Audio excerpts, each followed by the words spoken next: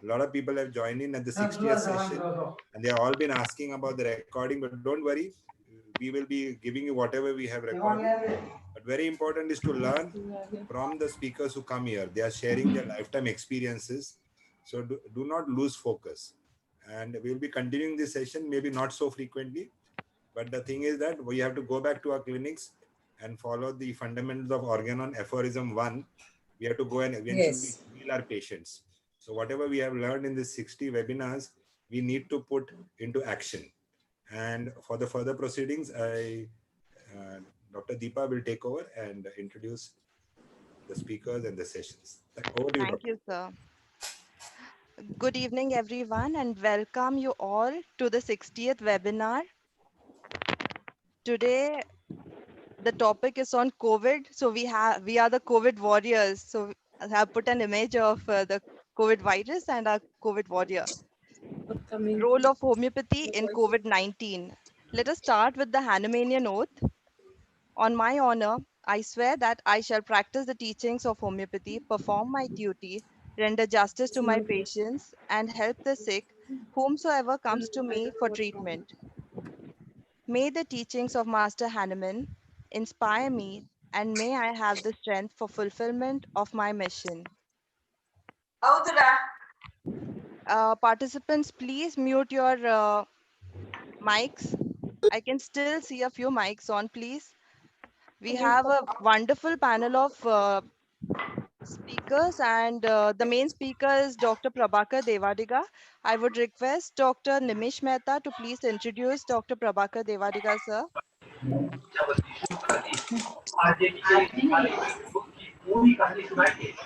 Dr. Nimish Mehta? Yeah, sure. I think we have a lot of disturbance in somewhere. Yes, yes, sir. Dr. Nimish, request all the participants. See, we'll be very strict on this. If any participant is found to be making mischief, we'll put you in the waiting room. Dr. Deepa, just put them in the waiting room. Just put all the participants making noise, put them in the waiting room. Just a minute. Yeah, I think there's more peace now. Right. Yeah. So good evening, all the fellow homeopaths. It's really my pleasure to introduce my dear friend, Dr. Prabhakar Devadiga. As I know him from my college days, the young lad from Bhiwandi, very, very intelligent person, who has worked at the homeopathic college right from the houseman days till now, when he's so active as one of the best HOD in our college. In our campus, we call him the young age Hahnemann, and we call him the Pandit of so many knowledges. Prabhakar is always there to answer any query connected to medical field or homeopathy field. He has been a very nice speaker at so many of the conferences and symposia, author of many articles and also research presentation. And I think it's just a pleasure to listen to the clarity of thought that Prabhakar always manifests. So my pleasure, and I'm sure you all really will get some great treasure of not only information but knowledge when Prabhakar speaks. Over to Dr. Prabhakar Devadiga.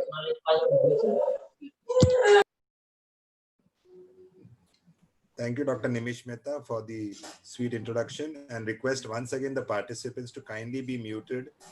Only we'll have to hear only Dr. Prabhakar Devadiga next 1 hour. Okay, so if any sound comes from any of the, we'll be sorry, we'll be putting you in the waiting room, whoever. Still the sound continues. There are 417 participants. We require discipline. Yes, Dr. Devadiga, you can start. Thank you. Good evening, everybody. I see a lot of my seniors, my colleagues, and my students, and all the fellow homeopaths.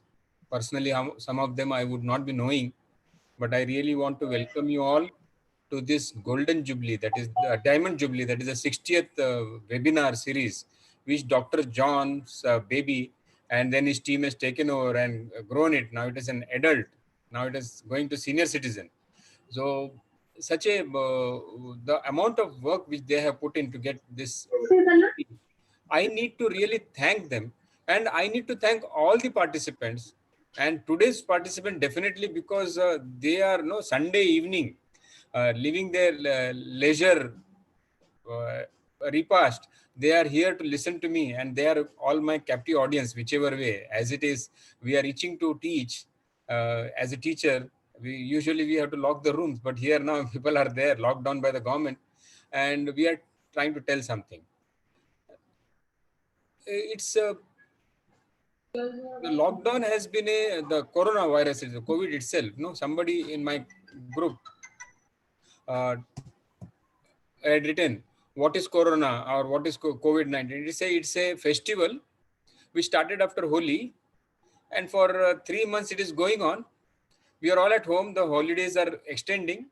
We are all together, and it might end someday. It's a big festival, sort of. Like in India, we had a lot of things which we did. हमने दिया भी प्रगटाया, थाली भी बजाई, बहुत सारी चीजें किए. Plus, at the same time, lot of changes which we saw in the mind of people. I would not be focusing on the mind of people, but I would focus on the mind of homeopaths. That is very important for me to talk about, because we went through a lot of emotions when this coronavirus came in. And that is the basic idea. My idea of having this particular lecture is trying to find out about the coronavirus and homeopathy. We are not talking about homeopathic medicines in coronavirus. That's not the main topic.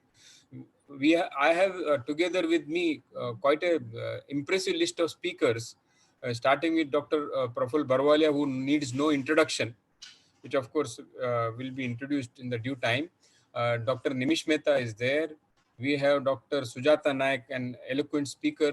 We have Dr. Gajanan Dhanipkar, again a very hardworking, very diligent speaker, along with this another doctor, Dr. Sharon, whom I have recently met. And we have Dr. Darshan Shah. Am I missing someone, Dr. John?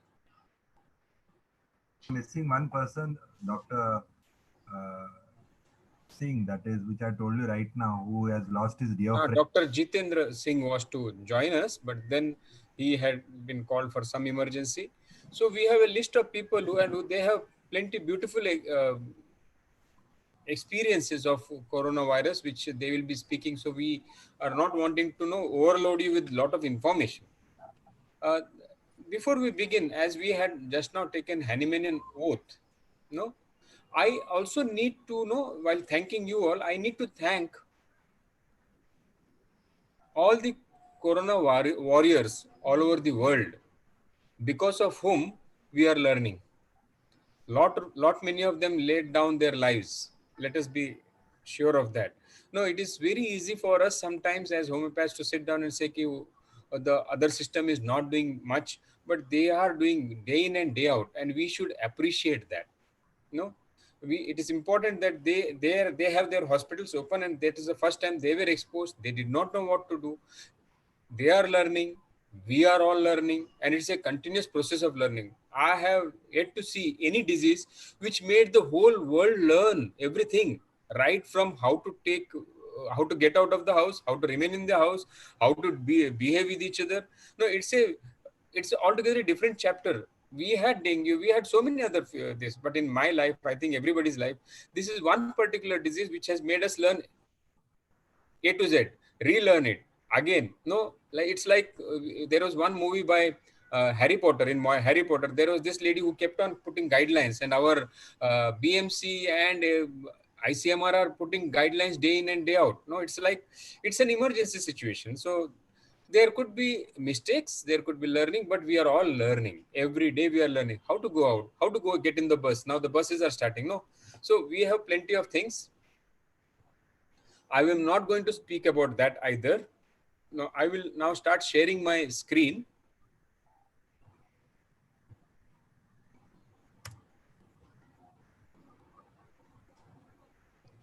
This is visible, right? Yes, COVID-19 and homeopathy. Yeah. So first of all, I would like to again thank you for all your presence. This is what I told, that we need to thank all the COVID warriors all around the world. because they had put a lot of hard work. It is not only the doctors. I have seen number of policemen, whose family, see, we listen to this, that the policemen are getting their insurance, but what about their relatives? What about their mother? They don't get that. They have to pay from their pocket. Please understand this.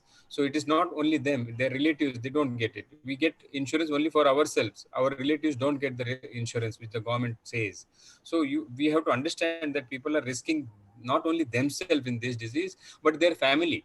This is a basically difference in the other warriors. In the military, the soldier faces himself, but here you are along with your family facing the event. So let us go back to our roots. Organ of medicine says in the aphorism 1, physician's high and only mission is to restore sick back to health, as it is termed. The whole purpose of doing this is that not I know every one of you know that, but it's important that we need to see this epidemic again as an understanding that it is only the sick we have to bring back them to health. Nothing else, nothing more. Now, Hahnemann in aphorism 100 has talked about case taking in epidemic and sporadic diseases.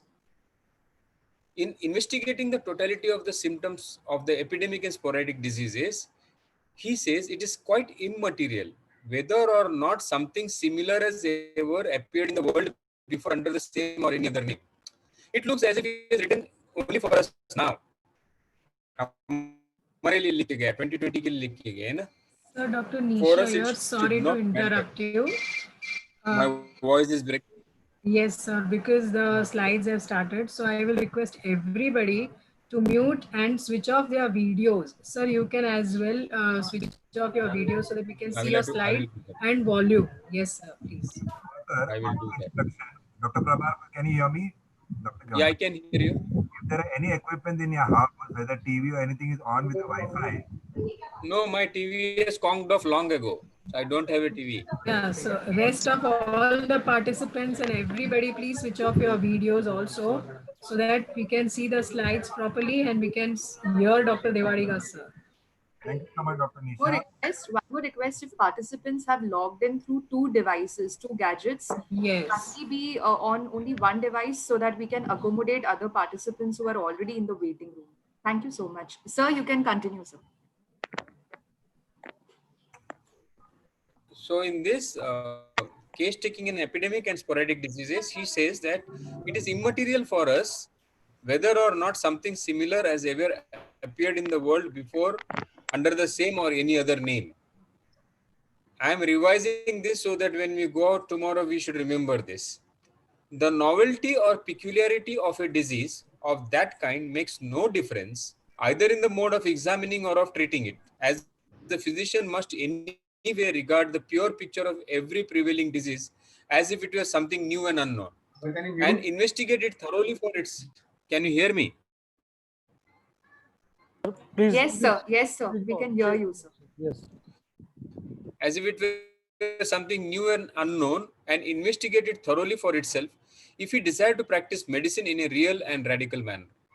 Such beautiful clarity of mind which Dr. Hahnemann had, and it is very important for our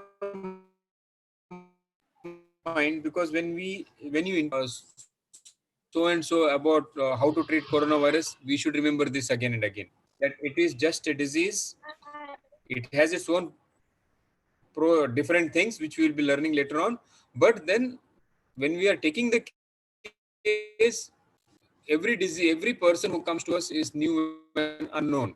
So it has to be thoroughly seen.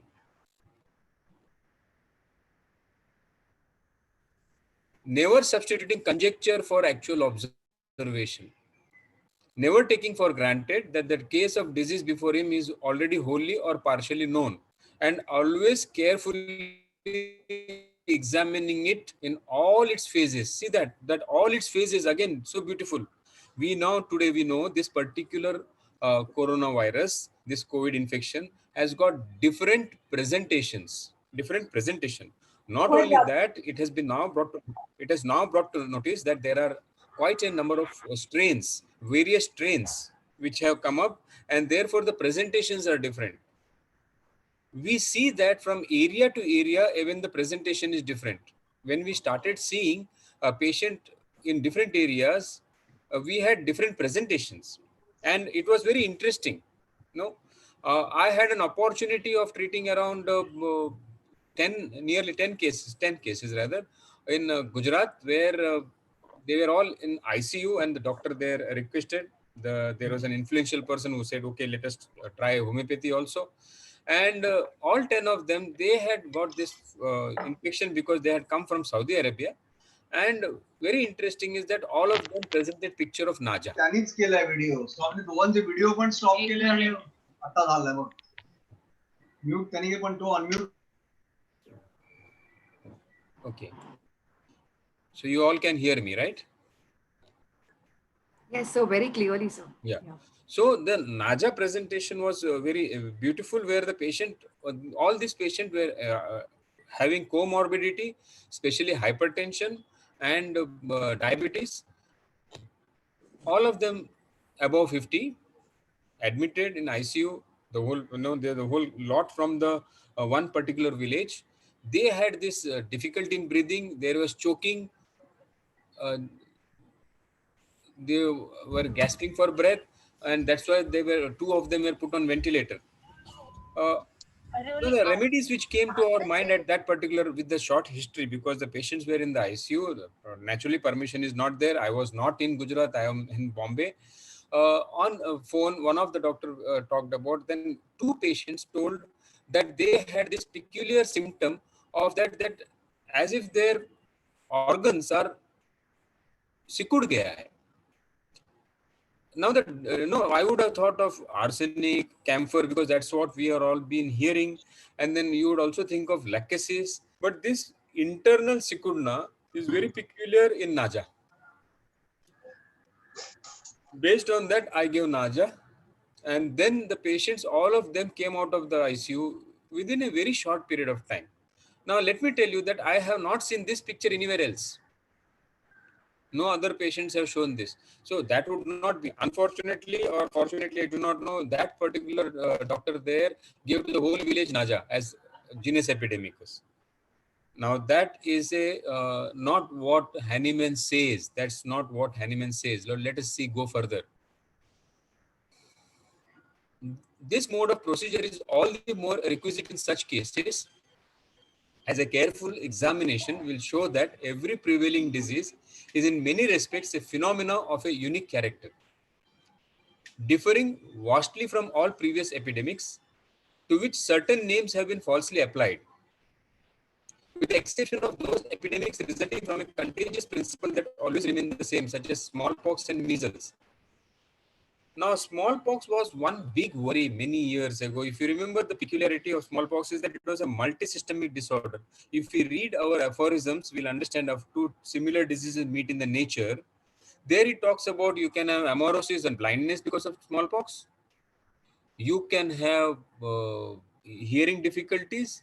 You can have testicular tumors because of smallpox. So there, it was a multisystemic disorder, but its presentation was similar. It would begin with the fever and skin lesion, which is not so with COVID-19. COVID-19 has a very slow, insidious thing, like there will be mild fever, so nothing to worry about sort of thing. There would be body ache in some patients, there would be complete body ache. In some people, there would be some gastric symptoms, which we are not very sure whether it is because of SCQS or because of the disease. And in children, they are not talking about COVID toes. No. So various presentations are there. And there are some people without any this, they would be positive, and then they would develop the symptoms. And there are some patients who have got lesions in the lungs, but they are not positive because of the so-called false negative reports. So you have got various presentation coming across. Now you will be coming across because with new guidelines about investigating, you will have many pictures. I will be sharing some pictures later on about how the patients can come. So the uniqueness of smallpox is not there in COVID. or still we are trying to learn. Maybe we can still learn.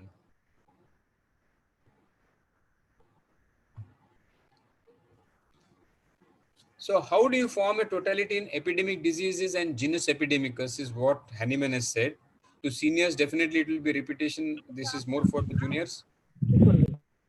It may easily happen that in the first case of an epidemic disease that presents itself to the physician's notice, it does not at once obtain a knowledge of its complete picture, as it is only by a close observation of several cases of every such collective disease that he can become conversant with the totality of its signs and symptoms.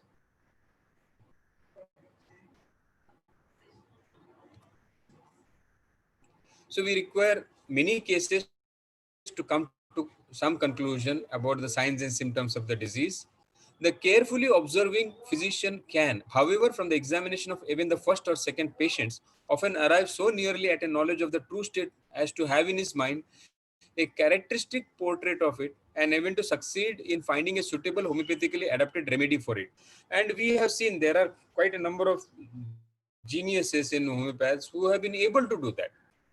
I would not want to count myself as one, because I have still not been able to, because the variety of cases is so much that I have still not come to any particular conclusion about which one is that which will be useful or suitable for all the cases, because this case has a peculiar variety which our central council has given, the different types of cases which we can deal with, because that is another question which people will be having about whether we can treat COVID cases.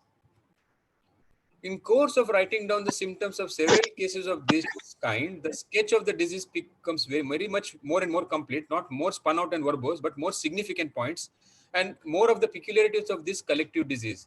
And this is exactly what Dr. Nimish Mehta, after seeing a lot of patients, has done. And he will be sharing with you all. I am not going to talk about that either. But that is how you have to now shorten the case taking. No, many a times we all would want to go. No, we want to be allowed in the COVID ward to be treated. It is not so easy, because while wearing a PPE, complete suit, it's not so easy to stand and take the case. There are multiple issues which comes into the picture, because we have gone there, we do not get to sit. So the way we sit in our clinic and take the history is not so possible in the ward, and therefore it becomes little uncomfortable. Even in some places the patient also stands, because in some private wards uh, we usually would not want to go inside the ward, so standing taking the case is very difficult. So it has its own challenges. And then how will you write down the case? And if you take out your mobile, that also gets contaminated. If you take out your pen, it gets contaminated. If you take out your paper, it gets contaminated. Then once you have written it down, how do you take it? Because when you remove your PPE, all that has to go back into that dustbin. So it has its own challenges. No, we will have to also learn how to get over such challenges, if at all we are allowed to go inside the ward and treat. So that is another aspect. No, so therefore, Dr. Nimish Mehta has made a good case workup how you can do and reduce the time, and that has really helped us in treating cases. On the one hand, the general symptoms become precisely defined as to their peculiarities. The what type of appetite, what type of sleeplessness. Like there are quite a number of cases where there was some redness of the eyes without any burning. So such sort of peculiarity we start seeing in a cluster of patients. Different clusters, different cases. No, so in the hospital when they're admitted, we get a big chunk, and then we start seeing similarity in their types of appetite. No, there was one whole group of people who had peculiarity about craving for sour and spicy. No, very interesting things came up, which I am not sharing just now. Our work is still going on, so we will be doing that later on. On the other hand, the more marked and special symptoms, which are peculiar to but few diseases and of rare occurrence, at least in the same combination, become prominent, and that constitute what is characteristic of this malady. And that is what, dear friends, what you must have seen various senior physicians, quite astute physicians, have come up with different remedies, ranging from, we can have camphor, you have got China horse, you have got zincum mure, no, you have got Simex, you have got so on and so forth. So their own observations they have made, and we have to see whether that one of them is matching us. It would not be right on our part to make any comment or no be in a hurry to criticize anybody, because it's a learning process. Everybody of us has to learn from this. We need to observe, we need to respect each other, and by respecting each other we can learn better. The moment we are in a hurry to criticize someone, then that is the time we stop learning. So this is what I wanted to say. All those affected with the disease prevailing at a given time have certainly contracted it from the one and the same source, and hence are suffering from the same disease. Here there is a little difference what we have. Now here we had the same source. It began with Wuhan, but then it traveled all over, and then it came back from different sources to India. We got it from Middle East, one chunk came in. We got it from Italy, and then people from USA when they came in. So we had viruses coming from various sources, and then when we saw that their presentations are differing, so we cannot say that we will have one single genus epidemicus as such. So we will have to really observe and watch, and then come to any genus epidemicus as and when we come to it. But the whole extent of such an epidemic disease and the totality of these symptoms cannot be learned from one single patient, but is only to be perfectly deduced and ascertained from the suffering of several patients of different constitutions. When in pandemic, the constitutions anyway are changing. I hope you people, we all understand this, that we have got Caucasians who are different, we Asians are different, the Chinese are altogether a little different than us.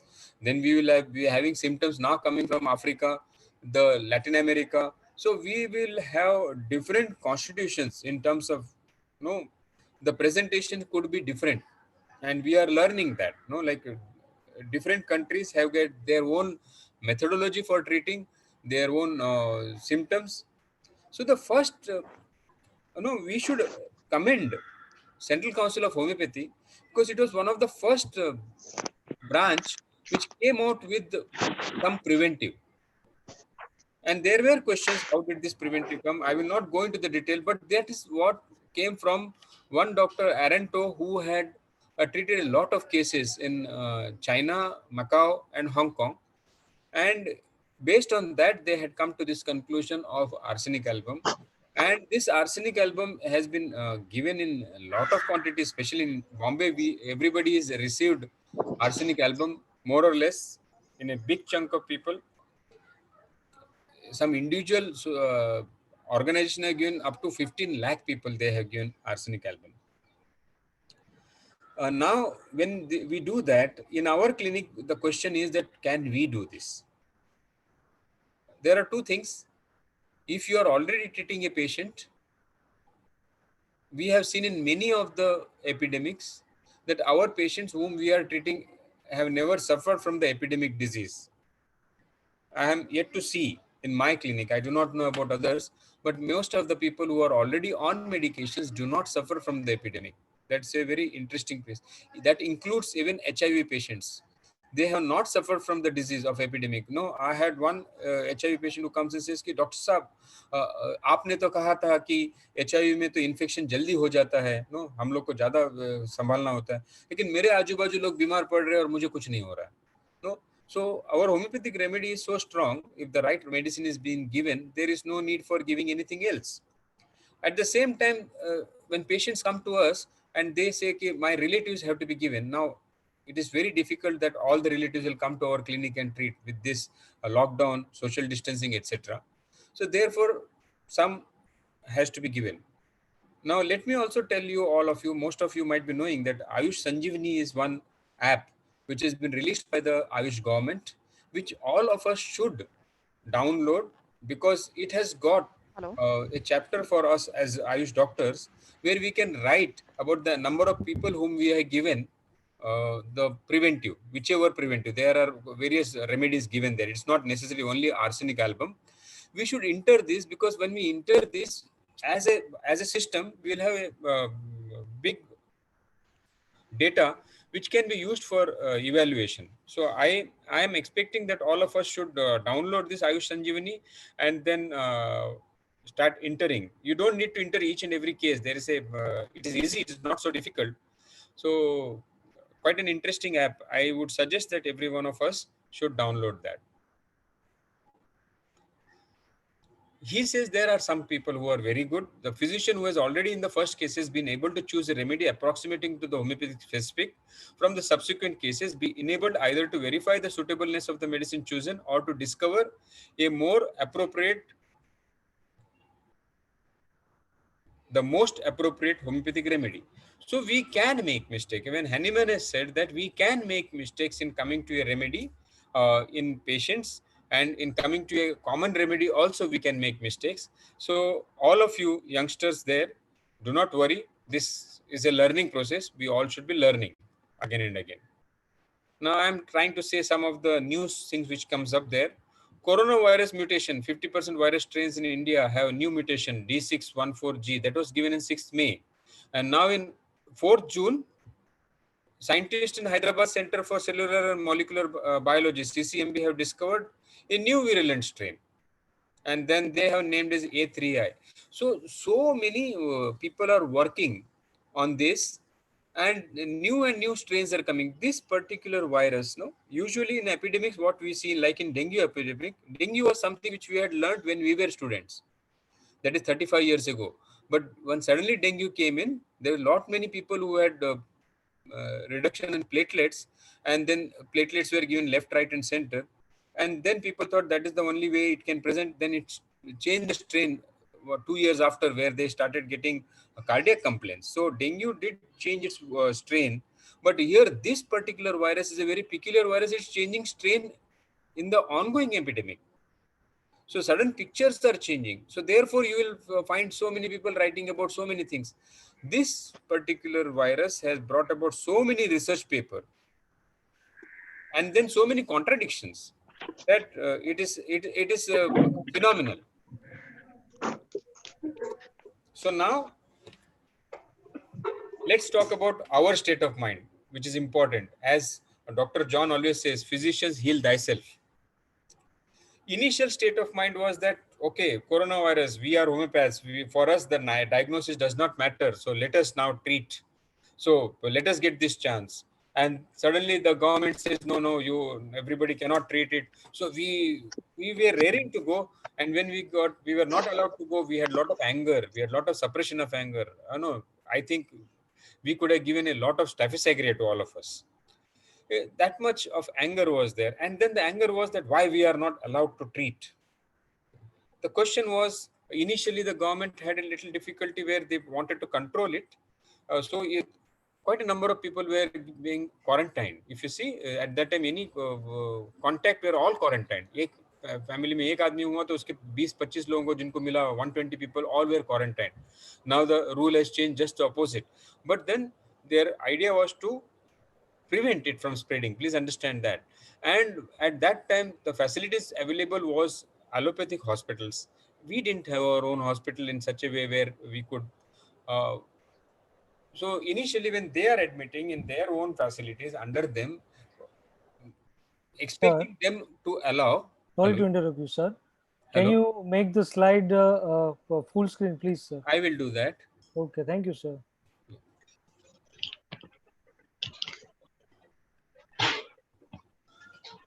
Is this all right now? Yes, sir. Thank you. Thank you very much.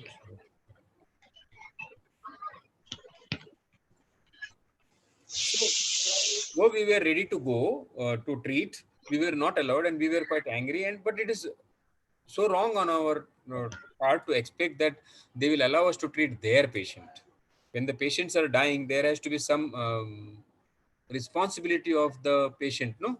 So who will certify the eventuality? So naturally, they would not be allowing us. But then there were quite a number of open-minded allopathic physicians for whom I think all of us should appreciate and silently clap for them, that they, in spite of having the rules, they allowed. I would not want to name them. I do not want to put them in trouble, but they allowed and they said, "Ki, why not try this also? No, since there is a trouble," and that gave quite a number of doctors an opportunity to treat patient. No, so I would definitely ask all you to refrain from criticizing the system, allopathic system or the allopathic practitioners, because together definitely we can manage the cases better. And criticizing them is not the right thing. They are learning, we are also learning. Now this is an statement from the book, the science homeopathy, the science of therapeutics by Carol Dunham. It's a beautiful chapter. I would suggest every one of us read this. He talks about homeopathy being a science. See, he says homeopathy has this particular science which we can predict the results of that what has not been observed. He says we have means of prevision. In the sense, Darshan had this difficulty also in one of the group. He said, Ki, Hahnemann said that without seeing a case of cholera, he said these are the possible remedies. So he said based on the symptoms. Now this means of prevision is only available to homeopathy, because whatever the disease, if the symptoms are there, we are able to prescribe, which is not possible for an modern medicine person, because he needs to prescribe on the organism, while we need to prescribe on the human being. And human symptoms have not changed in the last 200 years. There might have been addition, but there are basic symptoms remain the same, while the pathology keeps on changing. When the pathology keeps on changing, it's very difficult for them to maintain that. No, you must have read in the newspaper there, previously they talked about fibrosis, then somebody talked about bleeding in the lungs. There is contradictions again going about that.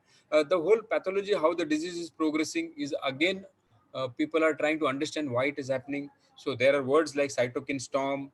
Dr. John is quite good at explaining that. So all that sometimes confuses, because then we start finding the remedy. It's another way, and I'm not criticizing it. That's another way of going about. So there would be some person who would be like trying to say, okay, this is how the virus works, so let us focus on that virus and this remedy can come in. There's some people who said that the virus has come from the bat and there are similarities, so let us this remedy. And there are symptoms, but all of the homeopaths who tried this idea, this entry point, also had law of similars in mind. That is very important to understand. So if you have various theories, therefore remedies will change. And that is why in our field also we have got different stalwarts talking about different remedies. That should not make us nervous. That should not make us nervous. That is one way of learning. That's an additional way of learning. So I think I have shared some of my journey, that initially, like all of you, I was thinking, what will I do? I do not know. But I was sure that when the patients come, we'll be able to manage. Like we treat so many diseases, which we have never even heard of the name. And then when the patient comes to us, we try to treat them. No. And every time when we give the right remedy, we keep on surprising ourselves. No, recently I had an interesting case where CA colon, it reduced by half in 15 days with a sonography report showing. So, no, these things can happen. So, after having practiced for so many years, you are ready waiting. And that is one of the reason why I did not stop my clinic for even a day after the lockdown started, because I said, as and when the patient comes. And I would always tell the students that patients are going to come to you. And that is true. Initially, I wanted to see some patients. Then I got this phone call. I learned something. Then I got phone call from one of my colleagues, said, okay, would you want to come to the hospital and treat? Then I did that. But the thing was, what about those patients who are outside? How do we treat? And it came to an extent today that we have patients walking into the clinic. Let me tell you, one of the day I had seen around 16 patients coming down to my clinic and saying that we are all positive. Our admission is still pending because there was some problem. So they were on the way to get admitted. But till then, can you give homeopathic medicine?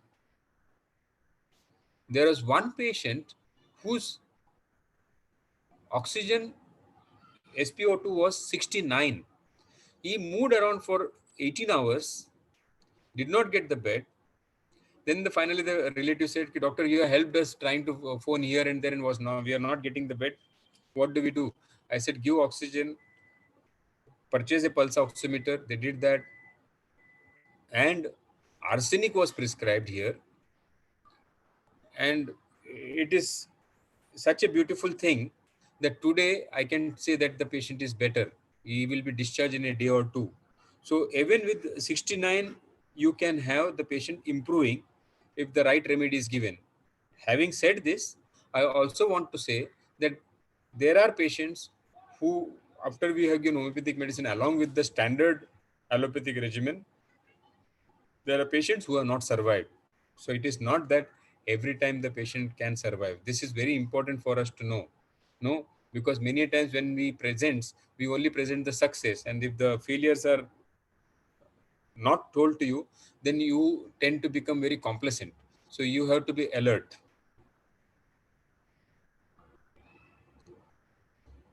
So my learning continued in the way that you can prescribe the patient individually. You can prescribe to patient at any stage, right? And if you give the right remedy, the results will be there. We have seen results in patients where they were coming positive a number of times, they became negative after the medicine. There is Dr. Pradeep Gupta who treated, and the protocol was for 7 days and they got good results. So everywhere people are getting good results with homeopathy. But our main thing will be when we will be able to prevent. Our main aim should be preventing people from going into the stage 4, stage 5, stage 6. And that is one of the reason why today I say that whenever a patient who is positive comes to you, ask that people to purchase pulse oximeter. His oxygen is to be checked. It's very important. It can suddenly go down. No, in various groups where I am, there are doctors, homeopathic doctors who are now trying to treat, and then the relatives, friends, so they keep on telling you also, no. So they say, "Abhi to theek hai," and then suddenly after a few hours they say, "Now the pulse, the oxygen is gone down." So beware of these things. So no, it has to be, and that time is very important. If you do not take care of that, oxygen is the main thing. If you do not take care of that, then you lose the patient. It's important to explain to the patients that if you can get oxygen cylinders, now there are companies which are giving free oxygen cylinders also. So if you can get these oxygen cylinders and keep, in big societies we have insisted that people should have pulse oximeter in the society and the oxygen cylinders, so the elderly people can be taken care of. Many a times people tend to say that this breathing less is because of the age, or bahut din se bimar hai, thakan hai, that sort of thing. So these are the danger points which we should be aware of. So you understand this. Even if the patients are not tested positive, we will have COVID like symptoms in many people. So we have lot to do. Now the unusual presentations which I got, some of them, I got one patient, very interesting case. She's 22-year-old girl. She got pregnant, unwanted pregnancy. They didn't want the pregnancy, not unwanted. The pregnancy they didn't want. They tried some medicine. She got Steven Johnson syndrome, got admitted. On admission, they found that the patient was COVID positive.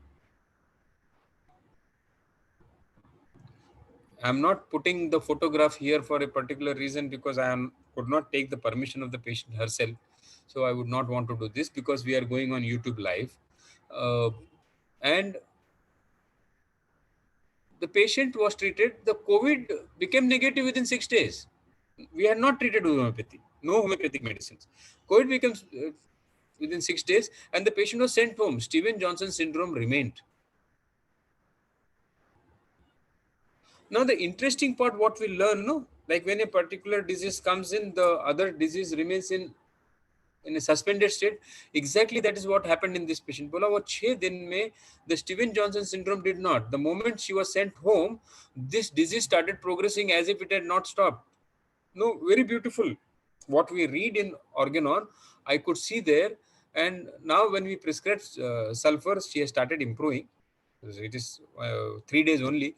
But again, another observation. So that COVID sometimes can prevent the other disease. So if anybody says that the disease which the person is suffering from long time, and now this is improving suddenly, beware. There could be a COVID lurking there. This is something which I learned, I want to share with you. So one can be careful about that. Then there is other types of patient who now start coming in is that before delivery, if the due date is there, a COVID test is being done, say about a week or so. And then when they are present positive, they cannot be administered HCQS as that is the standard protocol. Homeopathy helps here. And if you can make this patient negative, uh, not only the patient, the gynecologist will thank you, because they will be exposed more in these cases. So we have an option, and you remember that pregnant women, high susceptibility, chances of their becoming positive is higher. So you will have a whole lot of these cases which needs proper case taking and prescribing. So we have not lost time. We will be having many opportunities, and that is what I am trying to say. So I think by telling this, I am trying to make you understand that we need not be very unhappy about not being able to treat the patient, but now we will be getting chance to treat many patients, and we can definitely prevent these patients from becoming serious. What to do next? Start seeing patients. Now adhere to guidelines. Let me point something to you. These guidelines has to be followed, because today's world, anybody can challenge you, and if you are not following the proper guidelines, then you could be in medico legal problems. One of the questions which people have is that, can homeopaths treat uh, COVID positive patients? Now the guideline given by Ayush, I will be sharing something else. Just give me a chance. Give me a minute.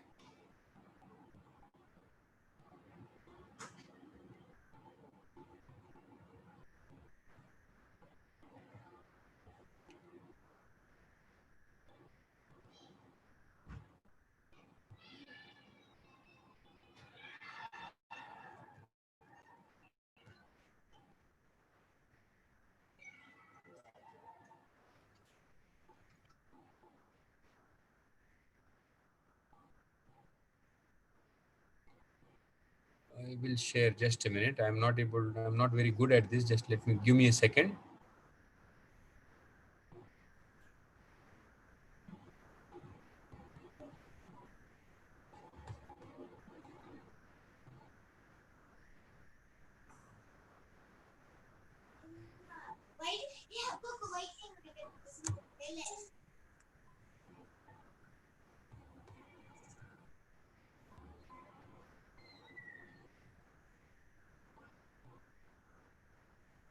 How do I share the... Devadiga, what do you want to share? The I video? want to share a... yeah, got it. Now I know what to share. Okay. I don't know whether all of you must have gone through this. Yes, sir. Gone through this. Yes. Yes. And I suggest everyone should go through this. Now, here what I'm trying to show you some things, very highlighting a little of that, because it is important for, as homeopathic physicians, we should all be knowing that we should all toe the line, right? He has case definitions have been very clearly made, which cases is suspect case, which cases. So you can definitely treat suspect cases, right? Which are lab confirmed state, which are high risk contacts, low risk contacts. Now, individual states have got different guidelines. So you should be aware of the guidelines given by your state, not only state. I'm sure even each individual municipal corporation have got their own guidelines. So you should be following that. So one should, here it is written, it is advised that before taking up for homeopathic medicine for prophylaxis, amelioration or mitigation, physician must acquaint himself of above sections. Then they have given the common remedies which you can give, and he has classified severe cases but not in critical conditions, where the dyspnea is no less than 30 per minute. uh, Saturation has to be if it is lesser than 93, no, lung infiltrates are more than 50% within 24 to 38 48 hours, these are serious cases. So suggested medicines are used to be used as adjuvant to standard management guidelines in the hospital setting only. Now this is very important to understand, that any patient who says that I do not want to take allopathic medication, you should be having somewhere written that you have told and insisted upon the standard management guidelines, failing which either you take the in writing what the patient says, but still it is important that you have told the patient to take the standard management guideline. And serious patients has to be seen in the hospital setting only, and that too they are written with the approval of authorities and willingness of the patient and guardian. Therefore we need to have, when we are treating patient in the hospital settings, we need to have the uh, consent of the patient. Till the epidemic act is on, it is important for us to take the consent of the patient, either written. If you the written, it will be difficult because the patient will write and sign, and the patient is positive, you would not want to touch it. So in that case, recorded statement, and it should be stored. Keep a backup of it, because tomorrow if any problem occurs, then you know that you have taken the permission from the patient to take the to give the homeopathic medicine. The second one is, naturally prescription should be given by institutionally qualified medicines, and they have given some suggestions. So this is another thing which you should remember. Posology, very clearly they have mentioned it is all individual. So very nicely made document which has allowed us the right to treat patients, right, individually also, and with in any hospital if the doctor allows us. So it all depends upon the treating physician whether to allow or not to allow. So the challenges which we will be having now, which I will be making some points before handing over the mic to others. The challenges which we will be having now will be history taking. In our clinic, we will have to maintain social distancing, but at the same time, history taking will be little difficult if the patient comes to our clinic, because the patient has to wear a mask. So quite a number of observations will be less. If you have to examine the throat, etc., please take care that you have proper PPE, face shield, etc. Otherwise, do not check the throat and the nose of the patient. So our clinic will be little different. Our case taking, record keeping also will change. So those of us like me who are not very comfortable with the typing, etc., now we'll have to learn these skills. This typing will have to be done. So these are the various challenges which we will be having, based on which we'll have to start our practice nicely. And any question and answer, definitely I will answer, but I think after we finish with the all the other speakers, right, Dr. John? Prabhakar. Yeah. So any more things to add on, or we'll take it later with you, Dr. Prabhakar? You can take it later with me. I have given the general overview, what Hahnemann says, what the organon says, where we stand, what we can do, what are the various focus, and any other questions. If I have missed talking, please ask. I will be ready to answer it later on. Will be there in the webinar. Yes. So I think we'll give to the next speaker. Yes, thank you so much, Dr. Prabhakar. A wonderful insight into COVID-19. And we have the other panelists on the group. So the first panelist who is going to speak now will be Dr. Nimish Mehta. And Dr. Nimish Mehta, are you? Yeah, I'm here. Yeah. I unmuted myself. Just a moment. Yeah, I just have to introduce yourself. So far, the understanding has been clear with Dr. Prabhakar Devadiga. Whatever questions come up, you can keep typing it on the chat box. So we have three of our conveners, Dr. Nisha Shah, Dr. Kavita Chandiramani, and Dr. Deepa Suvarna. Kindly look into the questions. Any repeated questions, kindly do not repeat it. Only the important questions we can take it at the end of all the, when all the... Sir, I'm Dr. Kavita. Yes. So my suggestion would be that the participants can note down in their books or a notepad, and then sir at the end we take up, because then the chat history keeps flashing, with the notifications, sir. So Absolutely, sir, because we have enabled the chat box right now. We complete with everything, and that's what Dr. Kavita said we'll follow. So they can note down right now. So at the end, when we take up the questions, they can either raise their hands and we can unmute them, or sir, they can type in the chat box and we'll take up. Because if they start typing right now, sir, it disturbs the speaker also and other participants also. Fine. Dr. Kavita, thank you so much. So Thank you, sir. yeah, just a change. You keep a notebook and pen with you because the session will go on almost till 9 o'clock. So be prepared. You can have your dinner along. You can have your snack along. It is something on COVID-19 and we all have to live now. Life after COVID-19 is different. Am I right, Dr. Nimish Mehta, sir? Absolutely. Absolutely. So we have here a very dynamic homeopath who has 33 years of teaching and clinical experience as an associate professor at one of the best colleges, at CMP College in Department of Organon. He has been associated with Dr. M.L. Davle sir and is highly indebted to the ICR faculty and also the associate with the other song activities, a coordinator at Samsona. I think you are with so many things, Dr. Nimish Mehta. Associate the clinician projects of fevers, associated with arthritis, asthma, COPD, and to add on to COVID-19. So we have here an international speaker who has been associated with Liga Conference, Ayush, HMAI, CCRH, CCH, and now COVID-19 in a big way. So over to you, Dr. Nimish Mehta, for your session. Thank you, John, for those kind words. I'll share the screen. Yes, you can do the only thing. Dr. Devadiga has come out of the screen. Yeah. You can start. Okay. Thank you very much. Very warm good evening to you again, all of you. I would like to keep it crisp and short and something to the point. See, friends, Dr. Devadiga was one of the buoyant person who went to our OPD even on the day when lockout was actually declared. He is one person who did not wait for a PPE suit to go to the OPD. Whereas I was a little different temperament person. I waited for a little more information and arranging my PPE and arranging myself for facing this situation. So I was very curious to actually treat, and there were no patients and there were no permissions.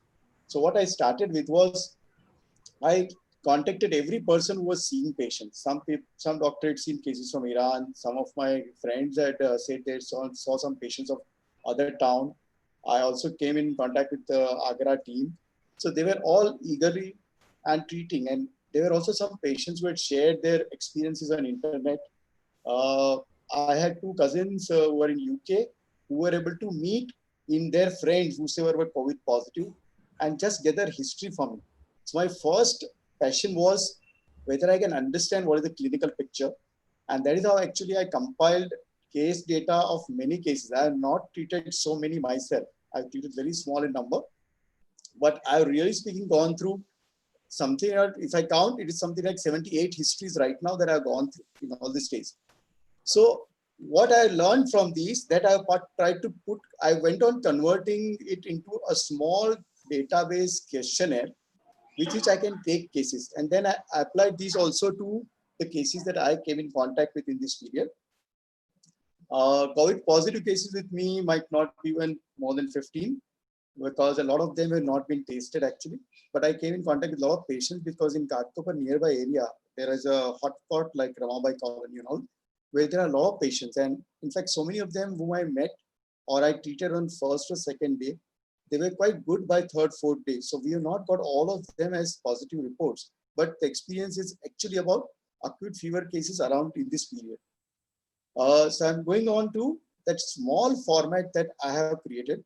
I humbly present this to the profession as something, in my experience, even semi-literate people have answered me on this questionnaire within 15 minutes, right? And please give me your feedbacks. I would like to make it more and more better so that we all can use it. In my opinion, we need to do two things as homeopaths. Whatever opportunity we have, whether it's quarantine cases, mild cases, moderate cases, or severe cases. First responsibility is that we must take the challenge, as Dr. Devadiga said. The second challenge is to do it diligently, keep your rough notes at least, even if you do it, suppose you're going to the war in your PP suit, you cannot write down everything. At least jot down some points, and as soon as you can come back to a desk, please remember everything and write down everything. From that, you can always make a fair record. Friends, we have to create records for two reasons. Number one is that the government and all the health bodies will go by data, which is documented data. And the second is that we have to create our experience in such an organized way that in henceforth, homeopathy as a science is not called as a pseudoscience. The more we create data records of documented work and publishable work, to that extent, we will be able to do our bit and our responsibility towards erasing this stigma on homeopathy as a pseudoscience. The stigma is only because we do not have enough of double-blind clinical trials, and we do not have fundamental researchers like one of them from IIT, Dr. Bellari. We don't have many fundamental researchers supporting our sciences yet. Otherwise, I'm sure the potential of our science is great. So this is my small, humble proposal, whatever you say, with this quick case taking for all these kind of cases. Yeah, which I'm hopeful that you all will be able to use it. I've been sharing this with the ex-CMPI doctors who have been contacting me in this period. And the general experience is that 15-20 minutes with the patient with this questionnaire, things go very well. It's basically designed on these three sets of questions, and answers to these three sets of questions can get you maximum data within 15 to 20 minutes. The three sets are like this. Set number one is all the questions which are connected to any symptom that the patient is having in this period of the so-called acute disease. All these questions are to stimulate memory of that acute picture. I'm not saying I've got devised any inventory. This is basically the set of questions which will stimulate the memory fully about the flashback that we require. And that is what exactly we require. Like a Hindi movie, patient getting the memory back after the amnesia. We require a history in which we have got a perfect flashback. So I will try to compile absolutely stimulating questions. So set one is requiring all these things which is connected to acute disease picture, what Dr. Devadiga showed you about in the aphorisms also. The patient is very, very active about the memory of these, and you will get a fantastic picture. Then there are two more small sets which are from the everyday life of the patient when he was not ill. This is almost like a small miniature form of the chronic case taking we are all used to. What it yields to is that every patient who is having some acute disease, or even when you're prescribing for an acute disease, there is some demarcation you have to keep about their background constitution. Like how Hahnemann is written, pulsatile will never come in a very extremely irritable person. A person is getting easily vexed. Aconite is always a robust mental constitution. So there are hints and glimpses about materia medica picture matching to certain kind of constitution. So for that, we require the background. And sometimes the background is very helpful to even come to a chronic correspondence, not just the acute fever picture, but something which is more wholesome. So there is some guidance in Whitman's book in Materia Medica that even acute illness is a stress by itself, and a very typical constitutional response can come to the illness as a whole. So the questionnaire is trying to cover all these points connected to acute picture by itself, as well as the overall stress reaction of the individual. So mind you friends, you have to take this along with the time sequence as a flashback. So in set one, the first question which will really give you a stimulation is what are the first thing that happened to you? You need a history right from beginning. And I tell you, there are very interesting responses from this first line itself that I have gathered in the cases that I took. One newspaper vendor boy he studied only up to 6th standard in Marathi. He came from such a colony. I had given him these questions, and he knew only that much English that he had learned by staying in Mumbai now for a few years. He's around between 37 or something. So he knows very little English, but he was able to tell me that first thing that happened was cold cough, and in 2 days, I think I am quite fine. That was the first response that he gave to me on the phone. Now, this itself, if you see, by itself, it sounds as if he's got nothing. But then we took history, he had got cough and he has got some symptoms also. and he was upset and he had temperature rise also. He was using paracetamol for controlling temperature. But with all these things in the next 5 minutes that he told me about all the points, after every 3 lines, he'll say, "Mala ase watat, mala kai aayat nahi." So friends, this question followed by asking about all the complaints. In complaints, make a stimulation about any odd sensations. This is about how we go on orienting the patient towards give you something which is connected to peculiarities which you need to stimulate. Of course, you have to ask about nose and throat symptoms. And the most other next crucial thing which I found in so many histories is that the patients have 2 extreme set of symptoms. There are people who have got a lot of pains, a lot of very, very peculiar and sensations, pains in different parts of the body. And there are other extreme of people who are quite painless about even symptoms which are very obvious to examination. Like some patients seen in the wards had, angular congestion in the eyes, conjunctiva. There was angular conjunctival congestion, which was very obvious, but they had no pain there. So there are symptoms like this. So you need to ask about specifically connected to pains and then try to stimulate memory about modalities starting from posture. You'll automatically get all the details connected to these complaints. So cold cough, pains, and picture right from beginning with as much as possible about sensations. Set 1 continues like this. There are important concomitants which you see in these cases in the eyes. Okay, you can find complaints before fever, complaints during fever or after fever, and very interesting observations about eyes, about heat, about pain, about burning, about heaviness, and so on. And they often become very, very crucial symptoms to help you decide the remedy in a confident manner, because the newer repertories, you have got very good compilation, well-formed rubrics in this particular section connected to this symptom. Similarly, about any of the complaints also you can ask for before, during, and after. And you can ask about something similar to connect it to stool and urine. Then the other interesting thing which I always found, even during the dengue time and now, is that people develop change of taste. And there are 3 kinds of changes I observed in whatever cases that I went through.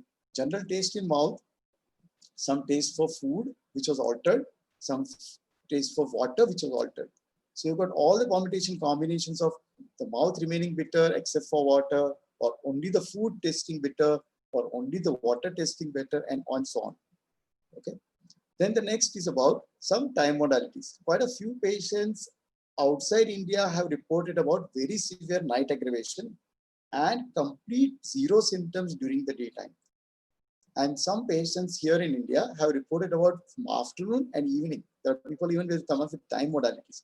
So it's very worth asking about all these symptoms connected to any increase during the time, particular time. Then you ask, of course, about the thermal deviations with some specific questions. Don't ask in general, ask specific questions. It will give you a more sharply defined thermal state. Like whether you want cool air in the room or you want room to be warmer. And with that, you give a certain orientation. So then when you ask questions, it becomes more relevant for you to get thermal deviation. Otherwise, people in Bombay are used to saying, "Oh, I always want fan," or "I don't like covering," because our weather is like that. But if you ask them, as compared to your usual fan speed, do you want a little change now? As compared to your usual temperature in the air conditioner, do you want some change now? And you will see the deviation then towards chilly or towards hot very easily. One more symptom which has been seen in patients in China, Hong Kong, and Iran was about skin sensitivity. People feeling skin rawness or sensitivity as if burned, but this is not seen so much in India as yet in cases that I have gone through. I just saw about skin sensations about itching, which was very non-specific in some patients. Of course, we ask about appetite, thirst as usual with every acute case, ask about perspiration also and which phase and when. But these are, of course, important question. Next important, very important area is about the energy levels. Okay, energy level changing when is also very, very crucial. I've seen patients reporting about weakness 1 or 2 days before. I've seen patients who talk about no change in energy level even after high fever. There are patients who say weakness, which is little there from the time the fever starts and then goes on growing every day. There are people who say they just want to lie down. Then there are people with vertigo with that weakness. And then there are people who have no symptoms about weakness, but they have felt fainting kind of episodes. So see, with energy level, there are different things which are there as variations. If you're conscious about these, it's like your eyes will see what your mind knows, right? The next is about sleeplessness or sleepiness as an alteration before, during, or after fever. Again, friends, I want to draw your attention. These are pictures which are coming up in every acute, but in COVID, we need to do this in a way that a patient who is in distress, he's having distress of two kinds. He's not just having an acute disease, he's also having a disease which is right now people are scared about. And no sooner anybody mentions that could you be having COVID, he's already scared, most of them. So you are extracting and understanding history from a person who is already in a despair.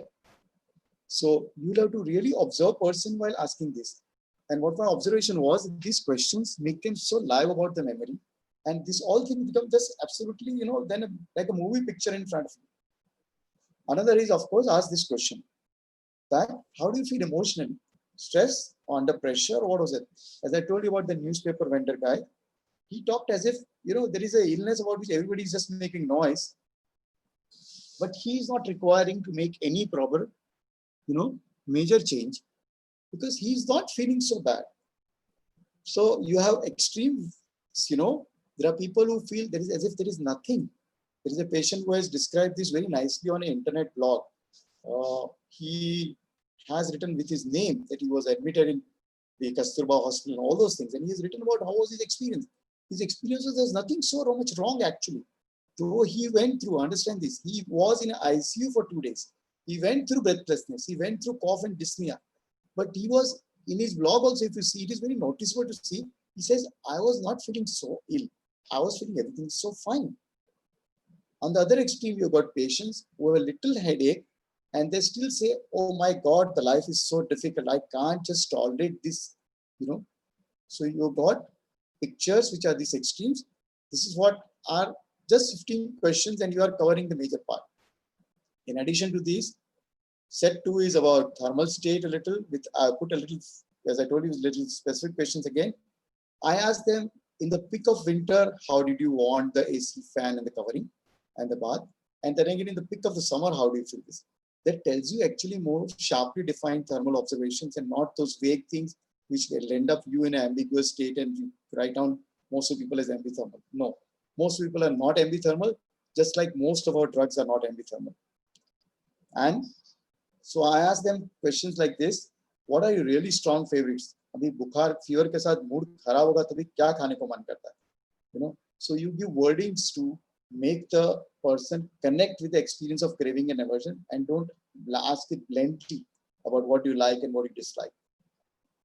So in set 2, I also found things about sleep posture changing in people and some concomitant to sleep. Similarly, perspiration pattern changing in people and changing in the nature of the perspiration as a discharge also. Sometimes some menstrual reactions, okay? And ask people very specifically about dreams, whatever dreams they can remember.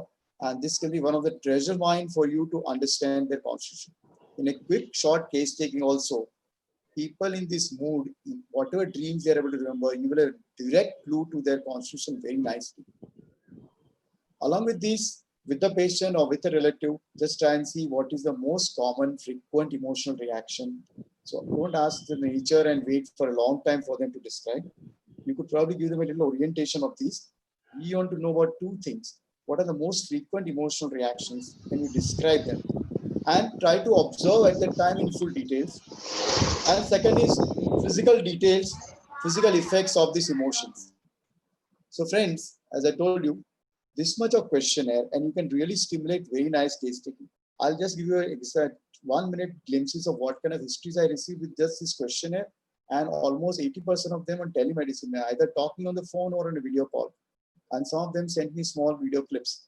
Okay, you can do this also. You can see a lot of patients on telemedicine. Okay, the digital world is so advanced. People are also so advanced that people have got very good mobiles. So make use. That also give you documentation, because they will write the history and send you. They can record a video and send you, and you can utilize all these things as a part of your documentation. Yeah. So the whole thing is to understand response to the stimuli of illness and gather that as a totality. And this, if you can get, this is what is exactly given in the aphorisms that Dr. Devadiga told us. and the exact wordings in 102. This is what I would try to put into this question. I received this history of that newspaper vendor boy, where I gave arnica because he was constantly talking about well says he's and two more concomitants. I saw one case with a friend who was the young patient of 34 years. He responded along with fever with hypertension and a lot of precordial disturbances and continuously suspecting whether people are helping him or they are going to take advantage of him. Just 3 observations and it led us to the Ophelia group of remedy with the remaining concomitants. I also saw patterns of people talking about weakness and sleepiness for 1 or 2 days along with flatulence. And that itself, you see in the repertoire, you reach to China's no sooner. I recently saw a case where the headache, which absolutely changed the speech occurring. Okay, with a headache of 2 hours, the speech was as if the person was drunk. It immediately strikes you about gelsemium. So with a short, quick history, you can crack COVID. With a short, quick history, you can take that even if you go in with a PPE suit inside a ward. And I'm not undermining that we need a very detailed history. Whenever possible, do it. But this is something which will definitely give you very focused information in a very short time. And I would suggest we enter these cases in Arogya Sanjeevani.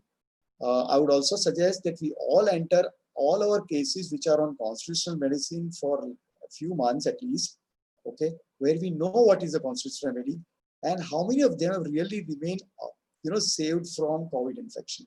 So apart from arsenic given and their names and numbers to be enlisted by us, we should also probably enlist all these patients who are on constitutional, because as our literature says, when there is no genus epidemicus, the next best preventive is the constitutional chronic medicine patient.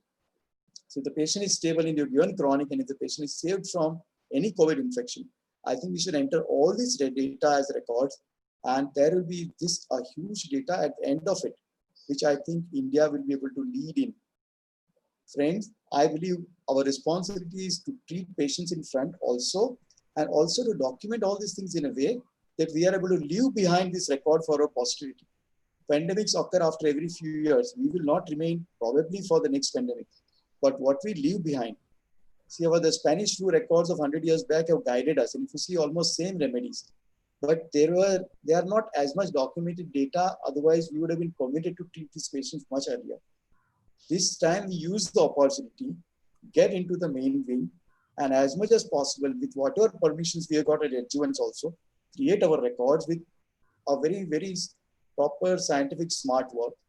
And I wish that we all are able to contribute in our bid to make homeopathy more proud, homeopaths more proud of being established as a very, very scientific, proper method. That's my contribution for the day. I would like Dr. John for the next person to take over. Yeah. Thank you so much, Dr. Nimish Mehta, sir. It was a very, very lucid and a very clear-cut understanding of the case and how fast we can arrive at the acute totality and coming to the acute management of the crisis followed by the chronic conflict. It was really wonderful. We'll be taking the question answer at the end of all sessions. Okay, the next speaker on the panel, we have Dr. Sujata Nayak, and I request Dr. Sahili Tilak to kindly, in the meantime, I will describe Dr. Sujata. She is also a very passionate homeopath. You can see her, she's there. Anytime I call her and Dr. Sujata, I say, don't call me doctor, just call me Sujata. And we are just classmates studying from, I think, almost 1982. And we have grown over the years from CMP College. She has done an MD in homeopathic repertory, and she has clinical and practice for almost 32 years in 3 centers of Mumbai. She has patients from all over the world, all over the globe. She has a charitable clinic in the Konkan. She is very, very dedicated towards doing, passionate about a lot of social work in the Konkan region. And lots of awards. The list is very big. And I think cut it short, and Dr. Sujata will share some experiences about COVID-19 cases. She has been also working in a COVID care center. So she will give you some highlights of it. Over to you, Dr. Sujata.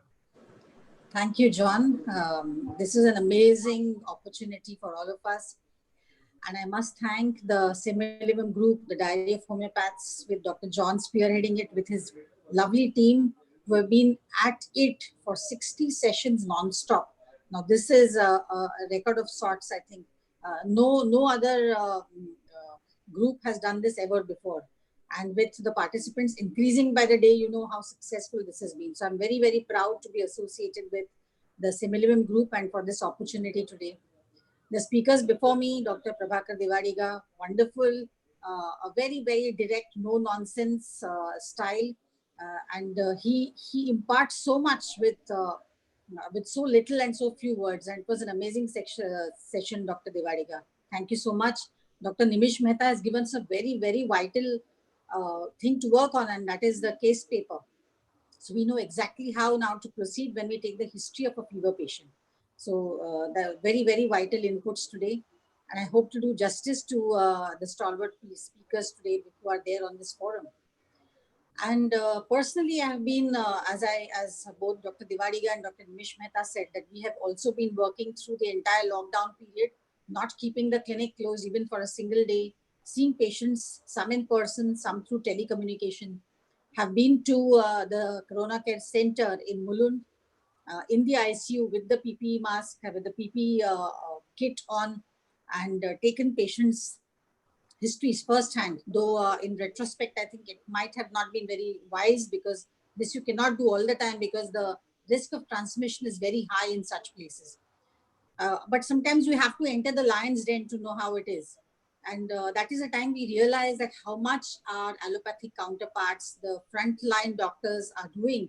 And it's so easy to blame them, so easy to say that they get irritated, they're not answering your calls, or even the intensivists in the ICUs are not really very, very polite when you ask them questions about a patient. And you can understand how justified that is, the kind of work that they're doing. Having said that, as homeopaths, we have a great deal to do. Every curse comes with a blessing, and every difficulty, every crisis comes with an opportunity. And COVID-19 has given all homeopaths a fantastic opportunity. One, to prove that homeopathy works even in acute conditions, and two, that homeopaths are all aligned and unified in this fight against COVID. In fact, jokingly, I mean, Arsenic Album has done for homeopaths what years and years of shouting from the rooftops has not helped. So I think that has put all of us on one platform. And the CCRH has, because we have followed the diktat of the CCRH, sometimes, as Dr. Devadiga said, we need to toe the line. And when you toe the line, you give a feeling of credibility to the others. When everybody knows you're talking in one voice, then the credibility factor increases. And I think today the credibility of homeopaths has reached its peak. The skepticism has gone down, because even in modern medicine, everybody is working on hypothesis today. So whether it is hydroxychloroquine, whether it is the newer drugs, whether it is tocilizumab in the ICU, everything is through hypothesis. And there is nothing which you can say with guarantee is an effective preventive or it is an effective treatment. So the hypothesis of today becomes the common sense of tomorrow. Similarly with homeopathy, we have the grounds open now. We have the field open for us to treat patients of COVID. Now let's just go to the second slide and I'll tell you how we can do that. Yes, so application of homeopathy at various stages of COVID. So roughly I've demarcated into 4 stages. The first stage is from the onset of symptoms to the test result for COVID. So a patient might, once he knows that, especially our patients who have already been under our treatment. Now this is something very interesting when Dr. Devadiga said that patients who have been with us for constitutional treatment for other issues rarely are going to come COVID positive. And in retrospect, I think you're absolutely right, Dr. Prabhakar, because the patients who are approaching us for symptoms related to COVID are not our patients more or less. They are others who come through here, say, oh, you're treating COVID, so I've heard about you and I want you to treat my case. So this is generally what happens. So the first stage, like the first onset of symptoms. So if you're lucky and your patient approaches you at the onset of symptoms, so whether it is fever, headache, throat irritation or a cough, that's the time the first symptoms appear to the test results for COVID. So it is mandatory for patients with fever to now get tested for COVID, especially if the fever lasts for beyond 24 hours. So till the onset of COVID, so that's a good 48 to 72 hours. So the patient has experiences very mild symptoms for one day, like generally lethargy or a throat issue or fever. And then he waits for 24 hours to subside, thinking that there might be environmental or situational issues associated with it. Then he approaches his doctor. and then he's asked to do the COVID test, and then he gets an appointment for the throat swab test, and then the result. So it's a good 48 to 72 hours before the result comes in. So this is the first stage, and I think this is the stage where homeopaths have maximum, they can make a maximum impact and the maximum opportunity, because this is the stage when you are not under any kind of protocol. 2 is that patient is not under any suppressive allopathic medicines except for maybe paracetamol, nothing else, and all the kadas and the home remedies that he's taking. So here you get a lot of individual symptoms. The second stage is COVID result to the hospital admission. The COVID result has come. It is a positive result. The patient is now in a panic. The relatives are in panic because he has to be admitted. Now, of course, there is another rule. The protocol is that mildly positive, mildly symptomatic or moderately symptomatic patients can be quarantined at home and managed at home. So again, we have a good opportunity here where patient is positive, and just reassuring the patient that this is a self-limiting thing and administering the homeopathic remedy at this stage. So if the patient approaches in the second stage, when he's positive and he's already under his family doctor's treatment, he's probably taken a course of azithromycin, and then he approaches you. And then he says that because he's mildly symptomatic, the doctor says, no, let's manage him at home. That's when he calls you and asks for homeopathic treatment. So this is where, again, you can intervene very successfully. The third stage, when the fever is not coming down or the patient's SpO2 is falling, when the family doctor says, okay, now he needs to get admitted, he gets a bed in the hospital. And that's when he's not very serious for him to get admitted to the ICU, but his SpO2 is little on the lower side, maybe 90-92, without oxygen, of course. And then when he's admitted to the isolation ward of the hospital, that's where he's clinically monitored and he's kept in quarantine, entirely in isolation. That's where when you can get a lot of mental symptoms of the patient. Some patients will go into panic, some get resigned to it, some get desperate, some get frustrated. So this is the stage you can elicit a lot of individual symptoms. But this is the stage when the patient should be in a position to ask you for homeopathic treatment. Sometimes they're in such a state of panic that they don't think of homeopathy at that stage. So third stage, sometimes, homeopaths may not get an opportunity, especially if the patient is not yours. Most of the time, our patients who are already under our shelter with constitutional treatment may not approach you because they don't suffer from symptoms. So it's their relatives or persons or their contacts who will approach you. So the third stage, patient may not be in a position, he may not be in a situation, the relatives may not allow him to approach the homeopath because they are in such a panic state, they want the patient to reach the hospital. Hospital beds are not available. So by the time they get to the bed, the patient is already deteriorating.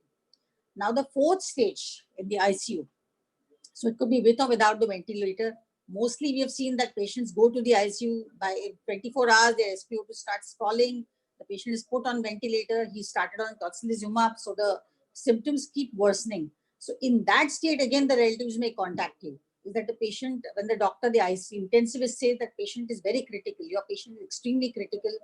He's probably in the cytokine storm, so we can't really guarantee anything. The next 24 hours, 48 hours are very crucial.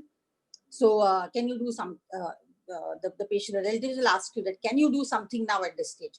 So the fourth stage, when it is almost like a hopeless case, that's when again, patients will approach you. The intensivist will say, anyways, the patient looks terminal. So now try whatever you want to. So if you look at all these four stages, it's the first, the second stage, which are very, very vital stages from a homeopath's point of view.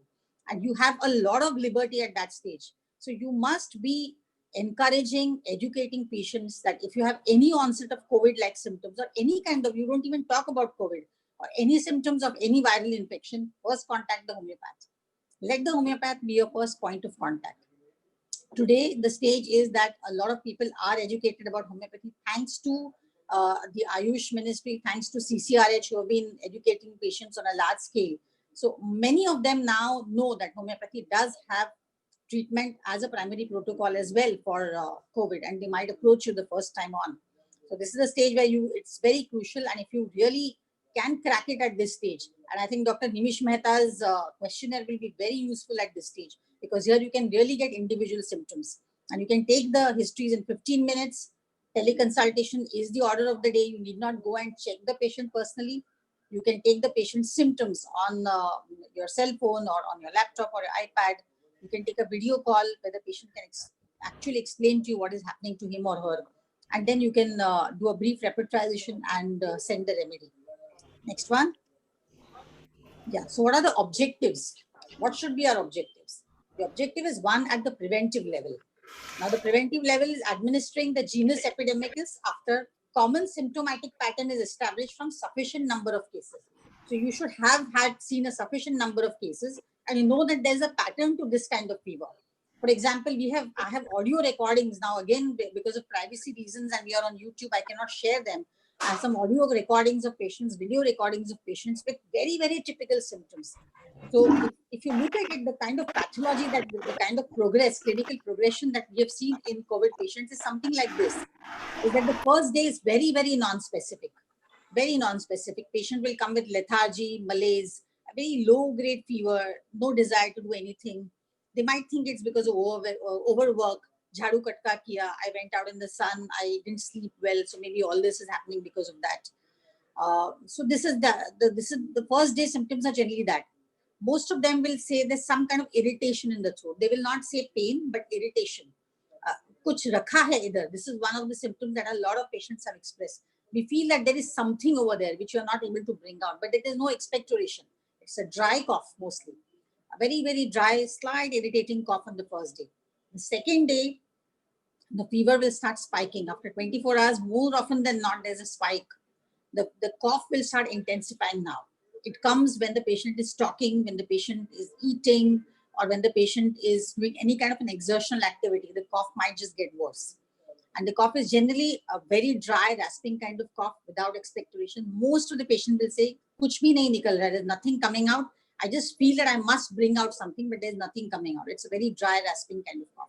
So the second day, the third and the fourth day, the fever continues to spike.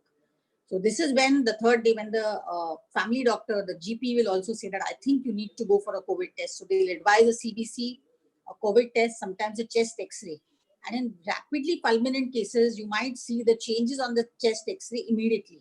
You might see infiltration. You can see the patches on the lung. Sometimes it's unilateral, sometimes bilateral. So for the fifth or the sixth day, the X-ray will start showing changes. Sometimes an HRCT is advised, and there you can actually see the ground glass opacities in advanced COVID cases, especially the COVID pneumonias.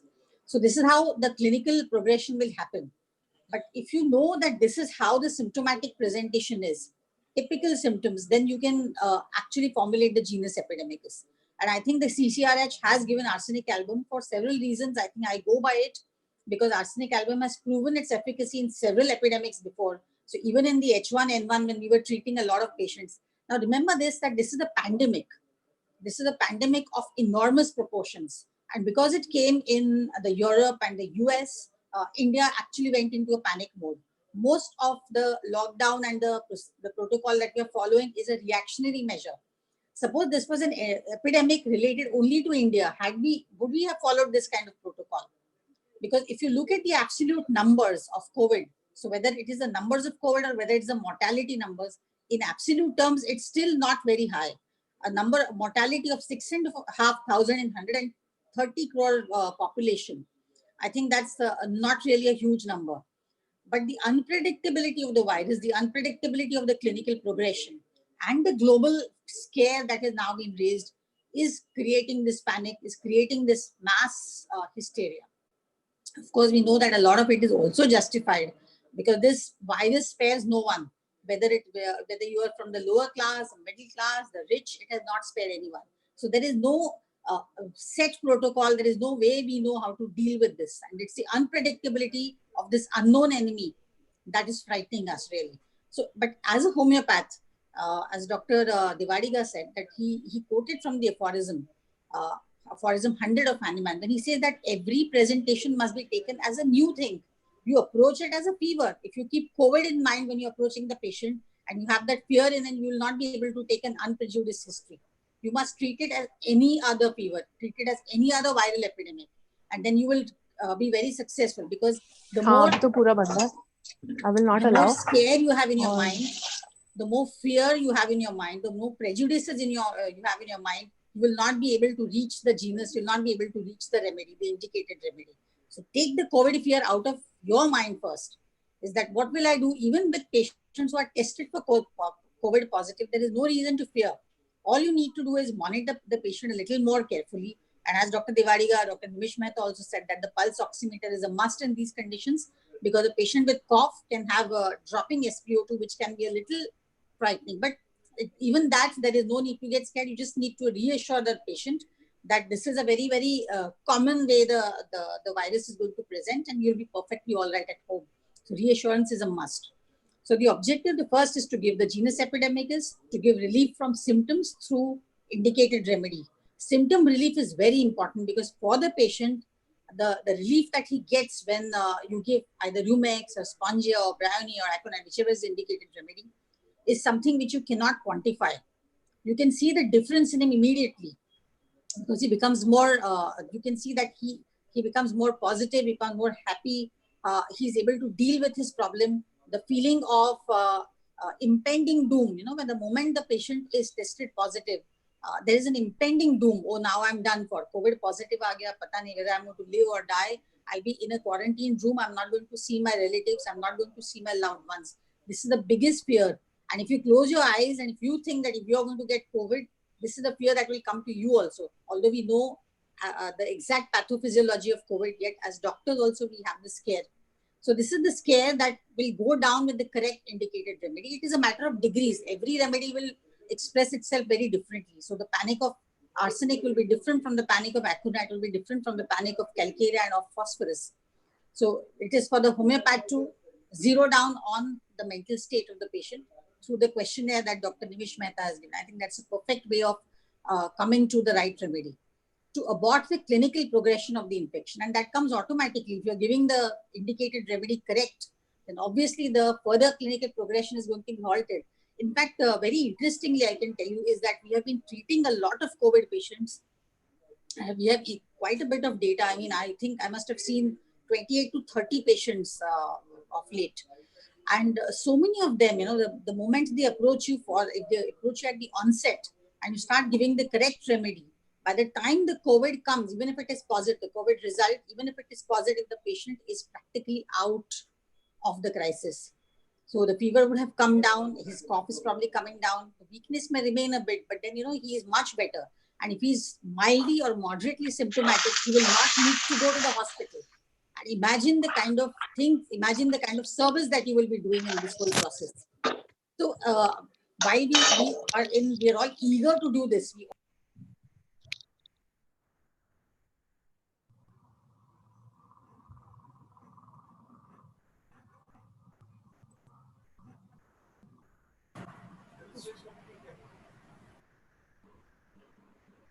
Ma'am, unmute yourself, please. Oh, I don't know. Oh, so was I on mute? Oh, no. Last few seconds. Now it's all right. Okay. Last line. Yes. So as I said, that if you can abort the clinical progression of the infection, so every one patient who reaches the ICU, if you're able to stop or abort 10 cases, imagine the service that you will be doing in this COVID situation. Imagine the kind of contribution of homeopaths that will be towards COVID-19, towards treatment and prevention of COVID-19. So this is very, very important to play adjuvant role in life-threatening advanced stage, the cytokine storm.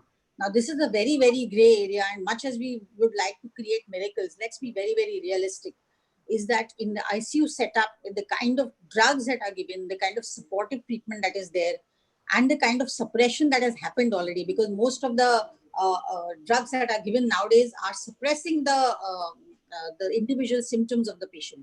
Most of the patients will not be giving you any symptoms in that state. Many of those patients it's very difficult to approach the patient, much less to enter the ICU and then take the patient's history, because you will have to go in with the PPE kit.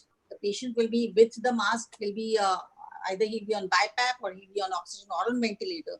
So there are very subtle signs that you may have to catch. Again, it's a very, very relative and a very difficult situation to handle. Nevertheless, you can use your specific remedies at that time. You can take certain symptoms and signs. For example, you can take so whether the patient wants the covering or not. So here thermal modalities are very, very important. A patient who wants cover or doesn't want the cover, you can immediately eliminate certain remedies.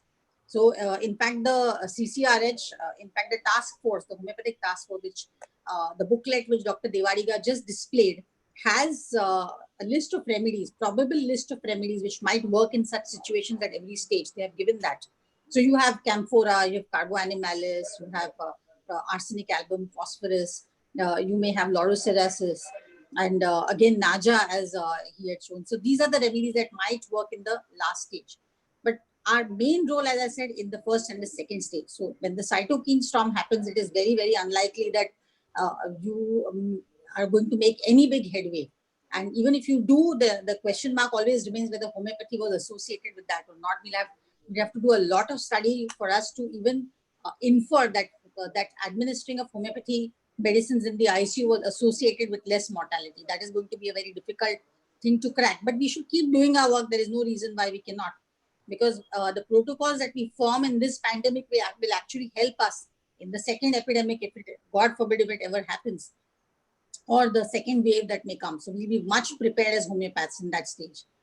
To continue with homeopathic care in convalescent phase through constitutional prescribing. Now, this is something the allopaths are not going to handle, because they'll be so done with the emergencies that once the patient is sent back home, very rarely are they going to be followed up. And this is where you will need to do that, because probably suppression has happened. The patient might now get more susceptible to other serious illnesses. So here, the constitutional prescribing is going to be very important. Seeing the patient through the convalescent phase is going to be of utmost importance. So these are the objectives out of which whatever little we can achieve is going to be a landmark thing in this era. Remember that we are passing through historic times. We are going to make history. And whatever little we contribute to this is going to go down in golden words and golden letters. Whatever little we contribute, every person who's a COVID warrior is going to go down in history. And all homeopaths are COVID warriors, because so even the person, even I would say Dr. John, his team, the Similimum and the Diary of Homeopaths are COVID warriors. Because what have we done? We have stopped people from going into shells. We have stopped people from becoming frustrated, becoming desperate, becoming bored. The ennui has gone because the past 60 days have been so wonderful.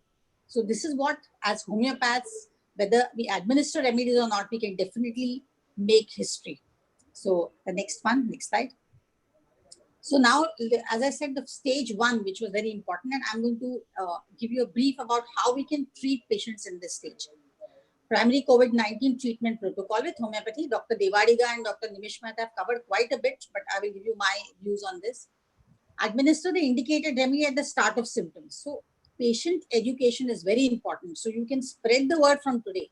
So whether you're an intern, whether you're a new practitioner, whether you're fresher, whether you're into prayer practice, whether you're a veteran, whatever, educate patients and say that if you have fever or COVID-like symptoms, you have to, you may call your GP. You cannot stop them from calling them. They should, that's fine. But they must call their homeopath first, because that's when you start administering the remedy. So administer the indicated remedy at start of symptoms. Encourage home quarantine and supportive measures through diet, nutrition, and hygiene. Patients, their relatives will be in a state of panic. You should not express any panic. You have to be very calm, collected, reassure the patients that 99% of patients are going to go through this unscathed. They're going to come out of it very, very safe. Give them the numbers of people who are getting discharged. Give them the numbers of people who are getting better through home quarantine, and reassure them. So, of course, all the other protocols have to be strictly followed, like quarantine, diet, nutrition, and of course, all the other measures. Reassurance, as I said, to patient about the self-limiting nature of disease. In fact, if you did nothing for the patient, it is very likely that patient will get better on his own. But how do you, remember that it's a panic, it's a fear, it's the psychosis which can actually do the patient in. If you realize that patients who go into the ICU, and I'll give you an example of one of my patients. His wife was COVID positive, and she was being treated by us, and she recovered very well at home quarantine with homeopathic remedies alone. She had taken a short course of azithromycin, 3 days, which didn't do her anything. The fever continued to spike. We intervened on the 5th day of the fever when we were called, and that's when the history was taken. And the patient recovered very, very beautifully with pulsatilla. Initially, we had to give bryonia to break the fever, and after that was pulsatilla for her presentation, the way she expressed herself, her thirst, her thermals, the other modalities, and the concomitants. She recovered completely. All the SpO2 started dropping. Now, this is something very, very important. The patient was feeling very much better symptomatically, but the SpO2 was slightly low. And that's the stage when we decided that we are going to monitor her hour by hour. And we kept in touch with her GP. We informed him that we are treating with homeopathy. Give us some time. And fortunately or unfortunately, the hospital bed was not available. So the patient continued to be under our care. And on the 7th, 8th day, which is, they say that the 7th to the 12th day is the most crucial for COVID-19 patients, she recovered completely. Now, what happened was her husband who was tending to her, he also tested positive for COVID on the 8th day because he started getting fever and his test was done. And the moment it came positive, he went into a state of panic and he said, I want to get admitted. And when his son, because he had seen the mother getting better, he tried to assure him that, Dad, please don't go to the hospital. We'll try and manage him at home, manage you at home. But because he knew somebody in one of the hospitals, he immediately got the bed and got himself admitted. He probably wasn't ready for what happened later. He was in the isolation ward and he was left to himself. The ward boy, the sisters, and the others would come twice or thrice in a day to check on him. The patient was not very serious. He was symptomatically also manageable. So such patients are not given too much attention in the hospital. So the ward boy would come just to give him his food and the food would be kept near the door for the patient to go and pick it up and eat it himself because patient was not on, he was on intermittent O2. He was not even on any BiPAP or any other thing. He was just on intermittent O2. And he got up once in the middle of the night. And the doors and because the AC was switched off and he was perspiring a bit and he got up in the middle of the night and he realized he's alone. And he went into such a state of panic that his SpO2 dropped to 79 and the residents came running in and then he was immediately shifted to the ICU, fortunately, or whatever, the bed was available. And that's when the son called us up, is that until then he wasn't even willing to take homeopathy because he had taken his course of antibiotics, hydroxychloroquine had been taken, although he had seen his wife so much better with it. But he went into that state of panic. And that's when we were informed. And that's when I administered phosphorus 30 to him, just one dose.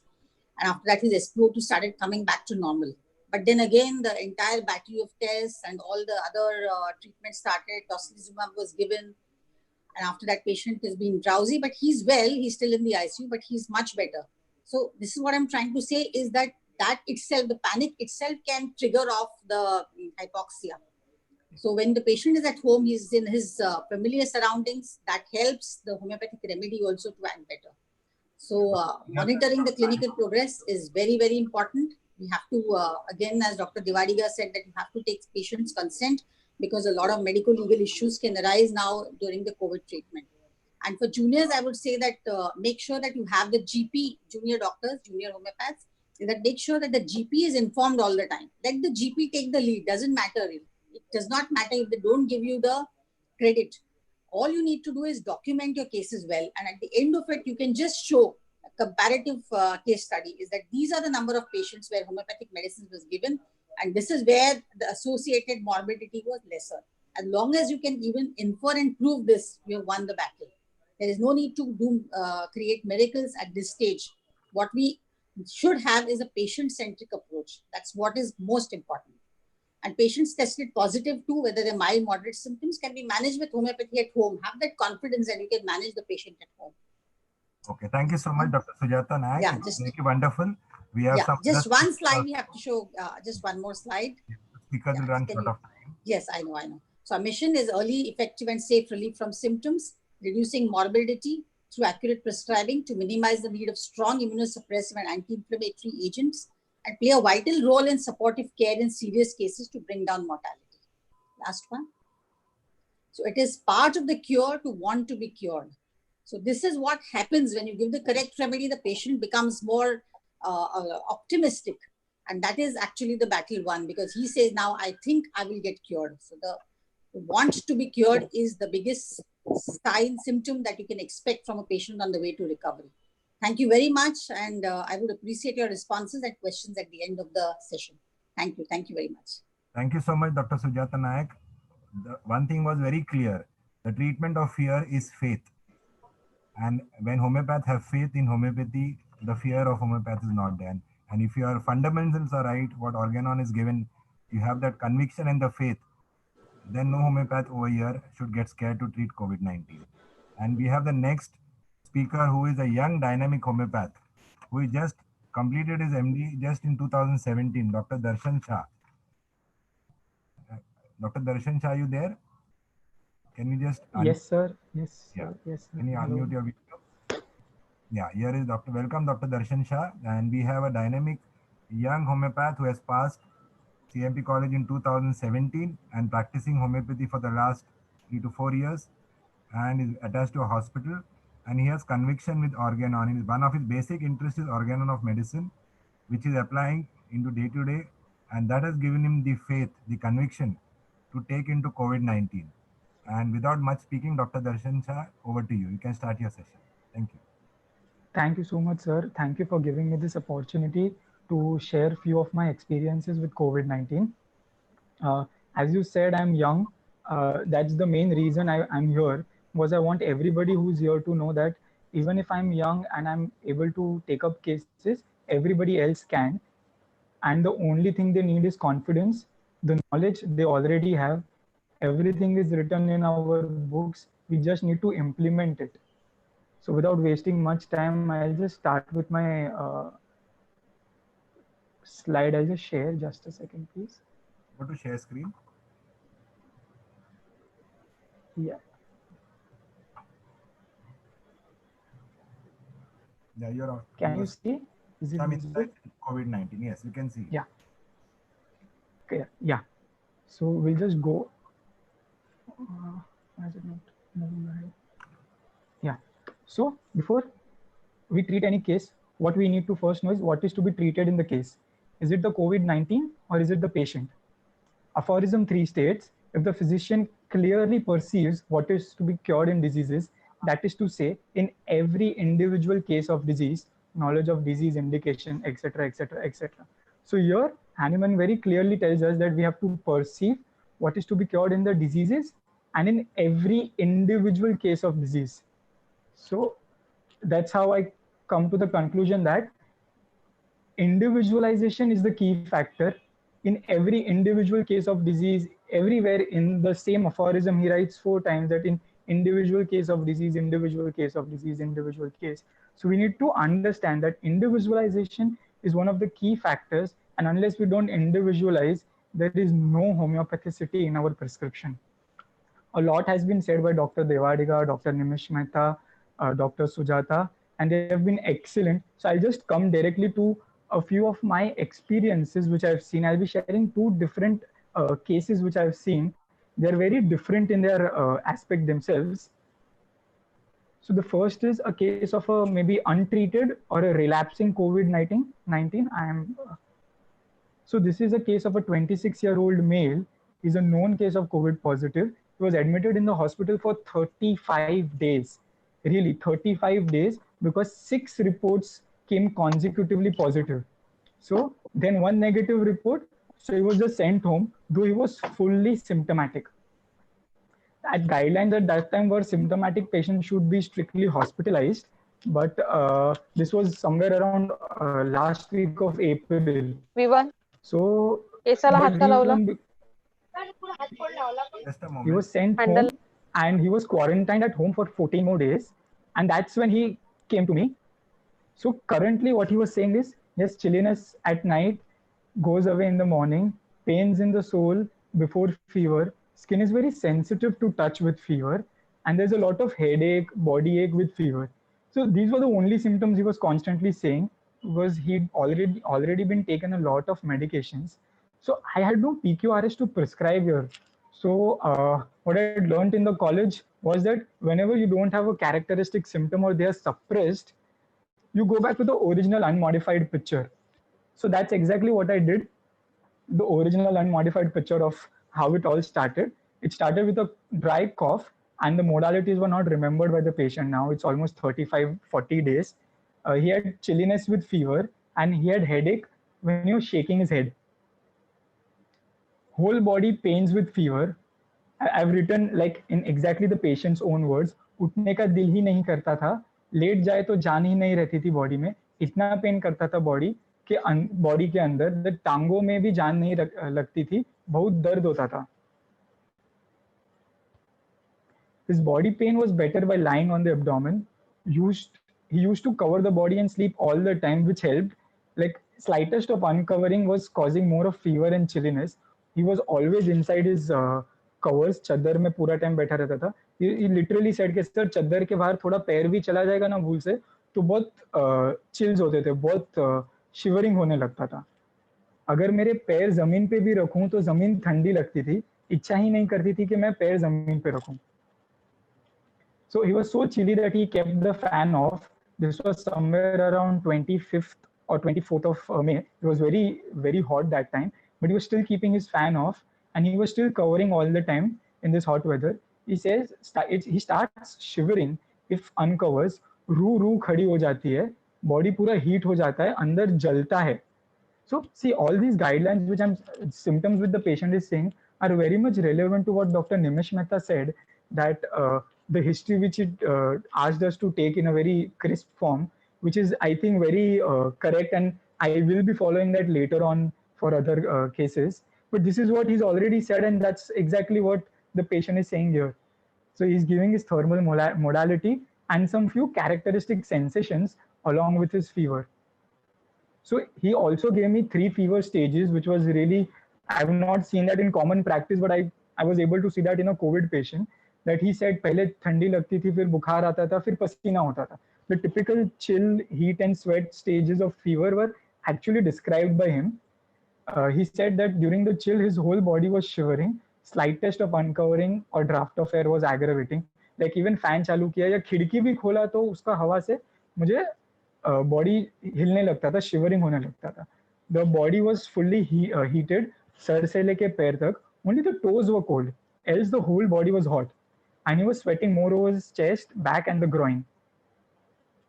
And then he said, sir मेरा digestion खराब हो गया है, इतनी दवाई खाने के बाद जो भी खाता हूँ वैसे का वैसा निकल जाता है.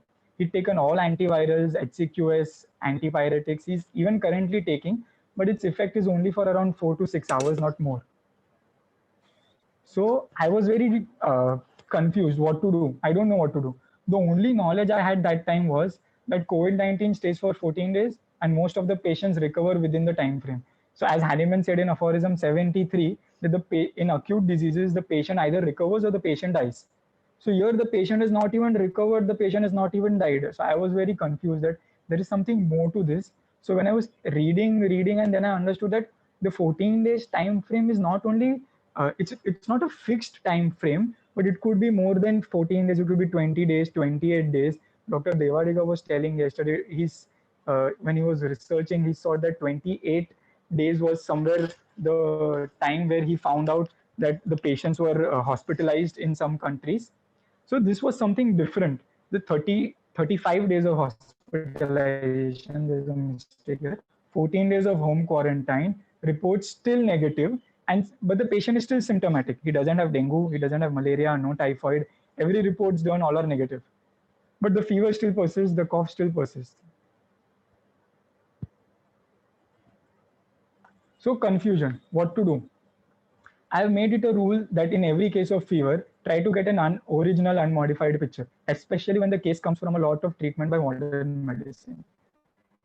You call it suppression or whatever name you can give. But if it has come after a lot of treatment by modern medicine, I would prefer to go to the original unmodified picture. And I decided not to think he's a COVID patient and treat him as any other case of fever. Because his reports were saying he's negative. So thinking he's not COVID is also,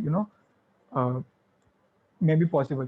And he was also taken up to the BMC at Bandra, and there they told him to get admitted again and they wanted to test again, but they told him to come for the test after 3 days because there was a lot of waiting कि test के लिए अब 3 दिन बाद आना, तब तक आप घर पे रहो.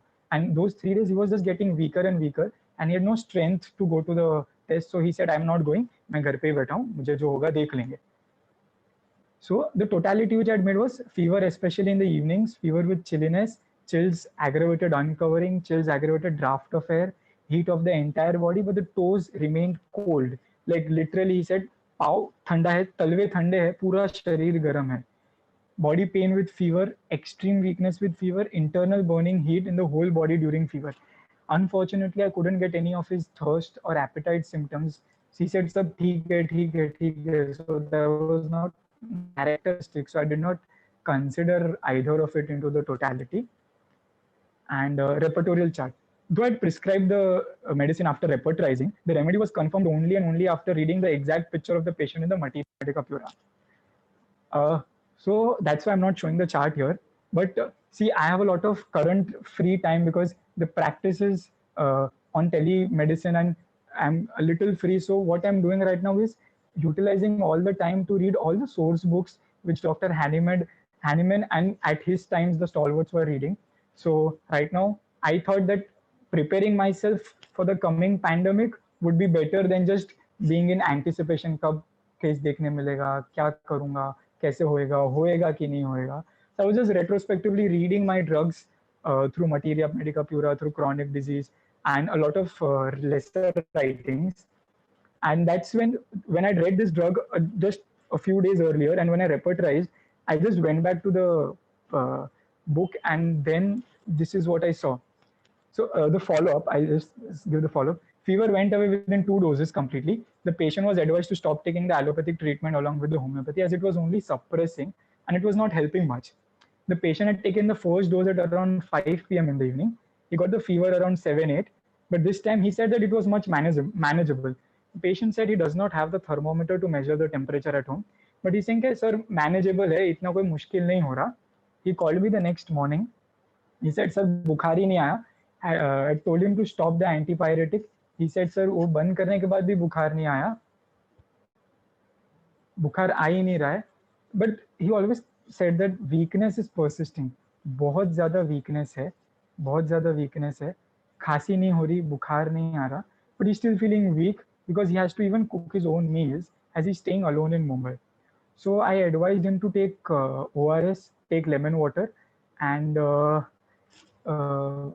what remedy do you think could have been the most appropriate in this case? I think the chat box is off, so I'll just go off to the remedy directly. I'd given him Nux Vomica 200C, and why is there's an answer to this here.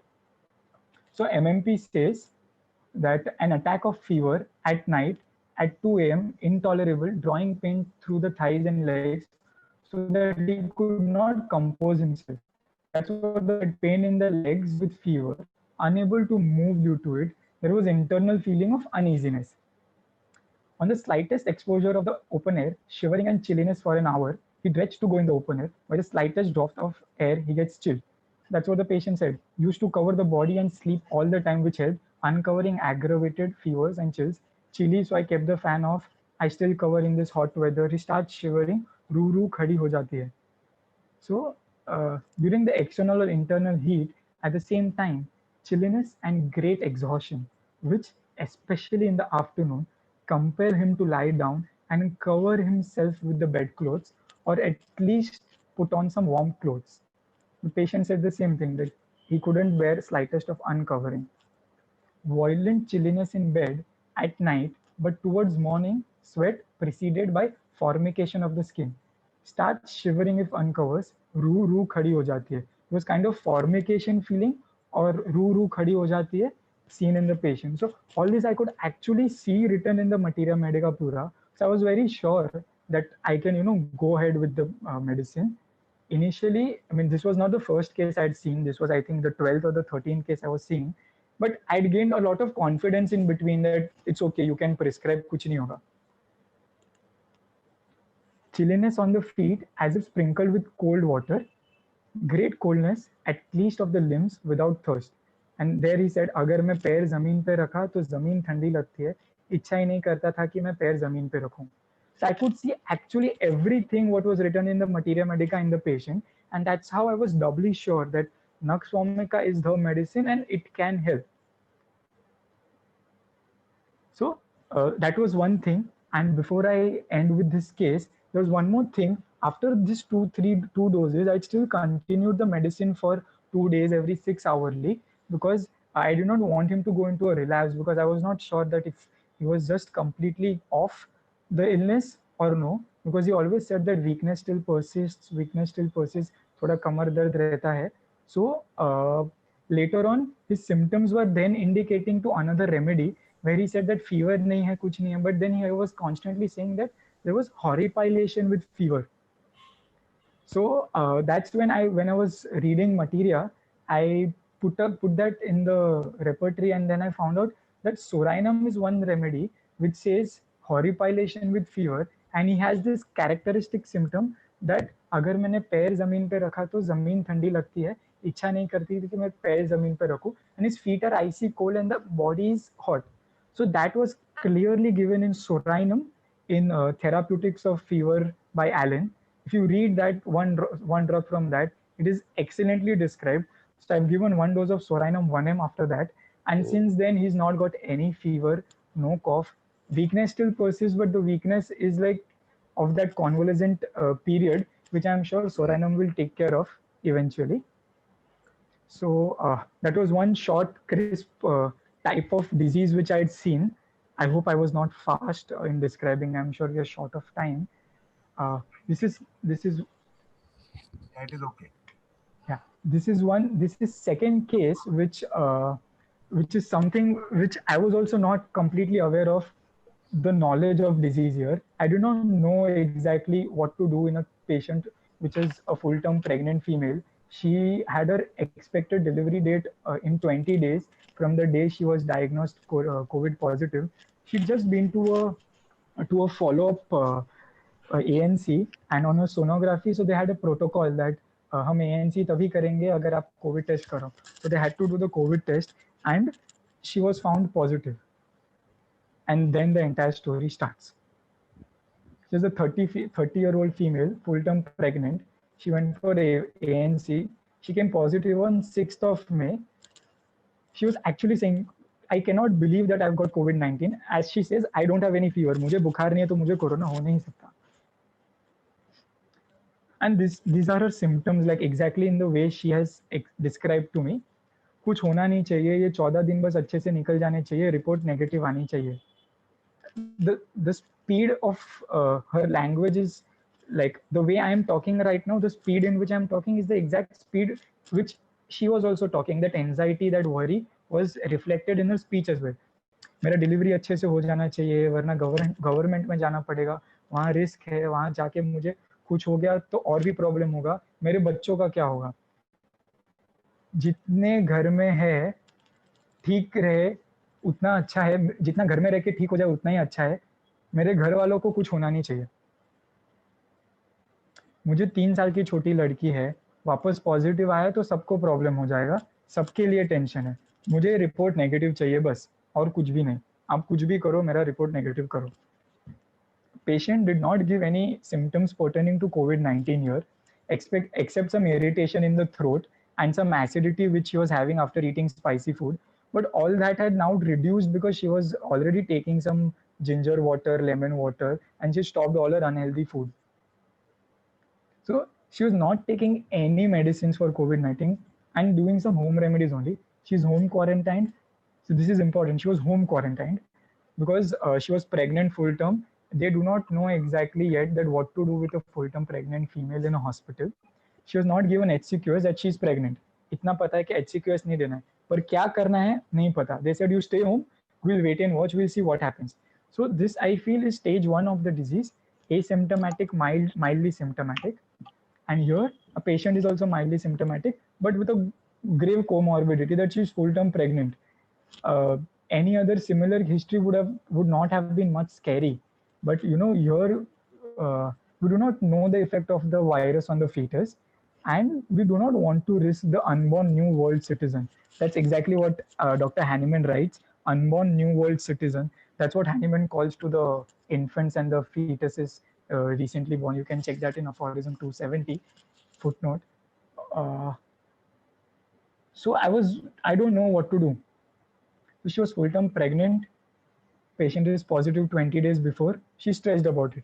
The husband is stressed much more because the hospital where she was registered for her delivery said कि अगर patient positive है तो हम delivery नहीं कर पाएंगे, हमारे पास उतना equipments नहीं है, आपको एक government hospital में जाके delivery करवा लेना. The patient is scared. I don't know what will happen in the government hospital. If I go there, maybe the wife will get more symptoms. She might die. The child will get symptoms. He might die. I don't know, I don't know, I don't know. So the approach in this case, the earlier approach was we had characteristic totality, we prescribed on it. Here there were no characteristic symptoms. So I decided to go on a chronic totality, which was considered to prescribe according to the constitution as defined by Dr. Hahnemann in aphorism 5. So these were her physical journals. The appetite was good, rather increased. She had 3 to 4 liters per day, warm water, 1 glass at a time. She usually regularly craved rice, but she's aversion to it since corona positive. She craves pani puri chaat, lots of chocolates. But this is what she kept on saying. But फिलहाल मुझे कुछ भी खाने पीने का मन नहीं करता. She has no desire to eat or drink anything. She's aversion to spices. Urine ineffectual urging has to go many times each day.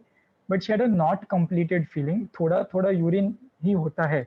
When the urine was not completely flowing, it was there. Of course, at 9 months of pregnancy, that is a little common. But the quantity of urine here was also characteristic that the quantity was also very less.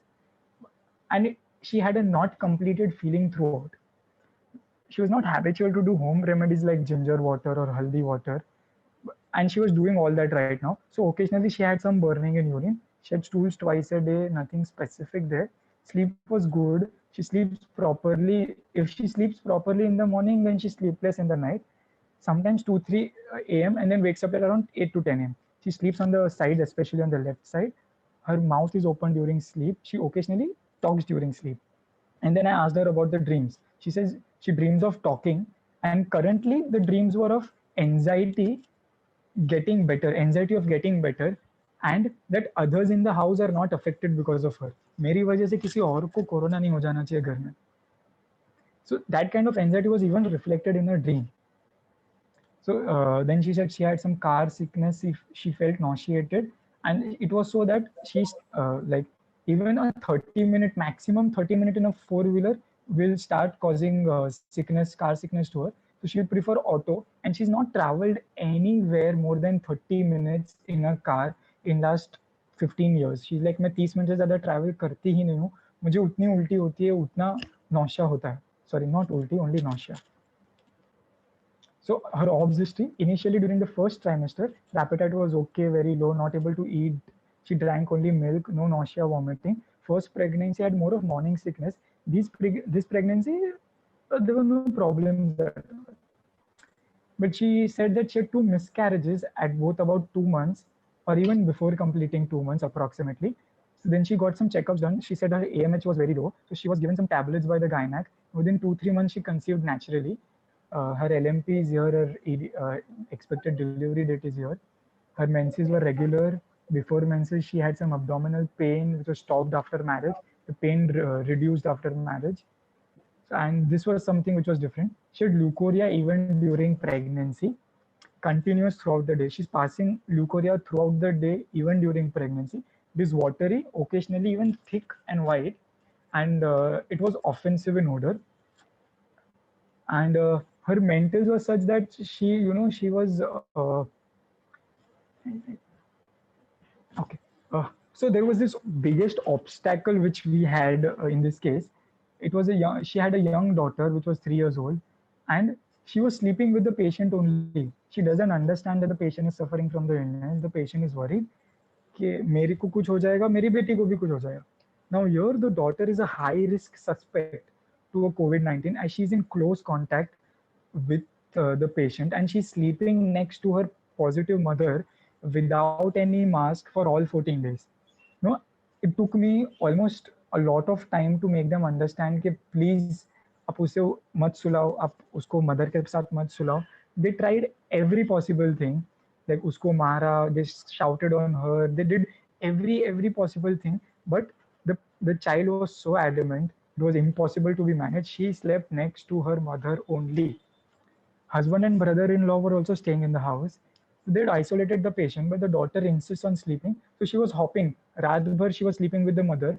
And morning, again, from morning to bedtime, she is with the father and the chacha. But at night, she wants to sleep with the mother only. So she might be, taking the virus, the illness from the mother to the father, or anybody in the house might get infected herself. This was the biggest obstacle. So this was the totality which I'd seen in this case. worried about the family members of the unborn child that even reflects in the dreams of the patient. She had loathing for food, aversion to food, urine in small quantities, not finished feeling during pregnancy, extreme nausea even while traveling for 30 minutes in a car, leukorrhea, which was constant and offensive during pregnancy, tendency to easy abortion, sensitive to rudeness and fear of dark.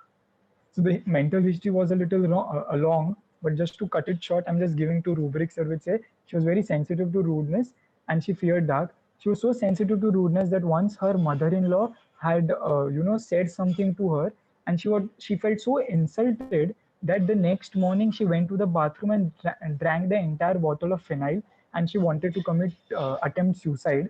Luckily, the husband saved her, and that was uh, that was one part of it. And she had a lot of fear of the dark.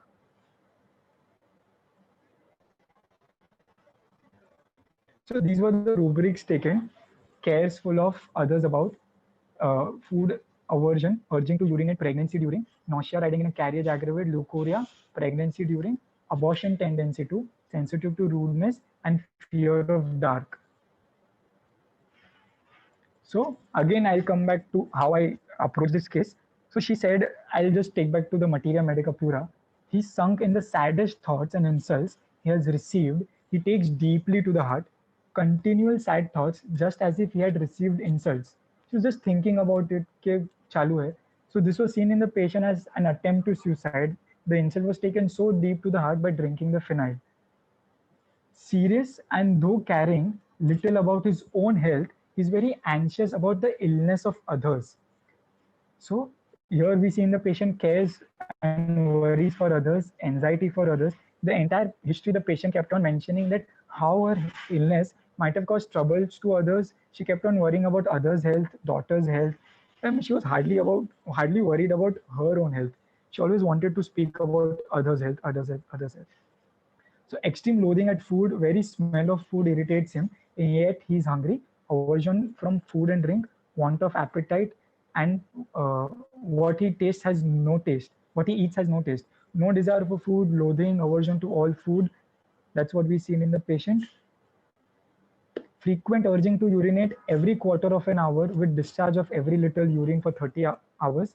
Very frequent urging to urinate small quantities, exactly seen in our patient. And Herring gives this excellently. Leukorrhea with frequent urging to urinate during pregnancy. Leukorrhea like serum mixed with a purulent viscous liquid. Leukorrhea like washings of a meat, bloody, etc., with frequent urging to urinate during pregnancy. That's exactly what we've seen in the patient. So, and Fatak Repertory gives this one rubric, which I retrospectively saw, not when I prescribed the remedy, but aversions, dislikes, food, loathing, disgust with all. This is a single remedy rubric, one marked remedy. So, I'm sure I described the case so much in detail that everyone must have come to a remedy, and that's how exactly how we should go. Let the patient say and let the remedy come directly. You just have to receive a case. You don't take a case, you receive a case. Once you receive a case, the symptoms are clear. Just match it from the Pura or your source books to the symptoms of the patient. Like I this sentence heard in the college a lot many times: homeopathy is art and science, homeopathy is art and science. So I just modified it a little, saying that homeopathy is a lot of science and homeopath is an artist. He should have the art to match the characteristics from the source books, from the materia, to the totality of the symptom. So the remedy given here was uh, cocculus indicus, Cocculus 31 dose in the first attenuation, only one dose. I did not repeat much. And Saclac was given. And the patient was negative in after 14 days. They did not get a repeat test done, because at that time there was these rules getting changed constantly that you cannot get a repeat test done without a prescription. And so it was difficult for the patient to get a follow-up swab. So we had to wait for 14 days to get a swab done. And on the 14th day, she tested negative, and she even delivered a very healthy baby boy on her expected delivery date as per the neonatologist's criteria. So there was a neonatologist throughout the thing, because she was considered a high risk because she was recently positive. and the neonatologist said that she's recovered excellently. The child is very healthy and very safe. So we had three more patients in the same house, high risk patients in the house, the daughter, the husband, and the brother-in-law. They all were given different medicines depending on their symptoms. They all became asymptomatic within 36 hours and fortunately did not contract the disease. We were able to save the 3-year-old daughter, the husband, and the brother-in-law to not get positive and even take their symptoms off. I think I don't have a slide, but I'll just say that the husband had a lot of nose obstruction after sitting in the AC and a lot of loss of smell, and he developed some irritation in the throat. He did not develop fever, but he was a high risk suspect. So depending on his characteristic totality, I had given him Dalkamara 200, one single dose, and within 36 hours he called up and said, "Ke sir, abhi kuch bhi symptoms nahi hai, kya karu?" I just told him continue your SL and nothing else. So he was asymptomatic within less than 36 hours. And if you read Pura, there's a lot of things written about Dalkamara with anxiety. So the husband had a lot of anxiety that मेरी wife का delivery कैसे होगा, क्या होगा. So there were a lot of things which were mentioned in Pura also about Dalkamara. So if you read that, it is given excellently. And the brother-in-law was also symptomatic. He had nose obstruction, alternating sides.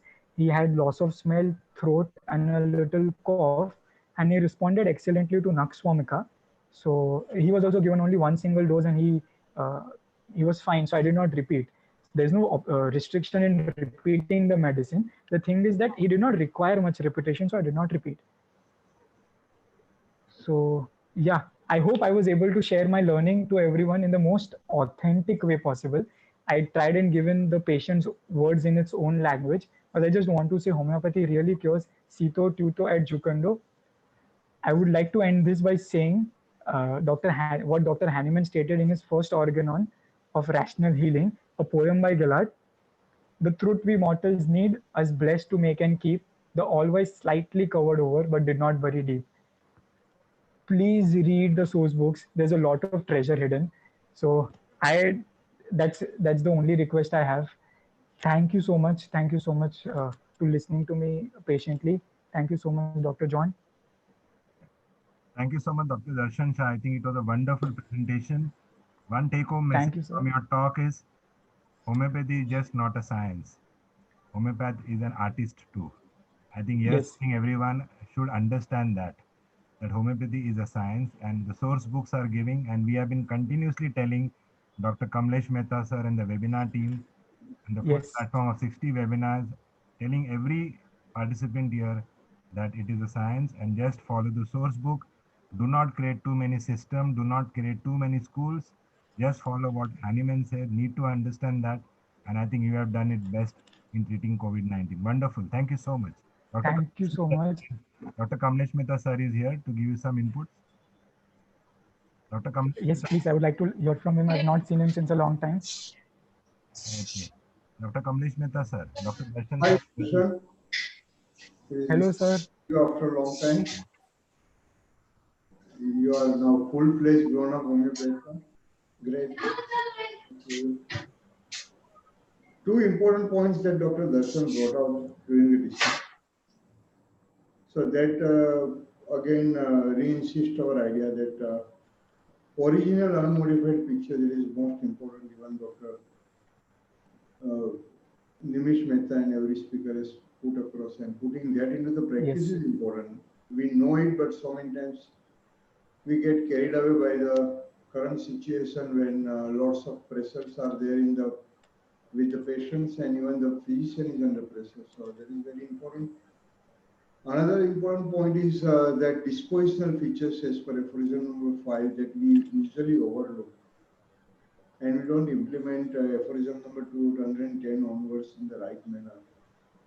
So when picture is not clear and when situation is such that it is always that we talk about that in every case, whether it is acute or chronic, the dispositional features, if they are persistent in the condition, then that has to be taken for the individualization and that helps to prescribe rather than just forming the patient into parts that it is a chronic totality and it is an acute totality and this is an intercurrent totality. So these are the points that Dr. Darshan tried to put across. And if we can have at least this much, then whether it is a COVID or any other condition, we can go ahead with that. Thank you, Dr. John, for putting me for such a small input to the group. We carry on with. Yeah, we'll continue with the next speaker. Thank you, Dr. Kamlesh Mehta sir and Dr. Darshan Shah. You're both wonderful. So now, you so next much, sir. panelist is Dr. Gajanan Danipkar. Can you unmute Dr. Gajanan? And he will be along Dr. Sharon. Both of you kindly unmute. And about Dr. Gajanan Danipkar, he's already a speaker in the last, I think, I don't know which number session he spoke, but most of the participants has already met him. And he's a practicing homeopath in Mumbai for the last 24 years. He's consultant faculty to the Other Song International Academy of Advanced Homeopathy. And he has been a great lecturer at various medical colleges and has association with a lot of practitioners. He has seminars in Portugal, in Serbia, in Bulgaria, and he has had some sessions even in Brazil. And he has worked a lot in corona cases, so he's here over to present some of his experiences along with Dr. Sharon. Over to you, Dr. Gajanan. Yeah. Before we share our cases, I'll tell you how we actually got into this treatment of corona. Can you hear me? Can you hear me? Yes, Dr. Gajanan. Yes, sir. Some participants who are disturbing request them to kindly. Sharon, I need to first share the screen. Yes, sir. Yes, sir. Can you hear me? Yeah. Let me first share the screen, then you can share yours. Okay, sir. So,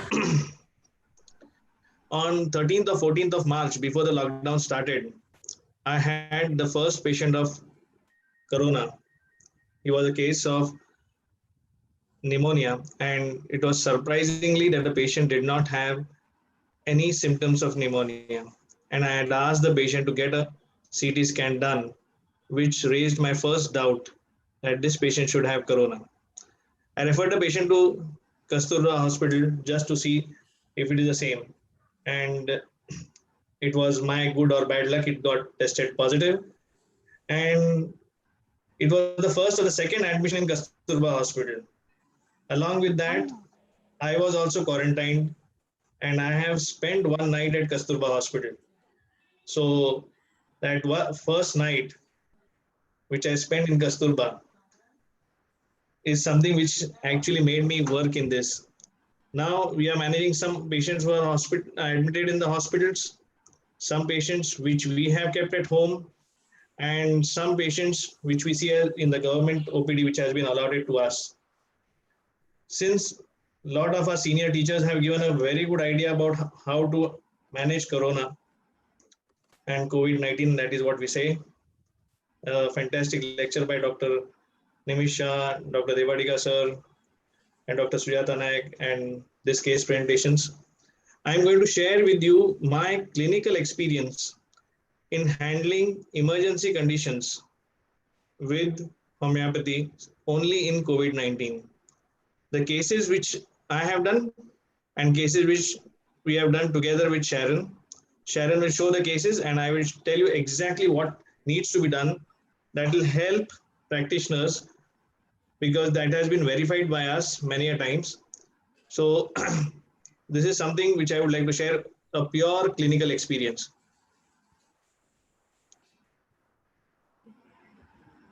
Can we go full slide? Yes. So whenever you're handling an emergency situations, I'm not talking about case taking anymore because that has been very well described before. So I'm just talking about emergencies. After your first medicine is prescribed, what to do, or when the patient is tachypneic, when the patient is in a situation of severe fever, how a homeopath should focus in the case to get the patient out without getting into complications. So my first thing is focus on what is predominant in the case. It may be the fever or the respiratory distress, just focus on that. then the principal system affected. Is it the respiratory system affected, or it is only the fever, or if it is the GI that is affected? Focus on that first. The individualization is the most important aspect, and look for peculiar symptoms. In all the prescriptions that we have done, we have not actually used preventive medicines at the first line. We have individualized and prescribed on those. Most common areas to find the peculiar symptoms will be the generals, because in emergency conditions, you have very less time for case taking. As Dr. Nimisha was always talking about how to focus on the peculiarities, that is exactly what we need to do. When we are doing this, please correct the depletions. Patients' oxygen levels go down very fast. They are short of fluids. They get into respiratory distress because they have not changed the position and the nutrition. If this is not corrected, then the patient may actually sink.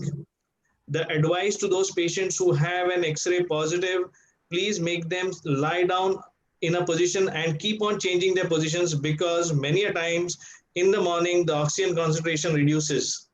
And a patient who has gone to bed with 90-95% of oxygen levels may come down to 80 in the morning because of being in recumbent position. So it is very important that you ask the patient to keep changing the position. Secondly, when a patient, you doubt what are the investigations that you need to do. Of course, we know about the swab test, but many a time the swab tests are not available. X-ray chest is the one which determines it. Nowadays in the West, they are following this as a protocol. If the patient has the symptoms as what has been described earlier, if you have an X-ray chest positive of pneumonia, it is considered to be COVID positive. So that is one, and the rest of the tests you all know. If it is fever, mind you, some patients only present with fever, and for fever, especially in an acute condition, focus on the pattern of fever, try to find a peculiarity there. The thirst, the chills, the dullness and the sleepiness will actually confirm a lot of remedies in your practice.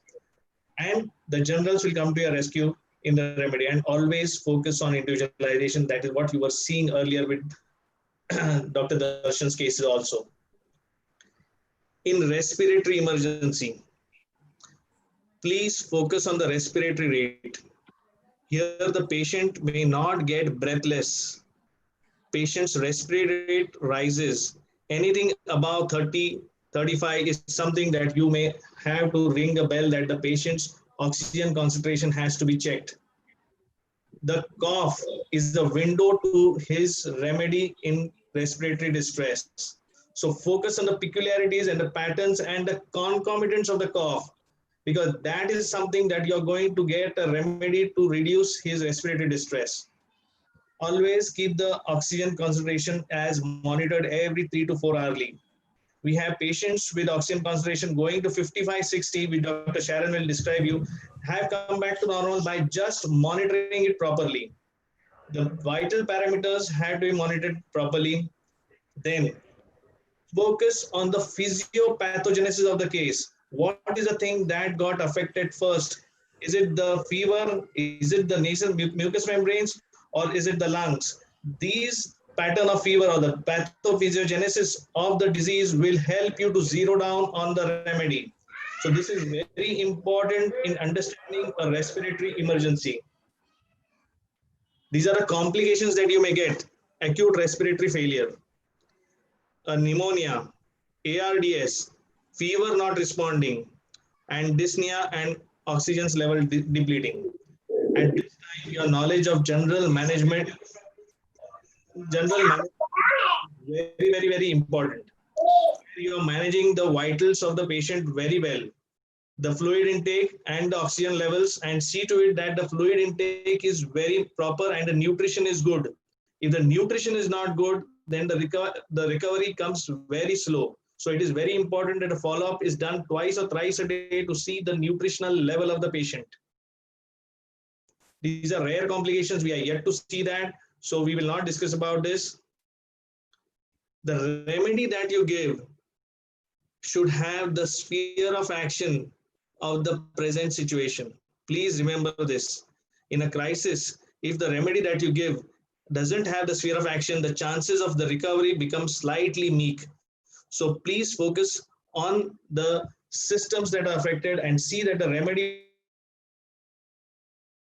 however you get, has the system into its sphere of actions. First improvement to all those people who are handling and wanting to handle, you will see in the generals first, the patient.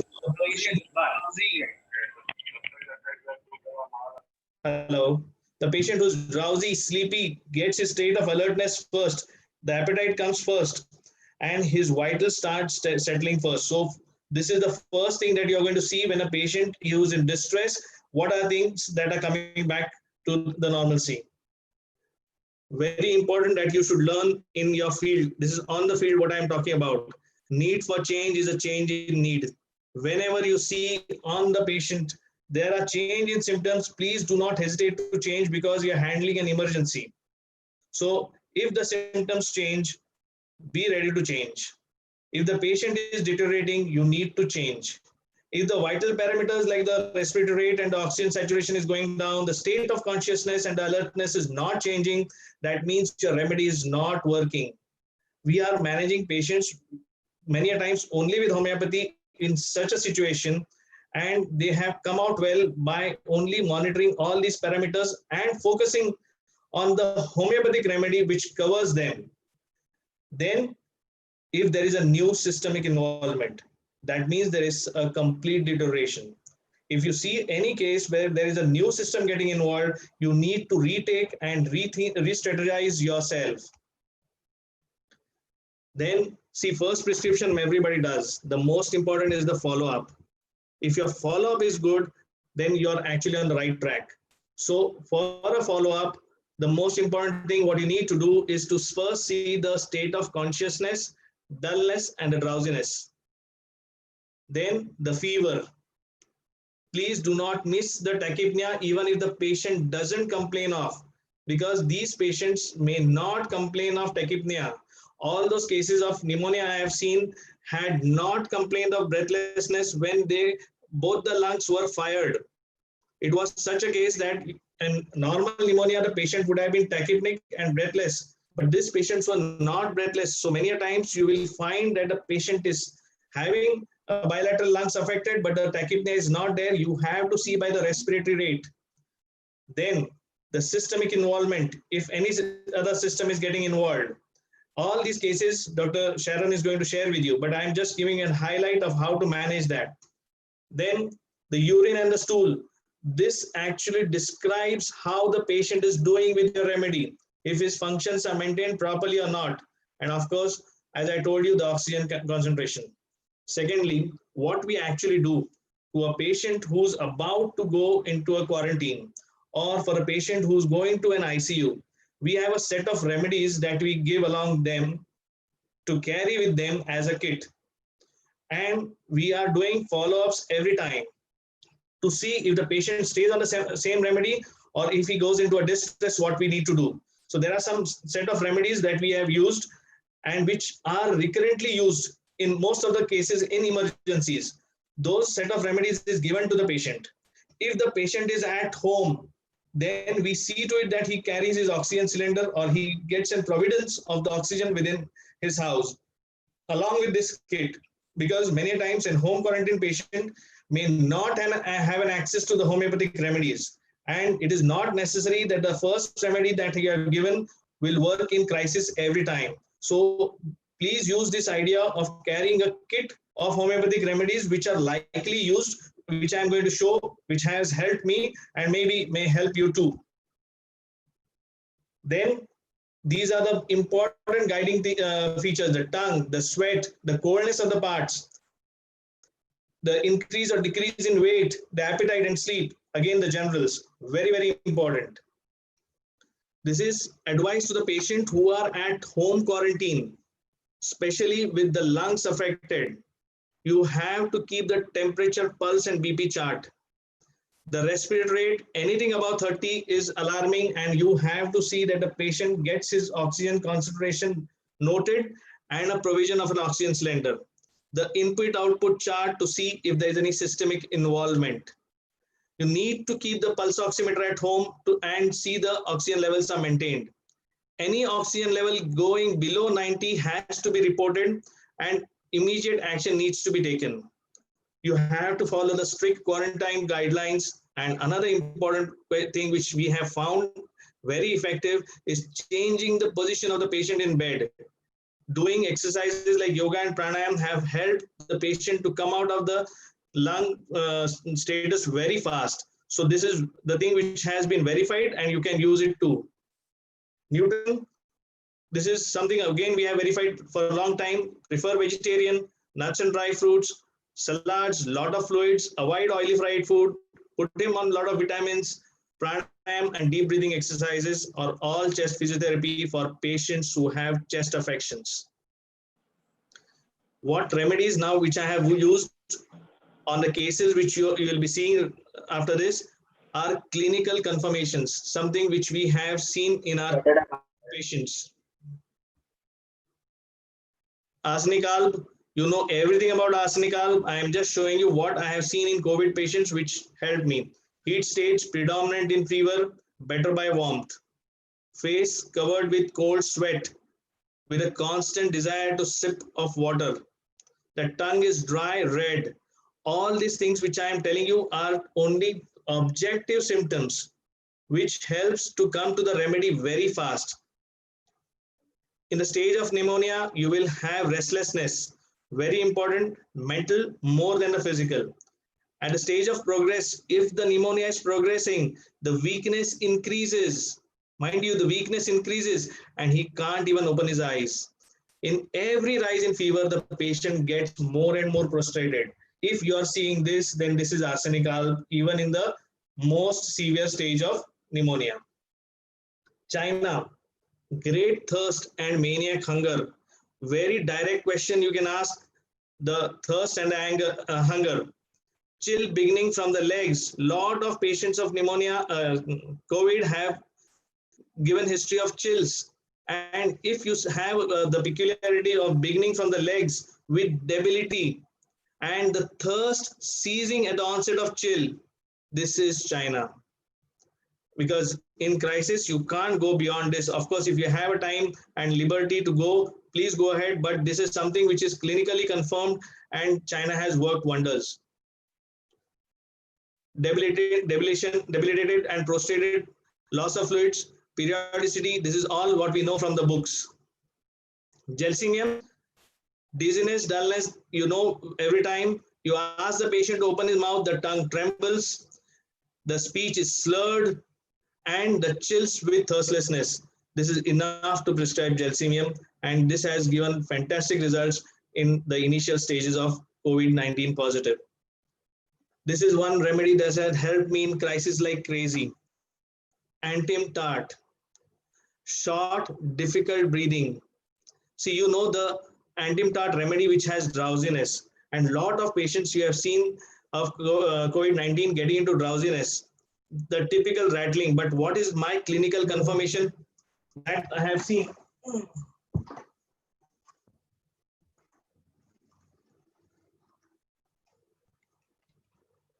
Is the concomitant of sweat along with sleepiness and drowsiness has been the most important feature of antim tart in COVID positive patients, especially in respiratory distress. This is just something which I have observed every time when I have prescribed antim tart, apart from all the symptoms in the books. Phosphorus, excellent remedy. We have used it many times. And as you see, when the inflammatory stage sets in, when the prostration is about to develop and it is a sudden prostration, the patient doesn't go into the stage of pneumonia slowly. It goes very fast. And a craving for juicy things or cold things, which is very typical, and hunger in the initial stage is very characteristic of phosphorus. If you see these symptoms, please give. It is going to work as always. Bryonia. You all know about bryonia, and we had many cases of bryonia, and especially in the stage of pneumonia, it has worked very well. Dryness is a confirmatory sign, excessive thirst, constipation, aversion to movement, which is very typical. So bryonia is one of the remedies that really helps in the cases of pneumonia and even in fever. This is one remedy that I have used and it does wonders. Aspidosperma. especially when the oxygen levels are going down. As it is written, it stimulates the respiratory center and increases the oxygenation of the blood. And it has helped many a times to get the oxygen levels back to normal. Lobelia, excellent remedy. When there is a chill, drowsiness, and the lungs are going to get into paralysis. It is not paralysis, but basically a pneumonia where the patient is not able to breathe properly. When you see this, please use this remedy, Lobelia. Vanadium. This remedy we have used in some cases where the patient's oxygen levels had gone to very, very low of 56 or something like that. And this helped the patient for the moment to get out of the crisis. And then the constitutional remedy or the indicated remedy took the case ahead and got the patient out of the condition. Camphor, yes, I have had a very good experience with camphor. This was a patient who was in severe pneumonia and had gone into a state of collapse, was very, very sleepy, very similar to gelsemium, but he had coldness of extremities. And that made me think about camphor. And after giving camphor, the patient recovered so well. But there was the one case, but this has actually avoided the patient from obvious hospitalization. His both lungs were fired. His respiratory rate had gone above 40. His oxygen concentration had gone to 80 or less than that, around 70. And the patient recovered extremely well in the collapse stage. And so camphor is one remedy that you can always bank on, especially when you see coldness, chilliness, drowsiness. And you will see obvious coldness of the hands, legs, or the body. So it is very important to actually understand the physical examination also. You need not touch the patient. The patient himself will tell you this. In the early stages, the remedies that have actually helped are Bryonia, arsenic, china, and gelsemium. Please mark them. They have been very useful in the early stages, like what Dr. Sujata Naik was telling you. When the oxygen levels, especially with pneumonia and maintained oxygen levels, the remedies that are helping are antimtart, antimars, phosphorus, and lycopodium. When the oxygen levels goes down, the remedy that will be of useful are vanadium, aspidosperma, lobelia, and justicia. And in the collapse stage, the remedies that we have got are camphor, carbovage, and china. This remedy, Crotalis, is still in stock. We need to use it. We have not seen a case like that, but it's something that we may think of in case, and I may share the experience if I get to use this kind of remedy. So that's all from now from my side. But the cases that we have seen is what Sharon is going to share you as an experience, how we actually manage those cases. If you have questions, I'll take at the end after you listen to cases of Dr. Sharon. So thank you.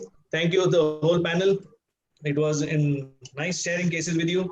And over to Sharon. Thank you, Dr. Gajanan. Dr. Sharon can start a case presentation.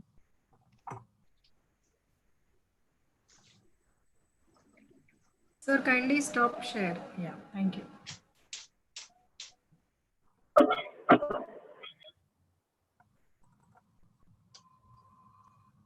Hello, can you hear me? Yes, go on. Okay, I'm going to start straight. So the first case that came to me was a female who was pregnant, 7 months with twins. And she came to us on the 9th day.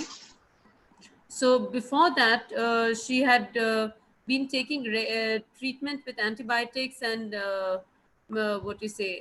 NSAIDs for UTI.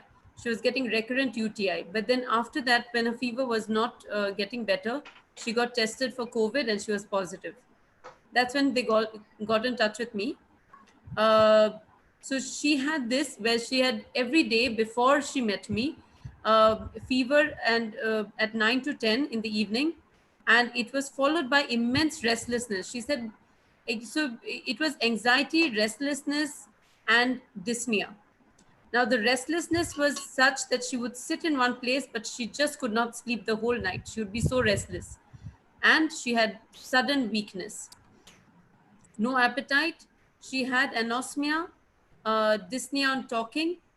And when she came to me, there was no fever. There was only severe weakness. There was heat, vomiting every afternoon, very slight cough. It was more breathlessness more than the cough. and she was thirsty. We had prescribed her arsenic album. The second case, of course, she got better the next day itself. The second case was a 60-year-old female. This was the mother of the pregnant lady. So she was a known diabetic case, and she was the first contact of the previous patient. And so they all went in to get tested, and she was the only one who stayed back. All the other 14 who got tested were negative. So when she came, she said that I've got nothing really much, just some dryness of the mouth. The next day she had headache, but she said it is because the quarantine center had a very hard mattress and a very hard pillow. So she said, I'm getting backache and headache because of this. Reduced appetite, slight feverish feeling, profuse perspiration. And she said, I'm feeling feverish. I said, when? She said, now, which was in the afternoon at that time. Weakness, I don't feel like walking. Then she told me that she's actually very mentally disturbed because one of her relatives just passed away 3 days ago due to corona. And she was also scared of being left alone there in the quarantine center. We prescribed her phosphorus and she recovered with phosphorus. The next case was the brother of the same pregnant woman. He had no underlying chronic complaints, just the previous history of repeated jaundice. His was he got tested on the third time he was tested positive because he had a running nose from the beginning, but his reports would come negative. That time he started getting fever with profuse perspiration. And every time he passed stool, he would feel better. The fever would go away. Thirstlessness with dryness of mouth. He had productive cough. He had anosmia. He could not smell the sanitizer that he was using, and a bitter taste in his mouth. And his O2 saturation was 97 at that time. He had profuse perspiration from the time he felt sick. We gave him acid phos. This is his repertorization. As you can see, sir had the most interesting thing in this case was every time he passed stool, his fever would go. So stool ameliorates with fever was in Phatak. We got phosphorus, and that's how we prescribed it mainly. He in between had very offensive cough, and was so much because he had to wear the mask, and the cough was so offensive that he would get nausea. But we didn't stop. We continued the same treatment. There was another 75-year-old male. He came to us with an X-ray showing bilateral pneumonia and ground glass opacity in the lungs. This is how it was. During that time, he had excessive weakness, restlessness, fear, anxiety, cold, cough, fever with chills. Fever came every evening and it kept increasing. His cough was productive. He said he gets gagging because of the cough and increased thirst. He feels better in the upright position. His respiratory rate was 40 and he was constipated. Now, in this case, the most important thing is he was not talking. All this that was said was by the attendant, and the attendant was talking for him. So initially I thought it was because he couldn't talk and he was so breathless. But later on, he said that it is because when he talks, it hurts. So we had given him Briania 1M, and in 2 days, he had quite a lot of improvement. He was physically completely fine, but this is his X-ray report after 2 days. Now, this case had come to me. Actually, the son came to me, and he said, "Mummy is getting fluctuating sugar since many days, and we don't understand what it is." So I knew her as a heart patient, diabetic, and obese. I mean, she was not my patient then, but then I knew this much about her. So I sent the oximeter back with the son, and I said, check her. And this is what they had.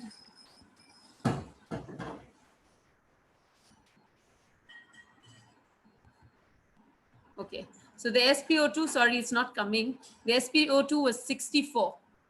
So we immediately took a video call, and she said she had fever and body ache 8 to 10 days ago. And she took some medicine from a local doctor, and she had reduced appetite and profuse perspiration, and she would suddenly turn ice cold, very cold to touch. Her sugar levels kept fluctuating. So in the morning it would be 54, then they'd give chocolate and banana, it would rise to 198, then again, but she would always be really cold to touch. Then she complained of rib pain, chest pain, and dryness in mouth. She had no dyspnea at all. She coughed once during the entire history. And when she coughed, we asked her, she said, yes, I get sweat on the face when I cough. So she had profuse perspiration otherwise, but when she coughed, she would cough and she would get perspiration on her face. So we gave her Antim-Tart.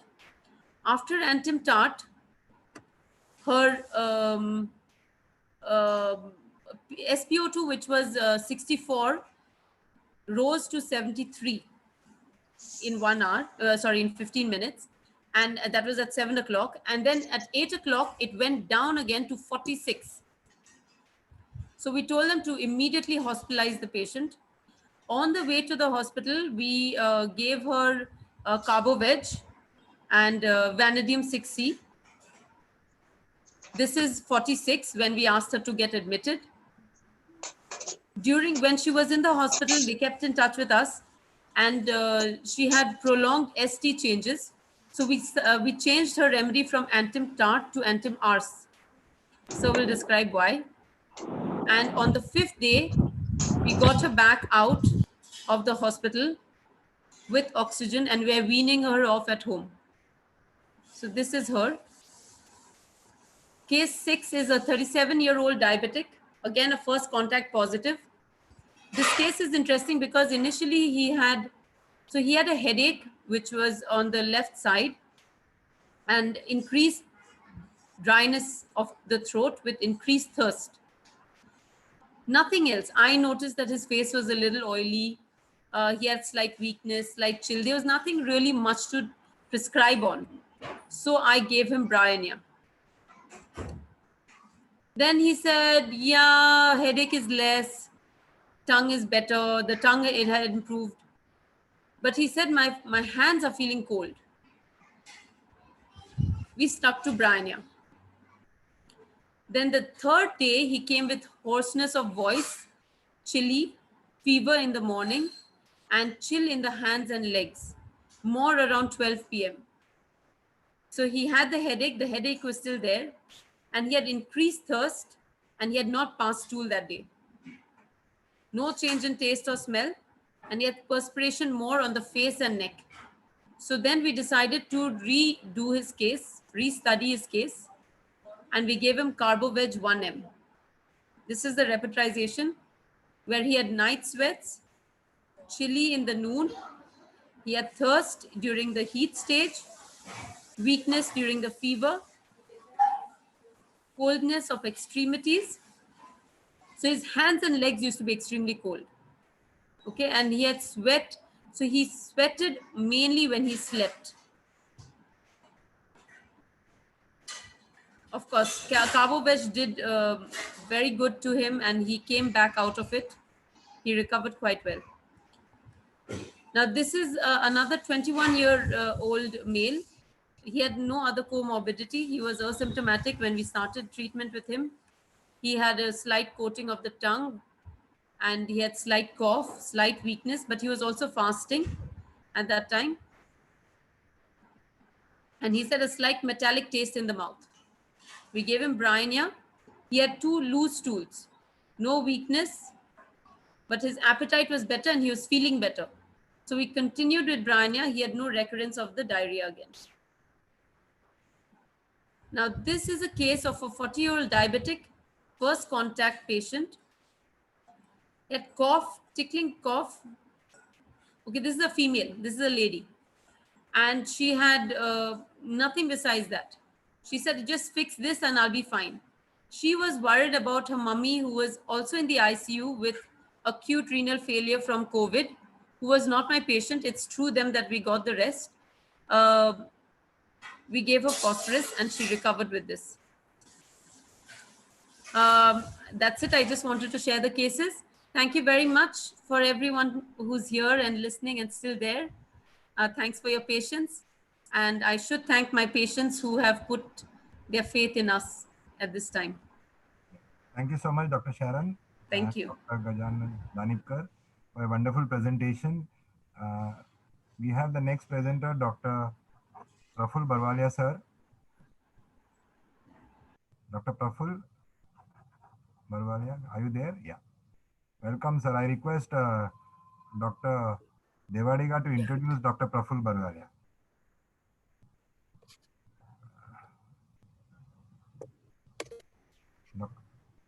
Dr. Prabhakar Devadiga, yes. Yeah. Kindly introduce. He is the senior most practitioner, so I thought it's an honor, sir, to you to spend time with us and be here on a Sunday late night. Thank you so much for being here with us. Dr. Devadiga, kindly introduce Dr. Praful Barwalia, sir. Okay. Dr. Barwalia actually does not require any introduction. His work itself is the introduction. Can you all hear me? Absolutely clear. Yeah. So Dr. Barwalia's works are now more or less legendary. He is a very down-to-earth human being, a very nice human being. I have been working with him. He was in our department, and I think the association goes 30 years back. We have worked together in Indian Journal of Homeopathic Medicine, and I have never seen him raising his voice. Only when he wants to speak something, to make us understand maybe, but not in anger, only to make us listen. But the work which he has done is phenomenal in thyroid. Then he did it in our ADHD and autism. And those are all great work where he has put homeopathy in its right pedestal. So all other work what he has studied from ICR and he has been teaching, he is running his Institute Spandan, which in itself is a unique thing where the BMC itself has granted the place, which is a very rare phenomena. And then he is running it for so many years successfully. Now that part has been converted into a COVID hospital. So whenever we will be hearing Dr. Baya, we should know that we will be hearing it, the truth as it is, in a most simplified manner and based on ground reality of organon. So without taking much more time I think I should turn over the mic to Dr. Barwalia to carry on. Thank you, Dr. Prabhakar, for the introduction. Yes, sir, you can start your presentation. Thank you. Thank you, Dr. Prabhakar, for your kind words. Thank you so much. At the outset, I really congratulate of this webinar forum. I must congratulate Dr. John and Dr. Kamlesh Mehta, who are the architect of this, along with his entire team, for the wonderful work which they have put in and the platform which they created and contributed. My previous speakers have wonderfully laid down the entire platform of COVID. Dr. Prabhakar gave us a big map. Nimish, Dr. Sujata, Dr. Gajanan, our young friend, all of them, Dr. Sharon, all gave beautiful therapeutic experiences and ideas. I'm just taking a little different perspective. I'll share the screen. Sir, please share your screen. Yes, I'll share the screen.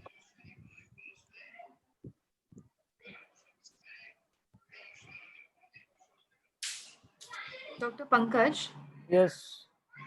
I'm Dr. Kavita. Dr. Pankaj, we have one participant who has shared a screen. Yes, I already put him in the waiting room. Sir, can you share the screen from your side? Is my screen visible?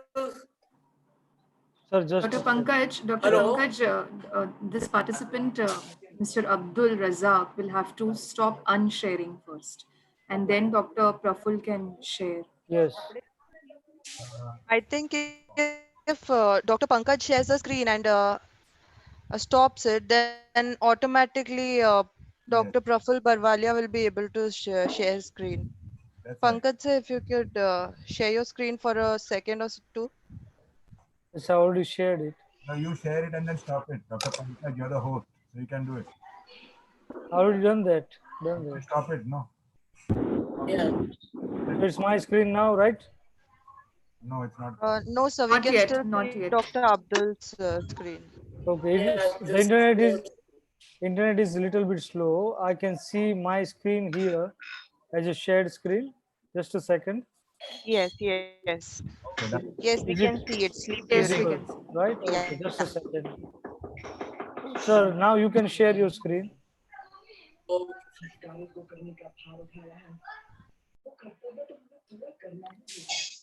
Is it seen? Yes, sir. Yes, sir. you can start. Yes. Thank you. Sir will have to switch off his video because of the weak Wi-Fi. Yeah, I'll switch it. Thank you, sir.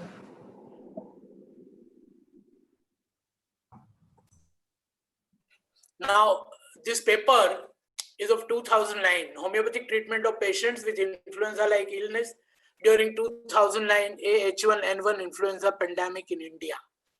Now, at this time, Robert Matthey and at that time our CCRH President Dr. Nayak had conducted this particular survey wherein prospective multi-center data collection survey of homeopathic practice in the treatment of influenza-like illness was done. And fortunately, I was one of the data contributor, one of the participant in this survey. And in this project, we worked for about a year. And this gave very good insight. Arsenic came as one of the top, followed by bryonia and other medicines. But important aspect was that how objectively we should go on following cases of influenza-like illness. See, do not go by nosological name. H1N1 you are not going to encounter. So study all influenza-like illness which come up. So for that entire year, quite systematically, the data set was prepared by Dr. Matthew and was circulated and given to us. And we studied them.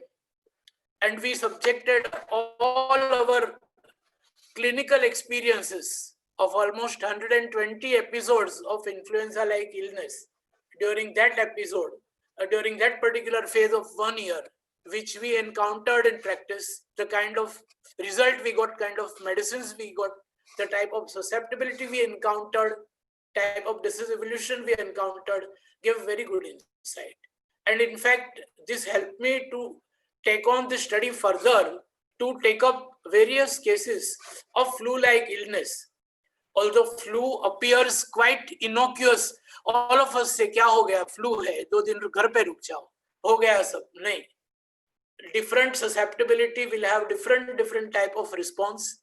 So that's how you should know the disease, you should know the disposition, and then you try to move ahead. I'll just share one case of COVID. We'll go a little faster so that I can come exactly to the perspective which I want to share. Now, one of our colleagues, they were treating Mrs. SM. One colleague was helping another colleague whose wife had come down with this entire episode of fever, chilliness after midnight during daytime, sleepiness with high fever, once dry, deep hacking cough, desire to lie down after 15 minutes of homely activity, weakness from inside. Husband had fever 2 days ago for 2 days and was better with phosphorus 1M. Pre-morbid mental state, was very busy in pickle making and loaded with continuous work and busy on children for non-cooperation in household work. worry about husband's fever. From 13th May to 22nd May, our colleague had given phosphorus 1 m and then subsequently arsenic 1 m without much of the response. HbA1c, she was diabetic, it was 8.1, CRP was 15, WBC was 7,000, X-ray showed increased bronchovascular margin, especially lower zone. There was telephonic conversation with a radiologist who assured that there is nothing much except increased bronchovascular margin. So desire for open air on review had come up, coldness of extremities with fever, evening spike of temperature, thirst, white coating of tongue, bitter taste, and possibly some viral illness that was there in the mind, and pulsatilla was given at that time. On 22nd May, investigations were carried out. C-reactive protein was 33, WBC was 9,300, COVID positive in the evening at 6 p.m. Patient complained of heaviness in the lungs. All these days, SpO2 was monitored, which was above 95. Immediate HRCT was done. Changes in both the lungs and all zones, moderate to severe. Don't know how would virus behave inside. Admit her immediately was the suggestion. So naturally, now you see, earlier appearance of X-ray, do not go by X-ray. X-ray could be deceptive. So in all these cases, whenever you are suspecting involvement of the chest, go for HRCT. So the way in which entire revolution had come up, and we are seeing the lung parenchyma getting involved so extensively, tuberculinum was introduced.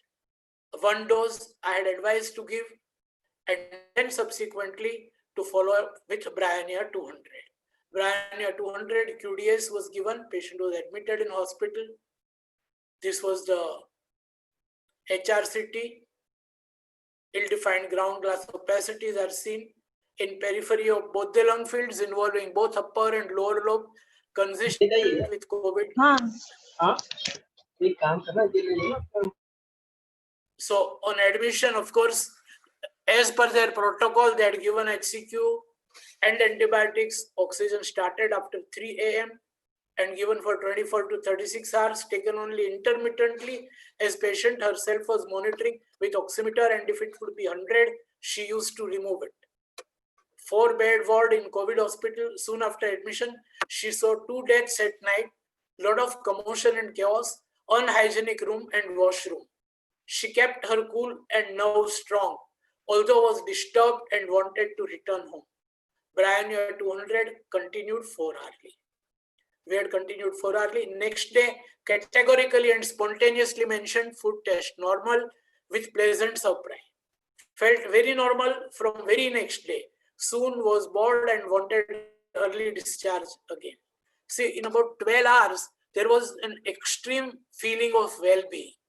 And this was followed by all other general parameters showing remarkable improvement, as well as, of course, the vital parameters. Bryonia 200 was continued 4 hourly. She was so better, she told that I want to go home fast. After 1 week, repeat COVID test, which came positive. X-ray test, similar changes like earlier X-ray, as per protocol, kept for another 3 days and discharged. Was very cheerful, energetic during hospital stay, subsequently in twin sharing, where atmosphere was better.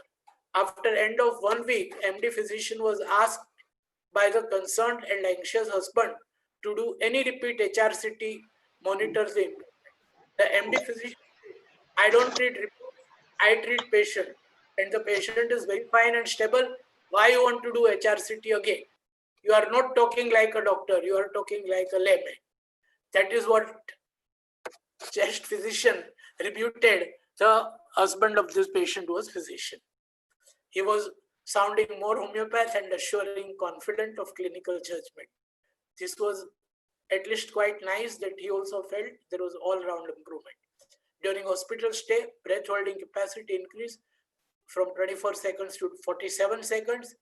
Patient challenged husband that take discharge file. At home after discharge, happy and emotional, good energy and mood during hospital stay, had come to know that her uncle expired due to COVID, got emotional but took things on stride. Her husband also had come down with COVID, was admitted, and unfortunately, she left for heavenly abode. She came to know about this during hospitalization, but she took this very well. The patient all through showed lot of stability. 4th June, CRP, C-reactive protein 4.2, CBC 9500, neutrophil 69, lymphocyte 28, LDH 254, ferritin 98, TUB1M repeated after 10 days, constitutional remedy started, natrum cap 200 daily bedtime. And all this she maintained very well. Now, our colleague also kept his compose and handled this entire thing. He was constantly in touch with me and we were monitoring every day, at times even twice a day if required, through telemedicine, and the patient was gradually improving. See, it happens. I'll recall, again, I'll go back to 2009. In 2009, when that we were all worried with H1N1. Now, at that time, I was invited by MCGM, Municipal Corporation, to participate in one public health meeting that what reform we should have in the light of this epidemic.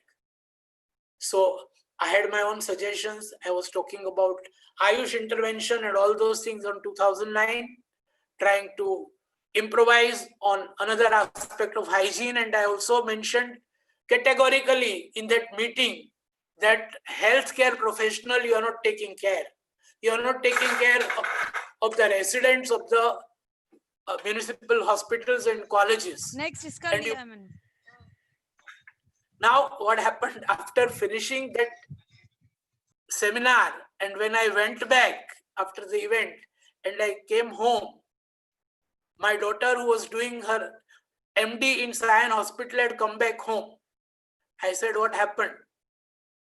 She was positive for H1N1. She was a resident there and she herself contracted that.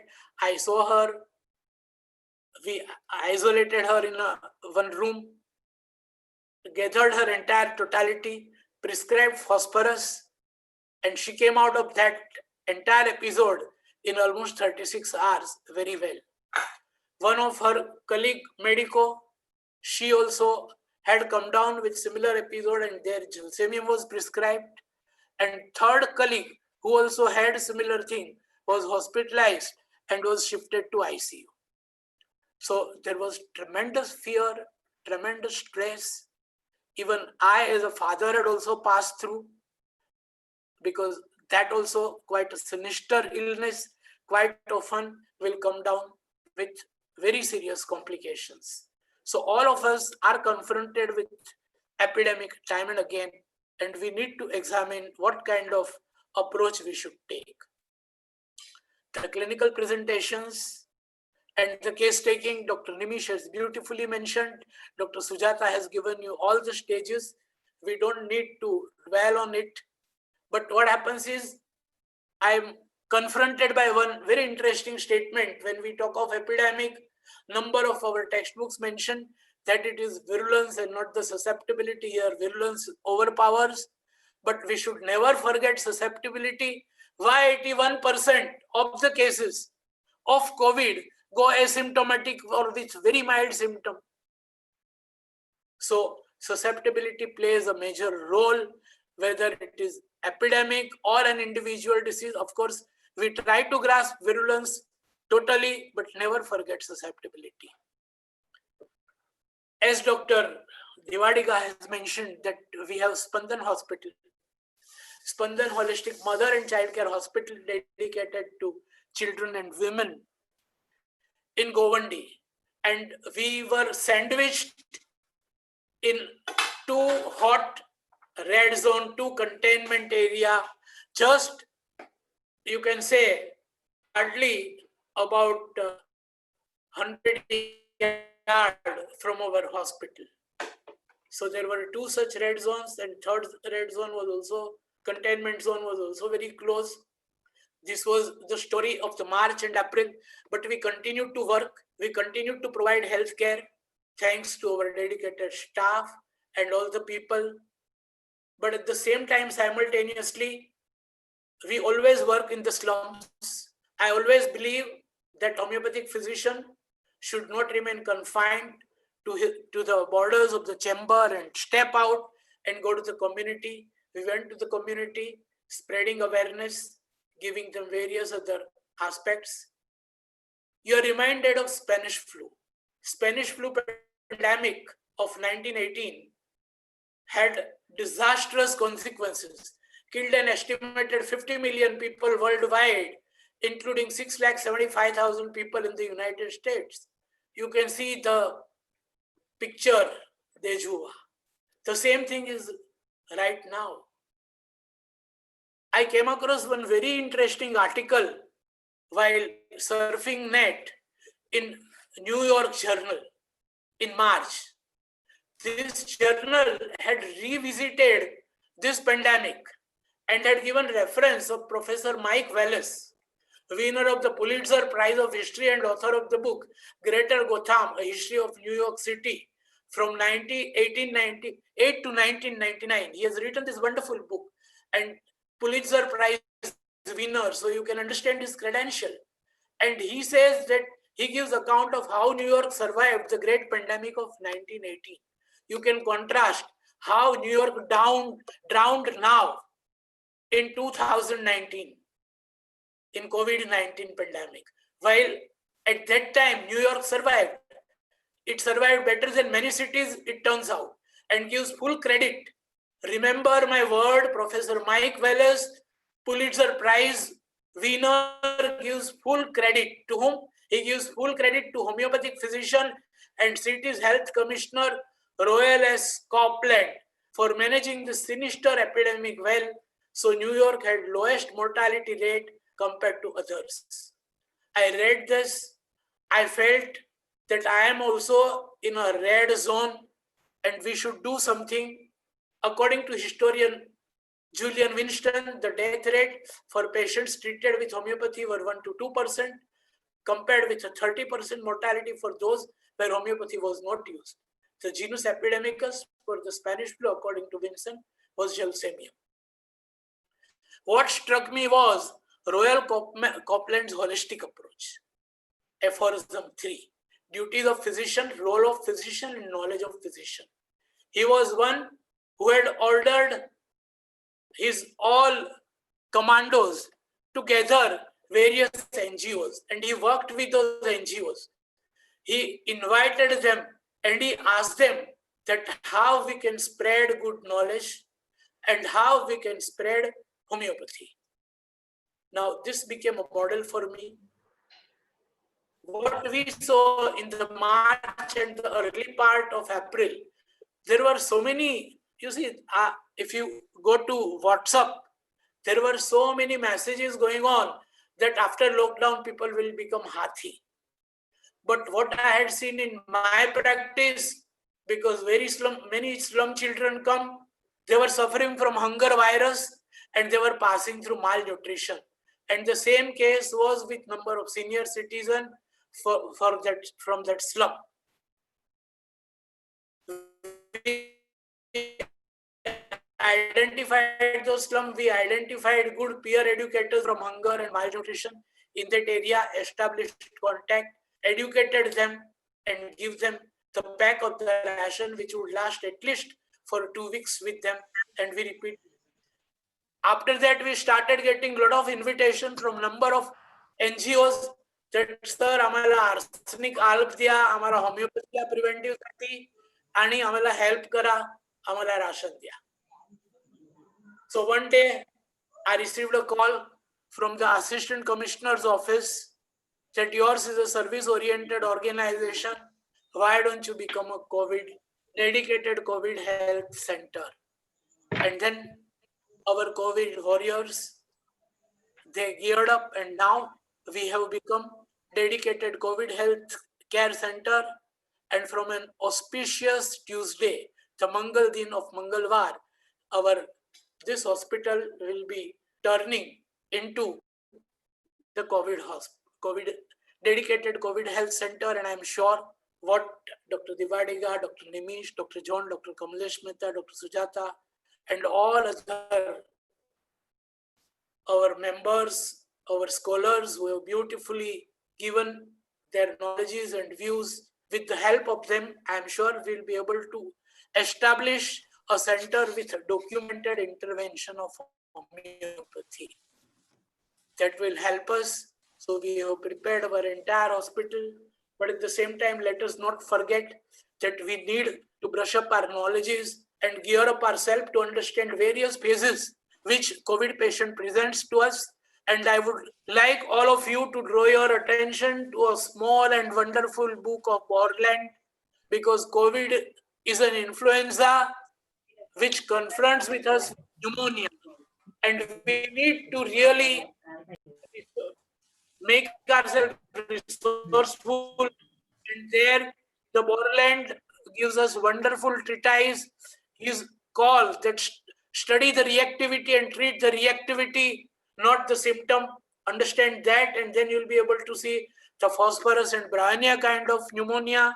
You will see the pyrogen kind of pneumonia. You will see the complicated lachesis pneumonia, mercurius pneumonia. My dear friend Prabhakar Borkar has also done good work. So I think all of us should capitalize on all these our masters have done, and I'll underline and sign all our speakers have said that this is what we need to grasp. Acute disease, don't treat it casually. It's a transient explosion of latent miasm. So understand dynamic model to grasp the susceptibility, the sensitivity, reactivity, immunity, mortality, which is there in the backdrop of miasm suppression and leaving. We try to grasp this susceptibility. I think in number of presentations which came in a very overt way or covert way.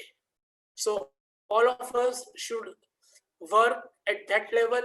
And then, as our young friend said, that don't forget the original unmodified picture. So organ becomes the base, and when we'll be able to definitely tide over this critical phase with the entire humanity is facing. So the holistic homeopathy demands compassionate love and care, and I'm sure we'll be able to give this. Thank you so much. Thank you, Dr. Praful Barwale, sir. It was a wonderful presentation. We thank all the panelists to kindly unmute so that we can take the question answer session. Dr. Prabhakar Devadiga will lead. We require Dr. Sujata Nayak, Nimish Mehta, Darshan Shah, Gajanan Danipkar, Dr. Sharon. Only in the night. We are around 9:26. We are delayed by half an hour. Pardon us for the delay, but I think we should have a question answer session. So I request Dr. Deepa, Dr. Kavita, and Dr. Nisha to take the questions which is coming on the chat screen, and kindly ask the panelists. Sir, I'll start with the first question. I think Devadiga sir, this is for you. What posology was used in Naja? Contact leads for oxygen supply. There are many questions in from one participant. Okay. So, sir, I think we'll go one by one, sir. What posology was used for Naja, used in Naja patient? Okay. The potency which was used was only Naja 1M. The reason was more simpler because the person there did not have the other potencies. Okay. Okay. So the potency was completely out of our hand, because what was there, it was given in diluted form in liquid, because and it was given to all. It was repeated every 3 hourly, and the patients came out. And the interesting part is that person had only that much. He diluted in around something around 15 liters of water, and then gave it to the whole village as preventive. That same doctor, unfortunately, without asking me. And now not a single patient in that place. Please do not take this as the landmark. I'm just telling these are the interesting thing happening. That is not the way we should do. Just explaining that. Contact lead for oxygen supply, I will try and send it to the group because it has come from another group. They are supplying oxygen anywhere and they will be giving it to you. And the moment it is empty, you are supposed to return it back within 24 hours. I will send it to the group. What was the other question? When to repeat COVID test, how to monitor oxygen saturation, respiratory rate for home quarantine patients, and the last is any protocol or chart for documentation of cases. Another documentation case, Dr. Nimish Mehta will be answering. Repeating COVID test also, now the guidelines have changed. So repeat COVID tests are not done in asymptomatic patients and patients who are partially symptomatic. And as Dr. Barwale also rightly said, nowadays they are asking if the patient is already goes home. So the COVID test repeating is only for academic purpose. Once the patient is better, if he already had COVID and is improving and is better, it is understood that he is going to become negative. That is one of the concept which is being developed over a period of time. Then once the tests are available, you can do it at your own this, because at present tests are the kits are not available, and that is the reason. Once it is available, then academically we can do all this. Okay, sir. Yeah, thank you, Dr. sir. Nimish Mehta would want to answer about the protocol. Can you hear me? Yes, I'm audible now? yes, Yeah, yeah. Yes, sir. Yes, sir. Friends, I had concentrated only on the acute questionnaire when I made a presentation. Our team, that means along with me, all those people who are contributing to the task force, we are working together as a group. And we have designed one format. I will pass on all the text of that format on our group as a Word file, which you all can use. We have tried to take care of what are the needs for clinical documentation. And we have prepared a short case record where you can also enter all the essential details for a homeopathic case record. So all the three formats together will give you questionnaire, will give you a case record so that you can do a homeopathic sharing of the experience anytime. And the third would be a format on which you can report so that any non-homeopath can understand the value of your work and result. Okay, I'll forward that. And in that, whatever feedbacks, we have people like Dr. Barwalia and so many seniors here, as well as a lot of people who are active with cases. So any modification you all feel is necessary in that, please send to me. Thank you, be glad. sir. I'll share this very soon as the session is over. Thank you, sir. Sir, another question from a participant. Are we allowed to advise COVID test from labs? Because the guidelines mention that only allopathic physicians can request for the investigation or advice. No, now that things are changing, the guidelines will keep on changing. So even the patient himself, if he has got a close contact and he can prove, then he can ask for test himself. Even doctor's requirement is not there. That is the latest guideline which has come out. But then unnecessarily, when people go and want to do the test, they will not allow. You have to prove that you have been in a close contact. Otherwise, it has to be, you have to have reasons for writing that. And once you write down the reasons, it is possible for you to get it done. So some of the laboratories are allowing it and some of the laboratories are not allowing it, because there is this little confusion about whether only MBBS people or any registered medical practitioner who is MD can prescribe. That is a rule. Thank you, sir. Sir, another question from a participant is, are we allowed to share patient details on Sanjeevani app? Sanjeevani apps is taking the whole, it is not one individual detail. They are asking for the number of patients which you are given arsenic or anything. So they want to make statistics. They are not interested in the patient's detail. So patient's name will not go up. Yes, sir. Thank you. Dr. Praful, sir, this question is for you relating to latent sora. So one participant has asked, should latent sora be considered in selecting prescription, as this is explosion of latent sora? What Organon says? Yes. Now we have to really grasp the implications of the term explosion of the latent sora. Here, it has been suggested that acute is not to be understood in isolation, there is an underlying miasmatic state which is responsible for manifestation and evolution of the disease, and you must grasp that accurately and properly. So whatever is the underlying miasm, now for example tuberculosis, which is responsible for giving rise to this kind of acute phenomenon. Similarly, you come across a highly syphilitic underlying miasm and you come down with a storm and patient passes away within no time. So all these miasmatic state you need to understand and integrate in your totality. Possibly when you study the entire form expression and you relate to that underlying miasmatic state, then you will know the depth of the medicine and you will be able to.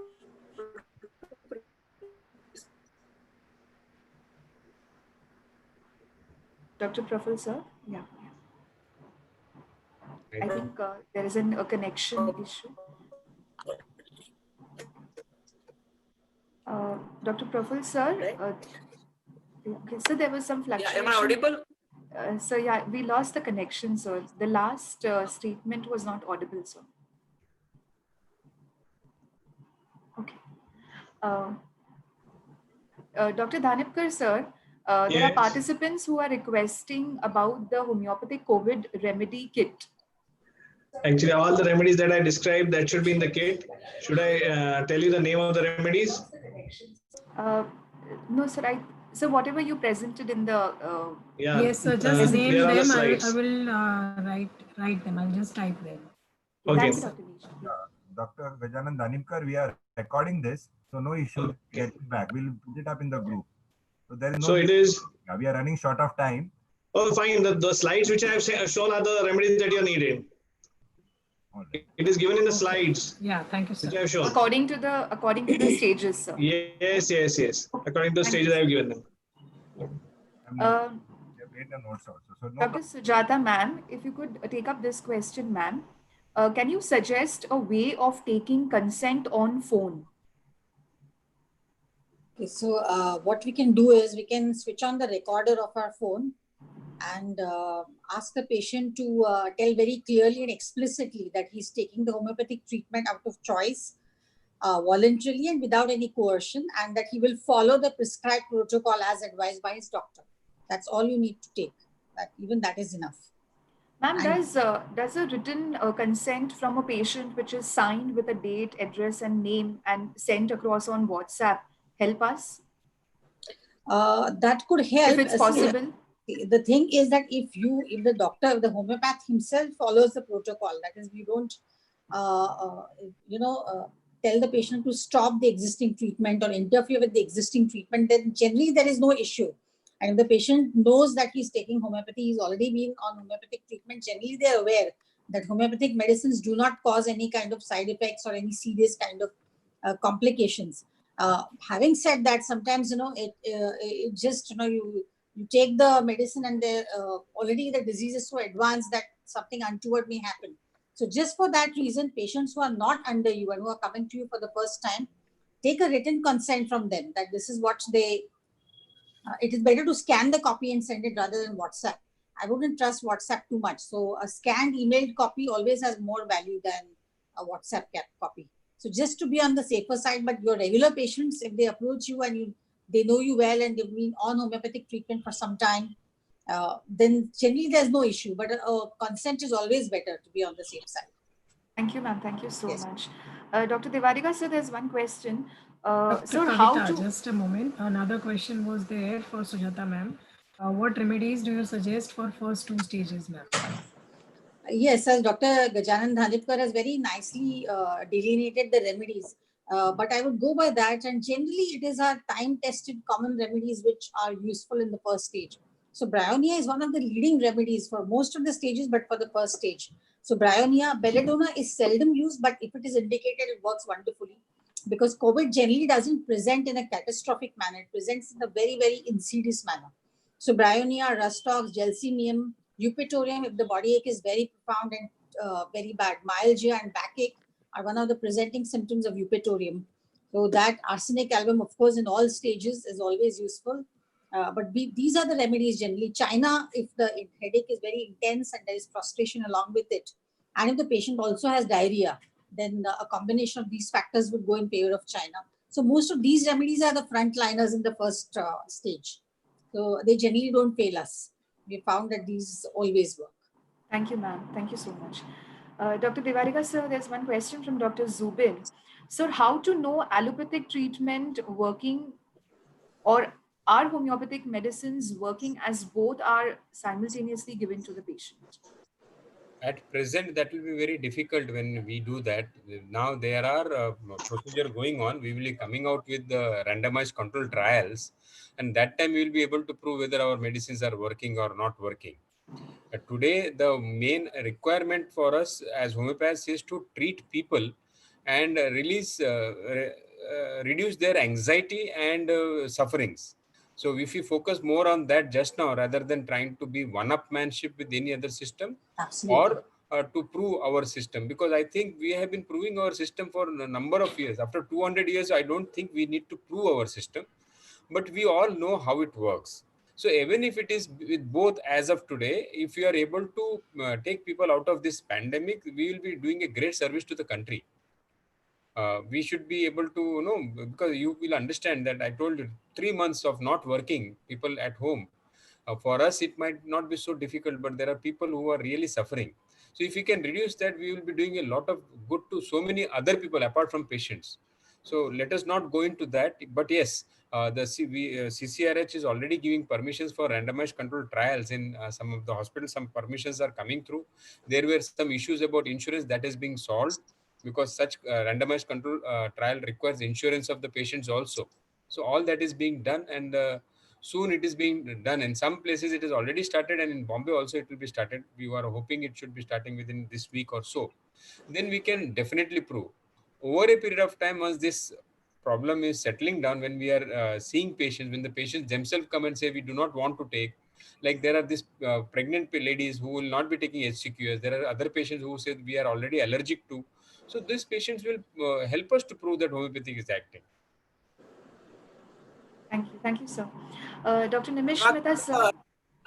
Just 1 minute. Yes, sir. Yes, sir. Whatever allopathic medicines are given are also absolutely empirical. Now, role of chloroquine has been debated a lot by allopathic doctors themselves, and they are not sure whether it is working or not. Similarly, various other antibiotics, their efficacy on virus is always debatable, because they have not discovered any antibiotic which can kill virus. Antibiotics are there killing bacteria, but not virus. So if they are giving so empirically, where is the question? So naturally, if whatever we are giving, that is something which is going to bring out the relief. And as Dr. Prabhakar rightly said, that once we have 2 streams, those control studies are there, it will be able to speak. And second point is, legally, we have to continue with allopathy. You have no choice. So you can't divide, that way patient. Hello. Only on homeopathy. You must give allopathy. That is the legal compulsion for us. Thank you so much, sir. Yes, Dr. Nimish, sir. So you'll have to unmute. What I would like to add, which I've been telling very often, see, all these cases which are first and second stage cases, we are not going to be able to claim much as adjuvant therapy, because there are so many places and so many cases in the world where there is no homeopathy, and still those cases are improved in the comparable same time. As Dr. Barwalia said, and Dr. Devadiga also said, what we have to remember, we have to go on treating more cases, and a point of time should come very soon. See, COVID is here for 6 months, at least more to come. There are at least 2 more waves of new cases expected to come. If we generate enough confidence in our authorities, and we all get chance to treat more severe cases, and then severe cases treated with homeopathy and without homeopathy would be possible to contrast. And that's the time in which I think our contribution will be recorded in the history. The kind of contribution Dr. Barwala showed about New York, if you want to reach that level, We have to steadily work with as many cases as possible. So our whole purpose of doing today's session was that not just 5, 10 year. Okay, everybody here, treat cases as many as you get. The more cases we treat and people are happy with us, authorities are bound to give us permissions for more official work with more severe cases. The kind of work Dr. Gajanan is doing, and we reach more and more of that, we are going to then probably make a dent. Just a conclusion on this, we have 500 plus participants on this. So if each one even minimum manages 100 cases, you can see the number we are managing. Very true, very true. Today it counts in numbers. Yeah. And that's why I said, at least create a brief record, put all the records to CCRH, keep the records with you so that they are possible to reproduce when they require as evidences.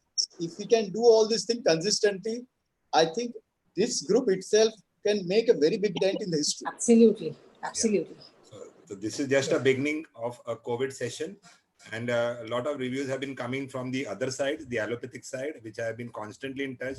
Being an intensivist, they are expecting a relapse to come somewhere in November, December. So that is where we can work.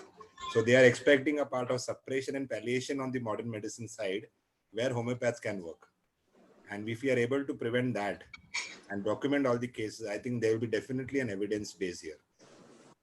I request Doctor, any more questions? Important, we have time is already gone past our normal time. So just one question was there regarding arsenic album as a preventive. Should it be given now, and if given, when it should be repeated? Dr. Praful Barwalia, can you take this question? Arsenic album, the CRS guidelines and fact sheet is there, but usually the experience is that whenever arsenic album is effective, you give it for 3 days, wait for 2 weeks, and repeat after 2 weeks. And after that, you may not be required to repeat. Thank you, sir. Yeah, thank you, sir. Okay. Any more important other we mind? Dr. Yogesh Vasandi and Dr. Kamlesh Mehta, sir. Are you there? Dr. Yogesh? Yes, Dr. John, I'm there. Yeah. You want to say something about today's session and you want to share something? Sir, Dr. Pawan has raised his hand. Yeah, we will give time. Yeah, we will give Pawan. Yeah. Just hold on, Dr. Dr. Yogesh. Yeah, Dr. Yogesh. Hi, Dr. John. Yeah, hi. We can't I see think you. my camera is not opening up. I don't know why saying Zoom is not detecting the camera, but I think it's a superb session. This session is going to be watched by every homeopath with so many amazing things, the medical legal aspect, the consent, what Dr. Devadiga said, the quick protocol given by Dr. Nimesh Mehta, the confidence by Dr. Darshan Shah, and as usual, the eloquent dialogue, the encounter with Dr. Barwalia, if I may use the word, was so beautiful, and the case presentation so complete. And Dr. Sujata Naik, as usual, giving the complete roundup.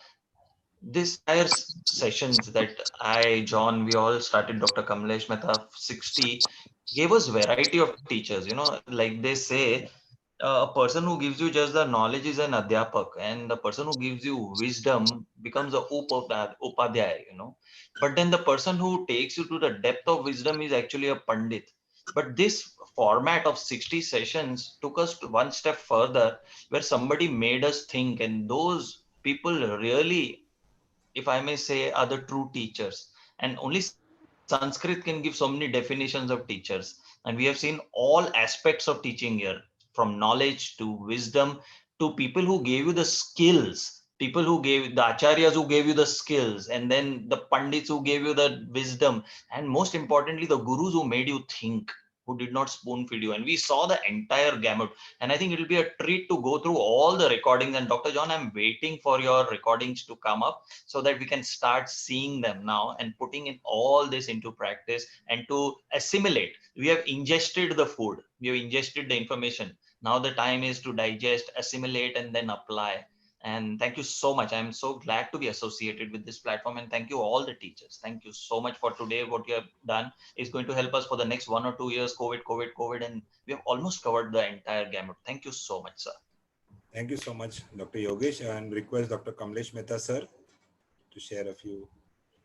There is other Pawan and Dr. Matthew. I think I'll give you a chance, but let Dr. Kamlesh Mehta finish. Thank you. Hello, everybody. Hello, sir. This was the attempt of Semilimum Group and Diary of Homeopathy to bring everybody together on one platform and intently discuss a topic which is going on in the minds of all the homeopaths, allopathics, those who call them as a physician and those who call them as a patients, and lay people in government and the world around.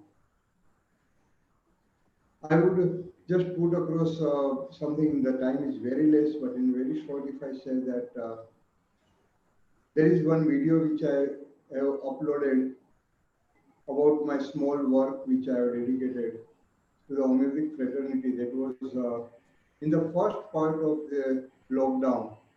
I had an opportunity to study 20 cases of flu-like conditions, whereby age group from infant to 100 years of age, and people from India and abroad. And thereby, what came out of in 20 cases, that there were 17 different remedies required, and all those 17 remedies were dispositional remedies. These all patients were already under the treatment, and they were very prompt enough to contact as soon as they started getting flu-like symptoms, sore throat, and other upper respiratory problems and the fever. So all those patients were already under the treatment, so their dispositional indicated remedy was given.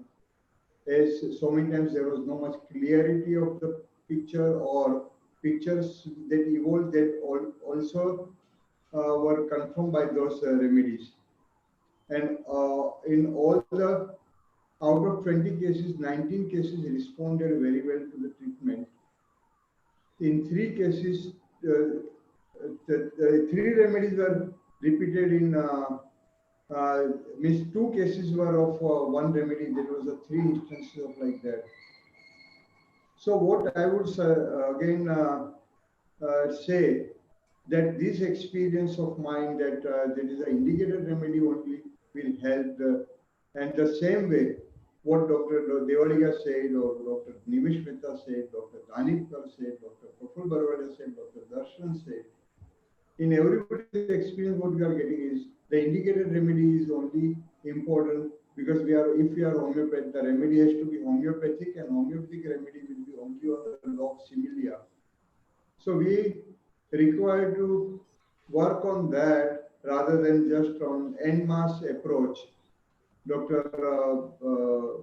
All of us, if we proceed in the similar direction, I am sure that patients would be helped in much more way. In currently the cases which I am having of the COVID, in the same family, all the 3 patients require 3 different remedies, as the Dr. Darshan also said, that Nastamika or Dalkamara.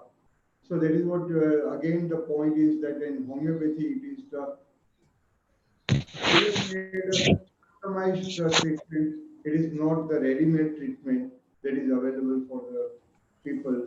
Unless it is a epidemic, which is currently we are not having epidemic. It is again a sporadic conditions, and so unless there is an epidemic and we study cases enough for the epidemic, and then we find out a remedy, and that may be suitable for those epidemic conditions.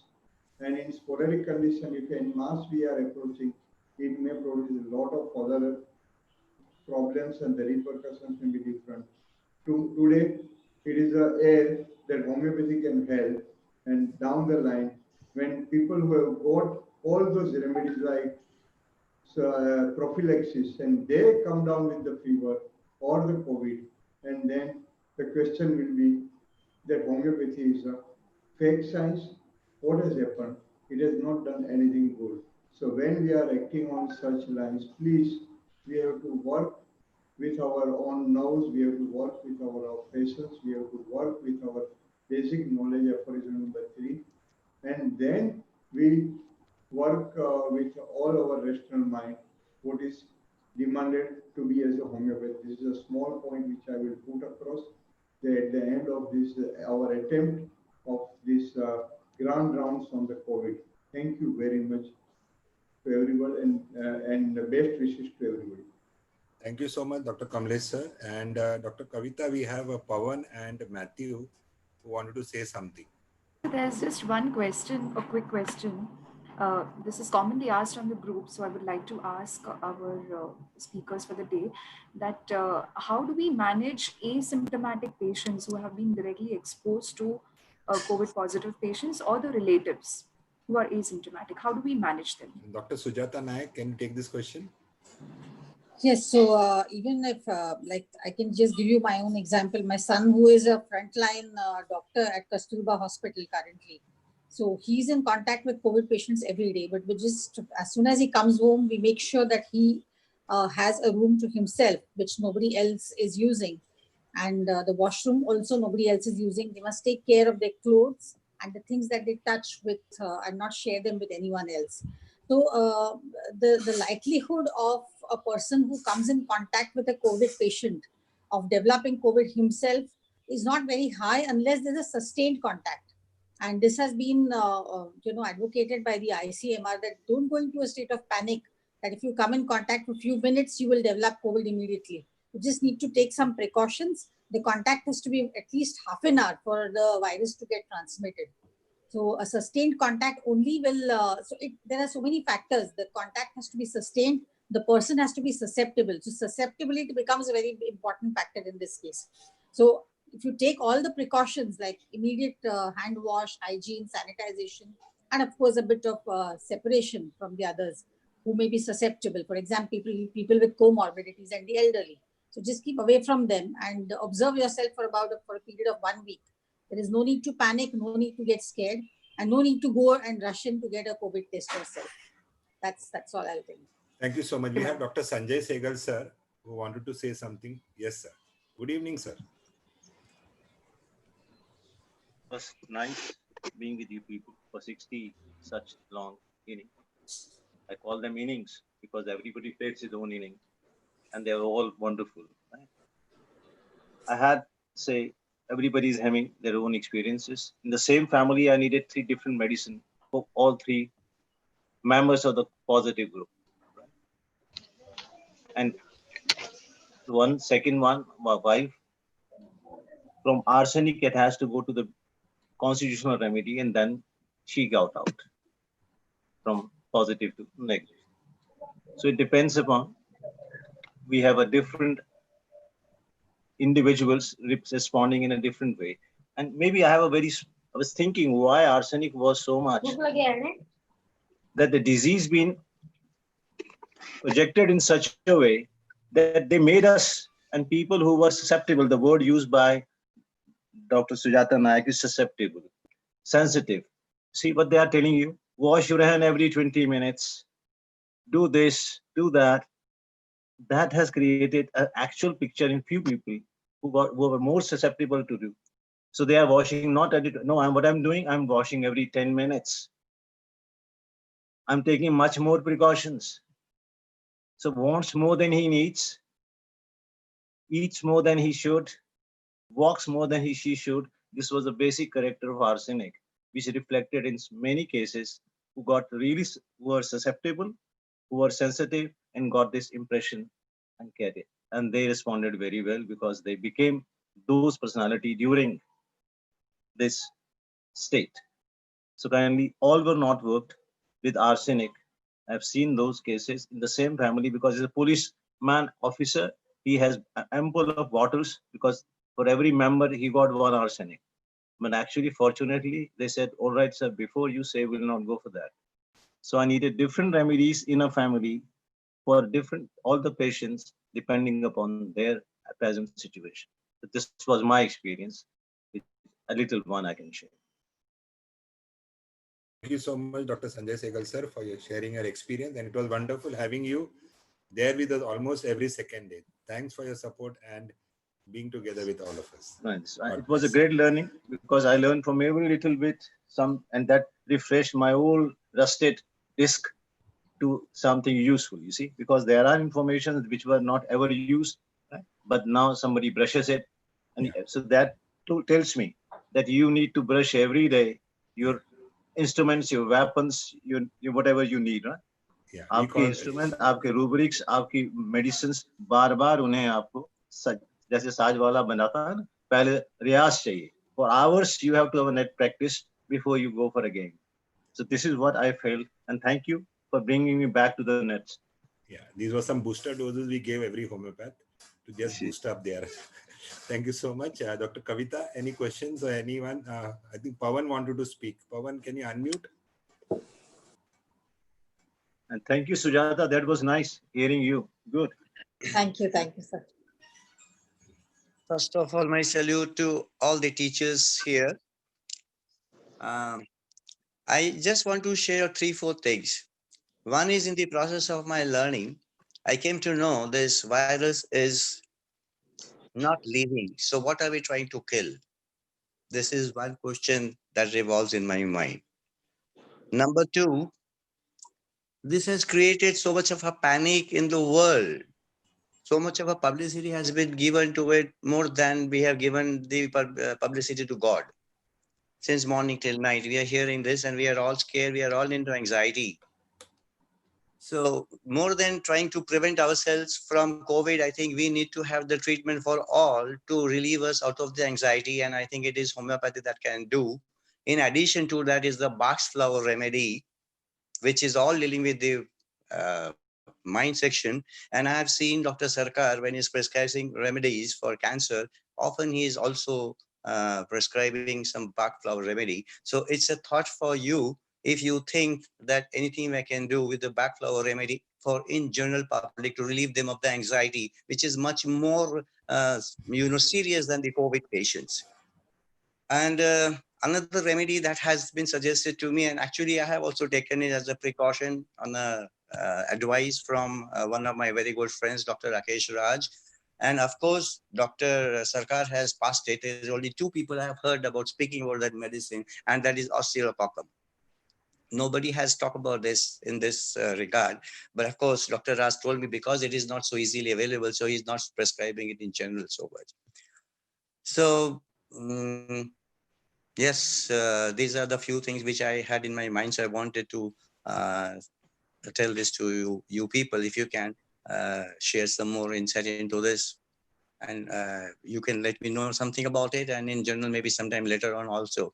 And I would also request Dr. Adrik to share the contact details of all these expert on the forefront doctors, so that I'm from Calcutta. And in case I need to contact somebody, some doctor in case of emergency who is handling COVID patient directly, like all of you. So I would like to have a list of yours with me, and which I would like to share with my other friends, my other doctor friends, my patients, and everybody, whoever, if you permit me, so that just in case they need, at least they can have access to you for their tele-treatment. Sure, we'll contact the COVID-19 team and get in touch with you. We'll be updating you in the individual WhatsApp group about it. Great. Okay, thank you so much. Thanks for your sharing. Good night, sir. Good night, yeah. So Dr. Matthews.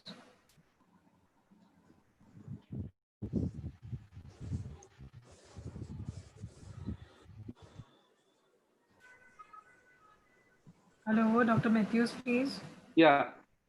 On this auspicious, I would say auspicious webinar, a marathon webinar, as I called, a diamond one, I would like to thank the whole team of Similumum Drop and the Homeopath's Diary. In short name to be Dr. John Rodriguez, my sir, and Dr. Kamlesh Mehta and that team. And this was the icing on the cake. We all wanted to really understand what we can do through homeopathy in this COVID scenario. And already we have formed a team of, we called it a quick response team, as Dr. Pawan was inquiring about. We can put his name in that team so that he can have access to all the people who are handling all these cases firsthand, and not only the theoretical, but practically. So we thank you, sir, for bringing us so many actually working people on this platform and giving us, enriching our knowledge into this. We all are enthusiastic to work on it and help the humanity. And the manner in which we should take our steps, the manner in which how we should document the cases are being told by the teachers here in this forum, Dr. Nimish Mehta sir, Dr. Prabhakar Devadiga sir, and many others. We thank you very much, and God bless you all. Let homeopathy grow by hits and bounds. And we also would like to uh, appeal to people that to get into the COVID-19 team QRT, so that anywhere any patients want to be given medicine and we are not able to reach, so that we can have a helping hand from fellow homeopath who can reach the medicine for the patient where you are required. Especially in Mumbai now, we don't know where patient is being transferred, which part of the area we don't know. So to reach medicine, it is becoming very difficult. But if you have a fellow homeopath from the group, we can always have an access to and get the medicine to the patient. That's I want to share. Thank you very much for giving us this very enriching knowledge, respected sir and madam. Thank you. Thank you, The Dr. best part of the COVID is that all the other diseases like cancer and all the serious diseases have been now thrown out of the window. Even the cancer patient is afraid of going to a COVID hospital. Currently, yes. This is a part of the crisis. Everything has a crisis. Everything has a beginning and everything has an end. So Definitely. the end will always be there. Till then, we have to be COVID fighters. And as Dr. Matthew has said, we have made a team. I request all the participants, they are in some either Diary of Homeopaths or Similimum Drop. All those who would be interested to be part of this COVID team, kindly mention your name so that we can add to this rapid action force of COVID-19, as Dr. Matthew said. And we'll be making a network of all the doctors practicing in Mumbai and rest of India with the addresses, so that an easy access can be given to the patient somewhere close to the residence or the clinic of a homeopath. Is it okay, Dr. Matthew? Yes, sir. Yeah, this networking we will start.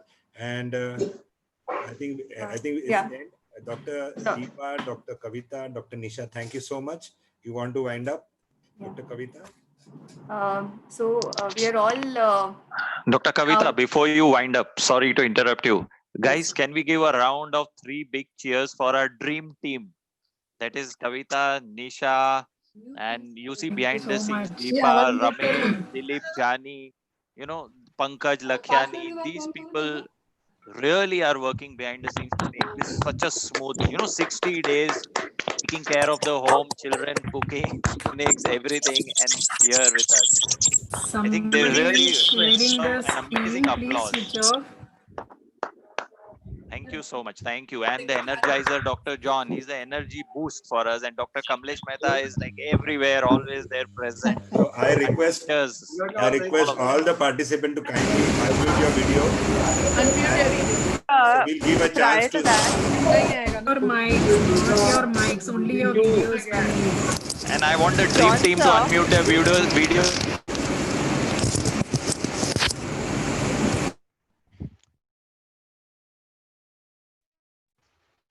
Dr. Yogesh, sir, you'll have to unmute yourself. Yeah, you only requested you to unmute your video. Not No, your I'm audio. saying let's unmute all the team because they were the bridge between all the drishtas, the teachers, and the acharyas and the participants. We should see them. Thank you all.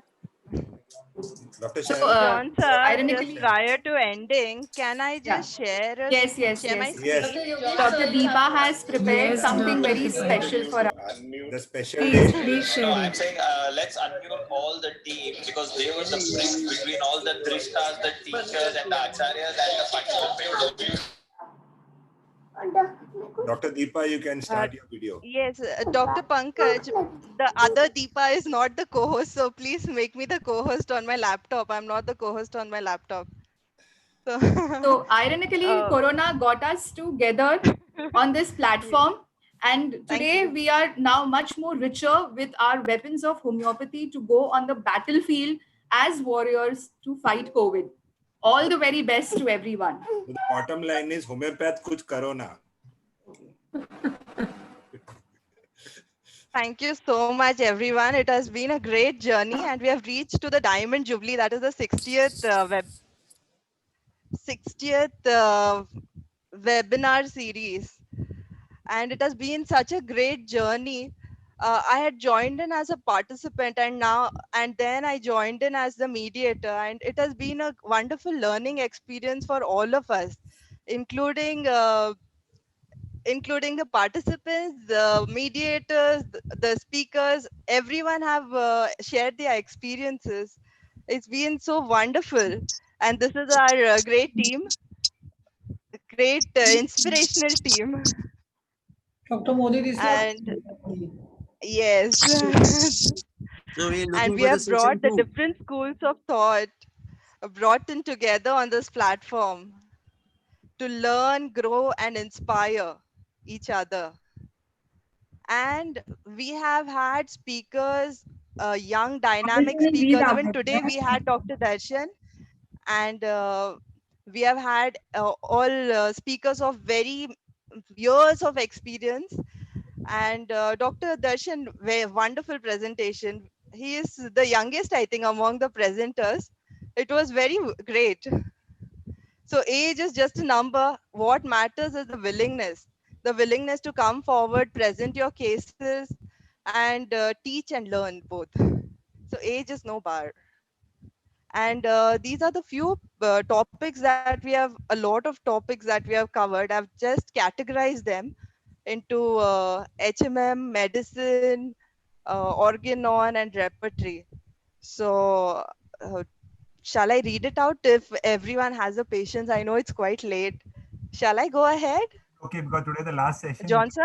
You can go ahead because tomorrow you can get up late. Today the last session. Okay. Yeah, you can continue. Dr. Nisha and Dr. Kavita can help. Okay. Will someone help me out? Continue, Dr. Deepa. Oh, great. Okay, miasms were taken up by Dr. Yogesh, Dr. Prabhakar Devadiga. Then we had a topic on LM potencies, standardizing theory and practice in homeopathy, how to become a better homeopath by John Sir, basis of remedy selection in epidemic, chronic, miasmatic diseases. And we had a case study on diseases of present era with the focus on mind and emotional etiology. We had body language and homeopathy as a focus. And we had Dr. Yogesh sir's topic on past life regression. We had Dr. Kulkarni sir's session on body language, and Dr. Shilpa spoke about diet management, and Dr. Atul Pednekar, he spoke about holistic approach. In medicine, we have covered maximum topics on pathological cases, on skin, ADHD, on psychiatric cases, and on PCOS, cancers, pediatric management of dermatology in adults, bronchial asthma, immunological crisis in COVID, and on COX, on hernia, on obstetric cases, gynecological cases, on unconscious patient coma, and we have also covered. Um, I think I've covered, and today we covered COVID. Yes. And repertory, we started with Kamlesh sir on repertory, on understanding repertory as an effective tool to arrive to the right simillimum. Then Dr. Sanjay Patil, sir, he unlocked cases through repertory. And we had Dr. Ronak Shah, sir, also, where he showed repertorial approach towards evidence-based cases. And on this platform, we also celebrated birthdays, which was an amazing experience, fun times. And also, I would like to pay tribute to Dr. M.L. Sehgal, sir. And we had Sanjay Sehgal, sir, who presented his case on the anniversary of Dr. Sehgal, which was a wonderful experience, sir. And this is not the end. Picture abhi baki hai mere dost. So please stay in touch for more. We will come back again for more. And thank you so much. And thank you, Dr. Deepa, Dr. Kavita. That will be season 2. Yeah, this is an interval.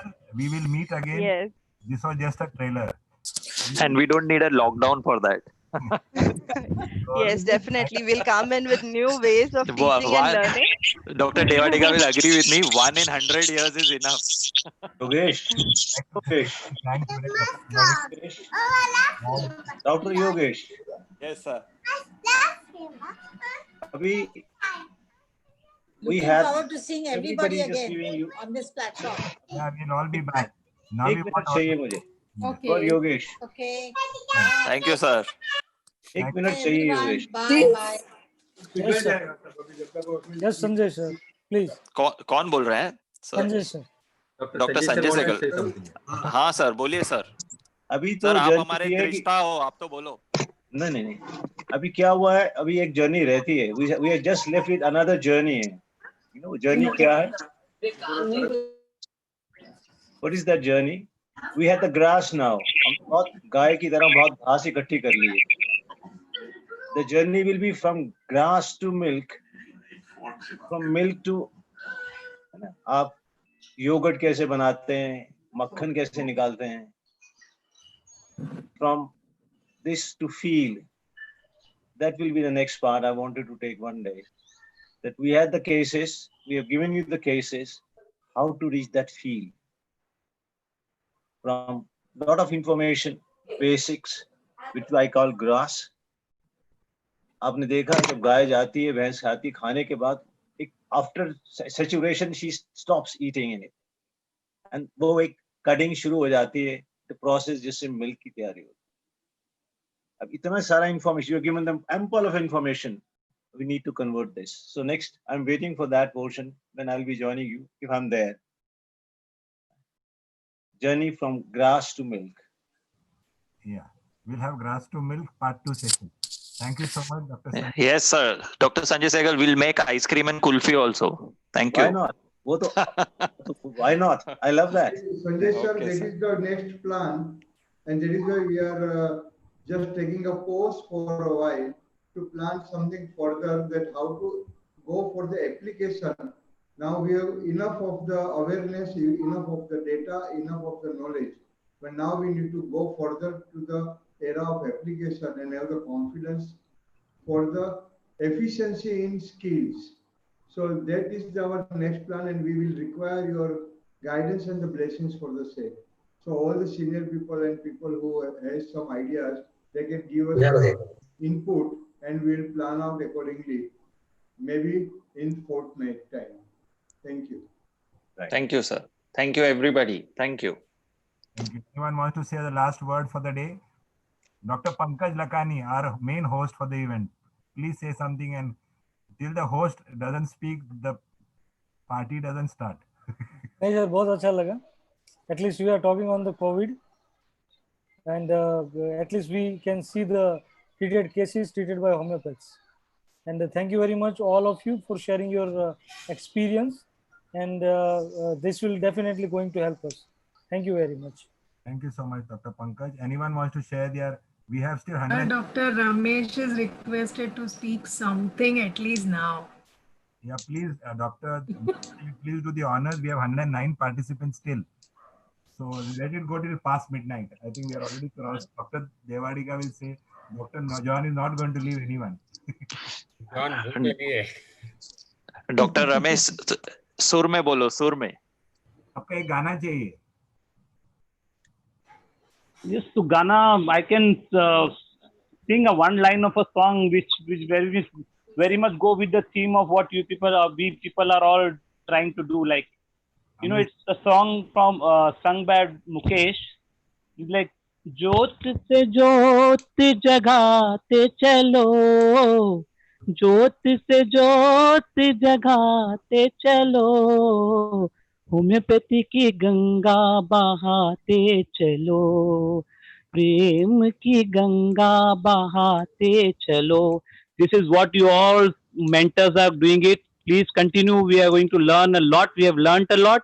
And we still want to learn a lot from all of you. Thank you so much.